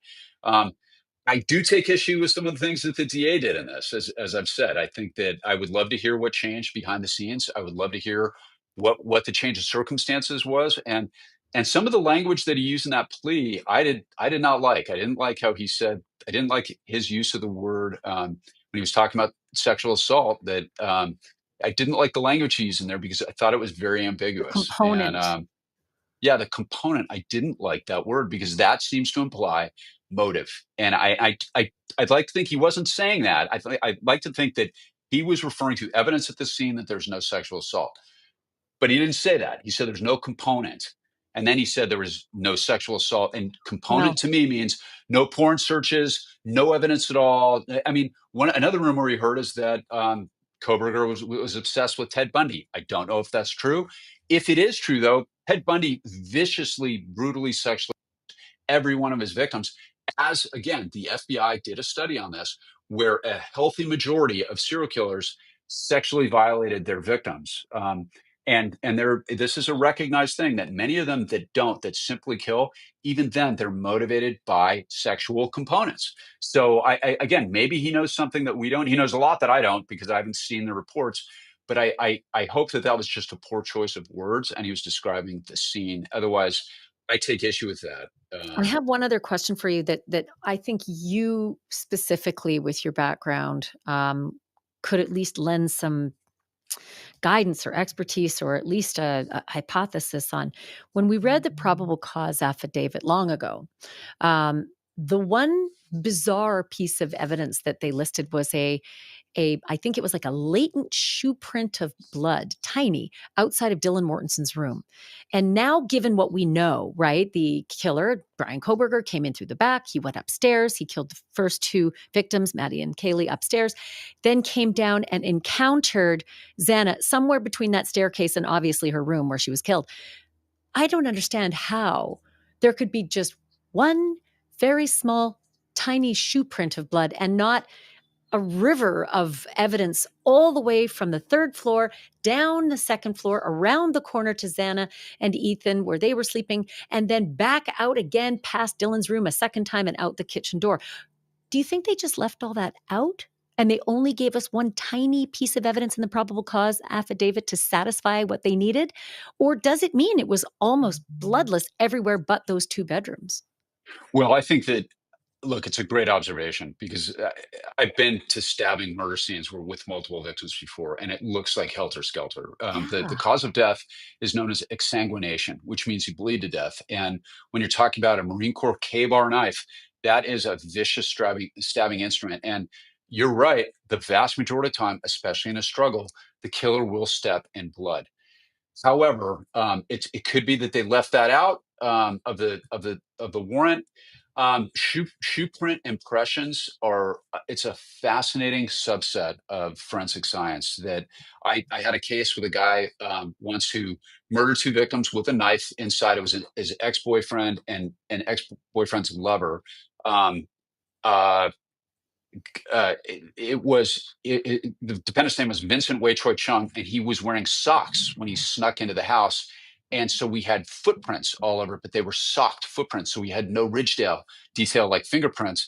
And we brought down actually a Mountie from Canada as our expert who testified about it. And it is fascinating. So in this case, again, we just don't know until we see the photos and look for these crime scene photos. I hope for the sake of these families, we never do. I Matt, hope that those are never unsealed. have you ever seen a crime scene, let's just say multiple stabbings, where there isn't helter-skelter, where there isn't blood everywhere, there is only blood where those victims were attacked? Because that's the image I have in my head. I have. I had a stabbing at a New Year's Eve party where there was very, very little blood on the outside. However, during the autopsy, as soon as they opened my poor victim's chest, all the blood was contained um, his body cavity, basically, and that's where he bled into. So it can happen. I don't think that happened here. I think that there's blood everywhere somehow, based on that one line, and I read that just like you did. It appears he did not. It appears that he didn't step in the blood. Now, we don't know for sure again, but sometimes that happens. Sometimes and you're going to get that if um, if you step in the blood. These kids are on the bed. Maybe his shoes never came in contact with it because of the positions they were in. If they were lying down. It's really, really hard to say. Hunter Johnson was interviewed in an Amazon special that just released, and now it's very clear that Hunter witnessed the horrors of whatever it was on the second floor. I don't know how close he got to seeing Xana and Ethan. And he didn't tell the documentarians what he saw. But Matt, he had to have told the police everything. He had to have given them that account. And it has to be in the file, hopefully, that, may end up, being ungagged. I'm just wondering how much we will learn about what Hunter really saw. If that's one of the items that's going to be released, I guarantee there's going to be an entire taped interview. I mean, that exists, I'm certain. These cops did a good job, Ashley, based on everything that I've seen, which means that was recorded. There's probably a videotape of that. There were probably multiple statements at the scene. I'm sure they interviewed him in a more formal setting with video, HD, hopefully, and everything that they could to preserve this evidence. And that, again, these poor kids, my heart just breaks for these families, for all the families, and the kids that survived it too. They will never be the same. And remember, we were talking about trolling a minute ago. That poor girl, I shouldn't call her a girl. She's a young woman. That poor young woman Dylan. that described the bushy eyebrows. these are kids. They're out. They'd all been drinking like a lot of us did in college, and the last thing she is thinking is that there's some slaughter because some psycho has gone in and killed everybody upstairs, and she was criticized very harshly online for a while, and Brutally. I hope people think better of that. I've felt sorry for that kid since the very beginning of this. And again, like I really hope people online, and you're right, they probably won't, but I hope some people think twice and just show a little more empathy for that. That is a kid in the worst circumstance who lost a bunch of her friends. The And by the way, cruelty. very lucky she didn't get killed too.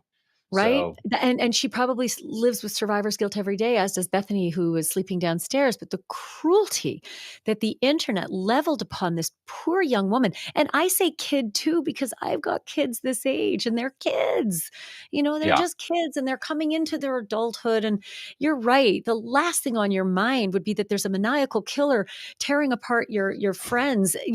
That's Truman Capote stuff. Maybe the worst thing she was thinking was that the DoorDash driver was creepy and made his way inside and wanted to pick up something and leave. That would be what's on your mind, and that would be enough to scare the bejesus out of you. So yeah, the lack of empathy from the internet on these kids, I will never get over that, and I won't get over it with Chris Watts's family. Chris Watts's victims' family, Shanann Watts's family. They're continuing to be assailed almost a decade later. I don't get it. I never will get it. But yeah, I hope you're right. I hope that they see this and maybe at some point start to feel a little compunction about what they've done and what they've continued to do. yeah. Yeah, and also look, the pro burger crowd, imagine if you're a family member. And by the way, guys, you're wrong. Sure, it came from a good place, but everybody wants to be smart and everybody wants to figure it out. And it's like, we see that from time to time where everybody jumps on a bandwagon. Yeah. And if you're the victim's family in that is brutal for them. And, I'm scolding the ether right now. But I work with families on every one of my cases for 17 years. They all got my personal cell phone number. And that was a huge part of my job. The victim witness people are heroes behind the scenes. And you don't know what these people go through until, God forbid, you go through it yourself. And the idea that you got people for fun and entertainment rallying behind an accused person is brutal when it comes to homicides. Or So. a self-admitted one, because he's still going to get love letters. Oh, Okay. and it ain't alleged anymore, folks. He's guilty. He Did admitted it. it. Wouldn't have done it if he was innocent. He actually did it. We heard him say it in court.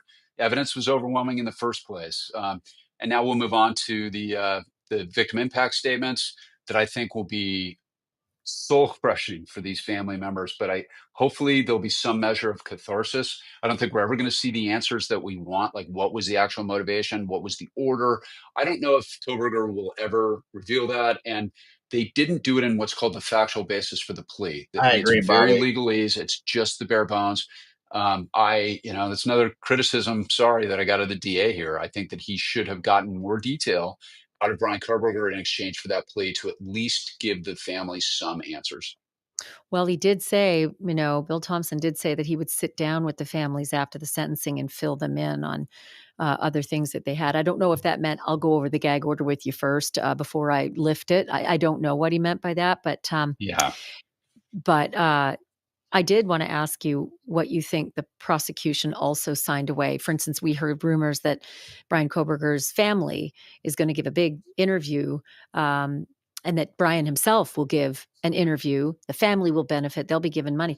But is there anything that you can do to silence an inmate behind bars and say, no, you'll never do an interview. You'll never get your say out there. You won't be able to survive in infamy. Is there something they can write? Or is that just Well, un-American? no, there is. It's called the Son of Sam laws, which passed after the famous serial killer David Berkowitz in New York in the late 70s, Son of Sam. And as a bunch of states adopted some version of this where people that are convicted of violent felonies are prohibited from benefiting from their crimes by writing books, by giving interviews. Yeah. That part I get. And that's been around for a long time. But they still benefit because they get out there and they get their message out and they get their face out there and they feel like they're the subject of books and movies and conversations like we're having. Yeah, well, look, we just saw this with the Menendez brothers, and I've got some strong opinions on that case that are somewhat controversial amongst some. I don't care. You've told me those opinions Yeah. before. Um, It's another podcast. Another podcast. A lot of whether or not interviews can be conducted of inmates Thanks, depends Robert, for on the joining me Department tonight. of Corrections in whatever state. It varies by state by state. And then while they're in the jail, it varies by county. Some will allow it, some won't. Some get to do interviews, some don't. So it'd be interesting to see what happens here. I personally don't want to hear from Brian Koberger. Myself, at sentencing, he may be given an opportunity to do what's called a statement in allocution. Um, that's never satisfying for the families. We might I see him wonder, though, apologize. I feel the same way you do. I feel like I never want to hear from him again. I want him to go into a cell and just atrophy mentally and physically. However, the other side of me, who has worked in this business for probably as long as you have, because as I found out today, you're exactly my same age. I want to know more so that the rest Oh, are you flirting now with your wedding ring on there, Ashley? of us can maybe, as we go through our evolution, spot these wolves in sheep's clothing, find the red flags. Do you know what I mean? Like it's a love-hate relationship I have with knowing more about people like Brian No, Kober. I totally get that. I mean, and look, it's fascinating. I think that some of it actually really is, it's a primal instinct that we all have. We want to do exactly what you just said. It's a survival thing. We want to be able to spot the predator in the crowd. Um, I would love to crack the code of these guys. My second book is going to be descending into that, like trying to figure it out as best I can. But they are charming a lot of times. They are superficially engaging. They're watch the Ted Bundy tapes, and I mean that guy was a monster, and yet nobody knew it. And Yeah. and that's the challenge. I hope we get there, and I'm with you. I wish we could figure that out. I wish there was some like stamp we could put on these guys, or maybe they were born with some sort of birthmark. But they're just not, and that's why Jack the Ripper was never found. That's why Rex Heuermann allegedly, he's been accused, but that guy was an architect with a family, a BTK killer family. Rodney Alcala had girlfriends. Joseph D'Angelo, the Golden State Killer, had a family and kids.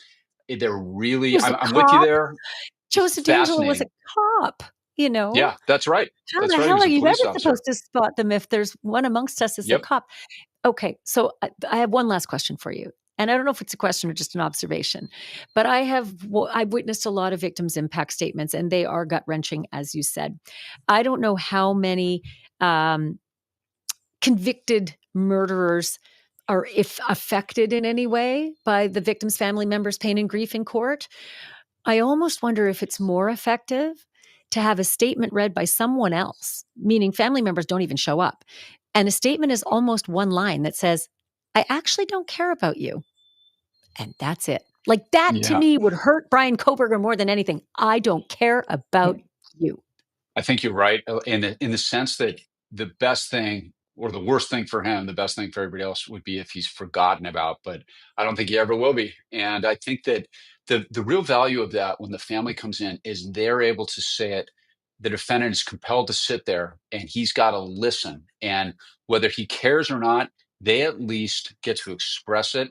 I think that the DA, look, and I don't know what happened behind the scenes here. If what the Gonzalez family said that they were notified via email 48 hours before that plea, I'll tell you right now, and I don't know if that's true, that should never, ever happen. In California and a lot of other states that have adopted what's called Marsy's Law, that would be a violation of their rights. So I don't know what happened, but if they've said words to that effect, and to that extent, I think that for the Gonzalez family, especially that poor dad, I think that he may get as much out of making his statement with the DA having to listen as Koberger sitting there too, because I think they've publicly said they feel betrayed. I believe that was the word they used. And look, this DA has a really rough job, and I want to be fair. The elected DA making these decisions is an incredibly tough job, and trying to balance justice with the victims, with withering, attention in the media. It's really, really tough. And I believe he believes he did the right thing. He's got people from the bleachers like me that are criticizing some of the things he does, and I don't want to be unfair. On the other hand, that's why they pay you the big bucks, buddy, and that's a part of the job. And dealing with difficult family members is a part of the job. And my heart goes out to the victims' families above and beyond anybody else. Matt Murphy, I could talk to you for days and days, which is why I'm going to call you again. Thank you so much for all All of right, this. happy to come on anytime, Ashley. I love your show.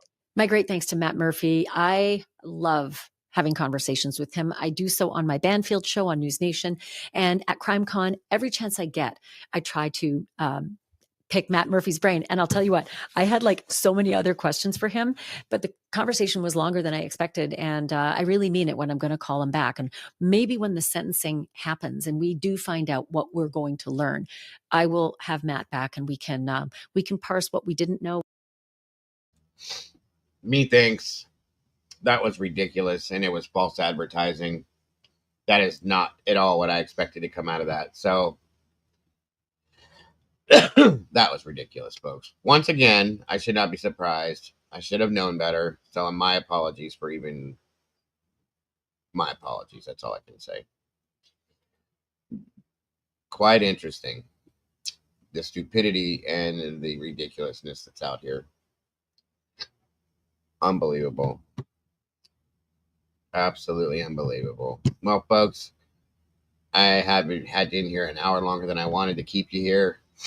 I've been here 4 hours. I think it's time to say goodnight. We'll be back tomorrow morning. It truly was, and I'm so sorry, folks. But at least we learned that there's one more idiot out there.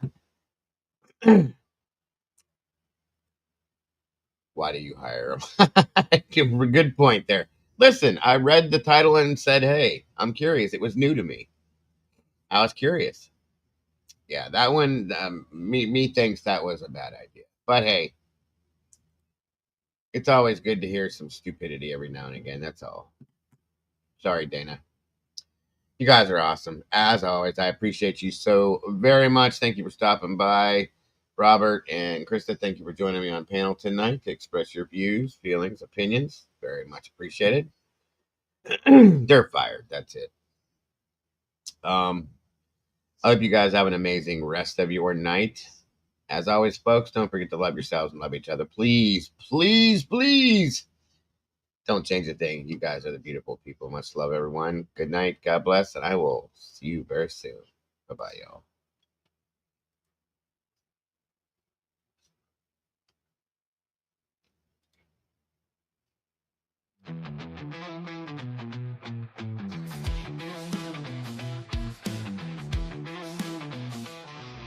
Sticky floors, coffee stains, buzzing neon light remains. Faces murmur, shifting blame. Fingers tap on worn out wood. Shadows move where nothing should. Secrets hiding under hoods. True crime cafe, where the whispers play, where the lies don't fade, where the sinners stay. True crime cafe, nothing's black or white, just a bloody fight on the flickering light. Cops and questions, mouths shut tight. Truths and ghosts in the middle of the night. Everyone's guilty, nobody's right.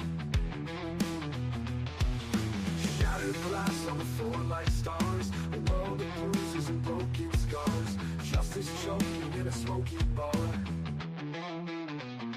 True crime cafe, where the whispers play, where the lies don't fade, where the sinners stay. True crime cafe, nothing's black or white, just a bloody fight on the flickering light.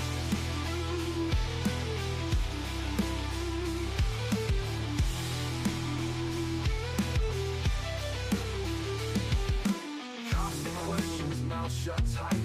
Truths and ghosts in the middle of the night. Everyone's guilty, nobody's right. Shattered glass on the floor like stars. A world of bruises you bought. True Crime Cafe, where the whispers play, where the lies don't fade, where the sinners stay. True Crime Cafe.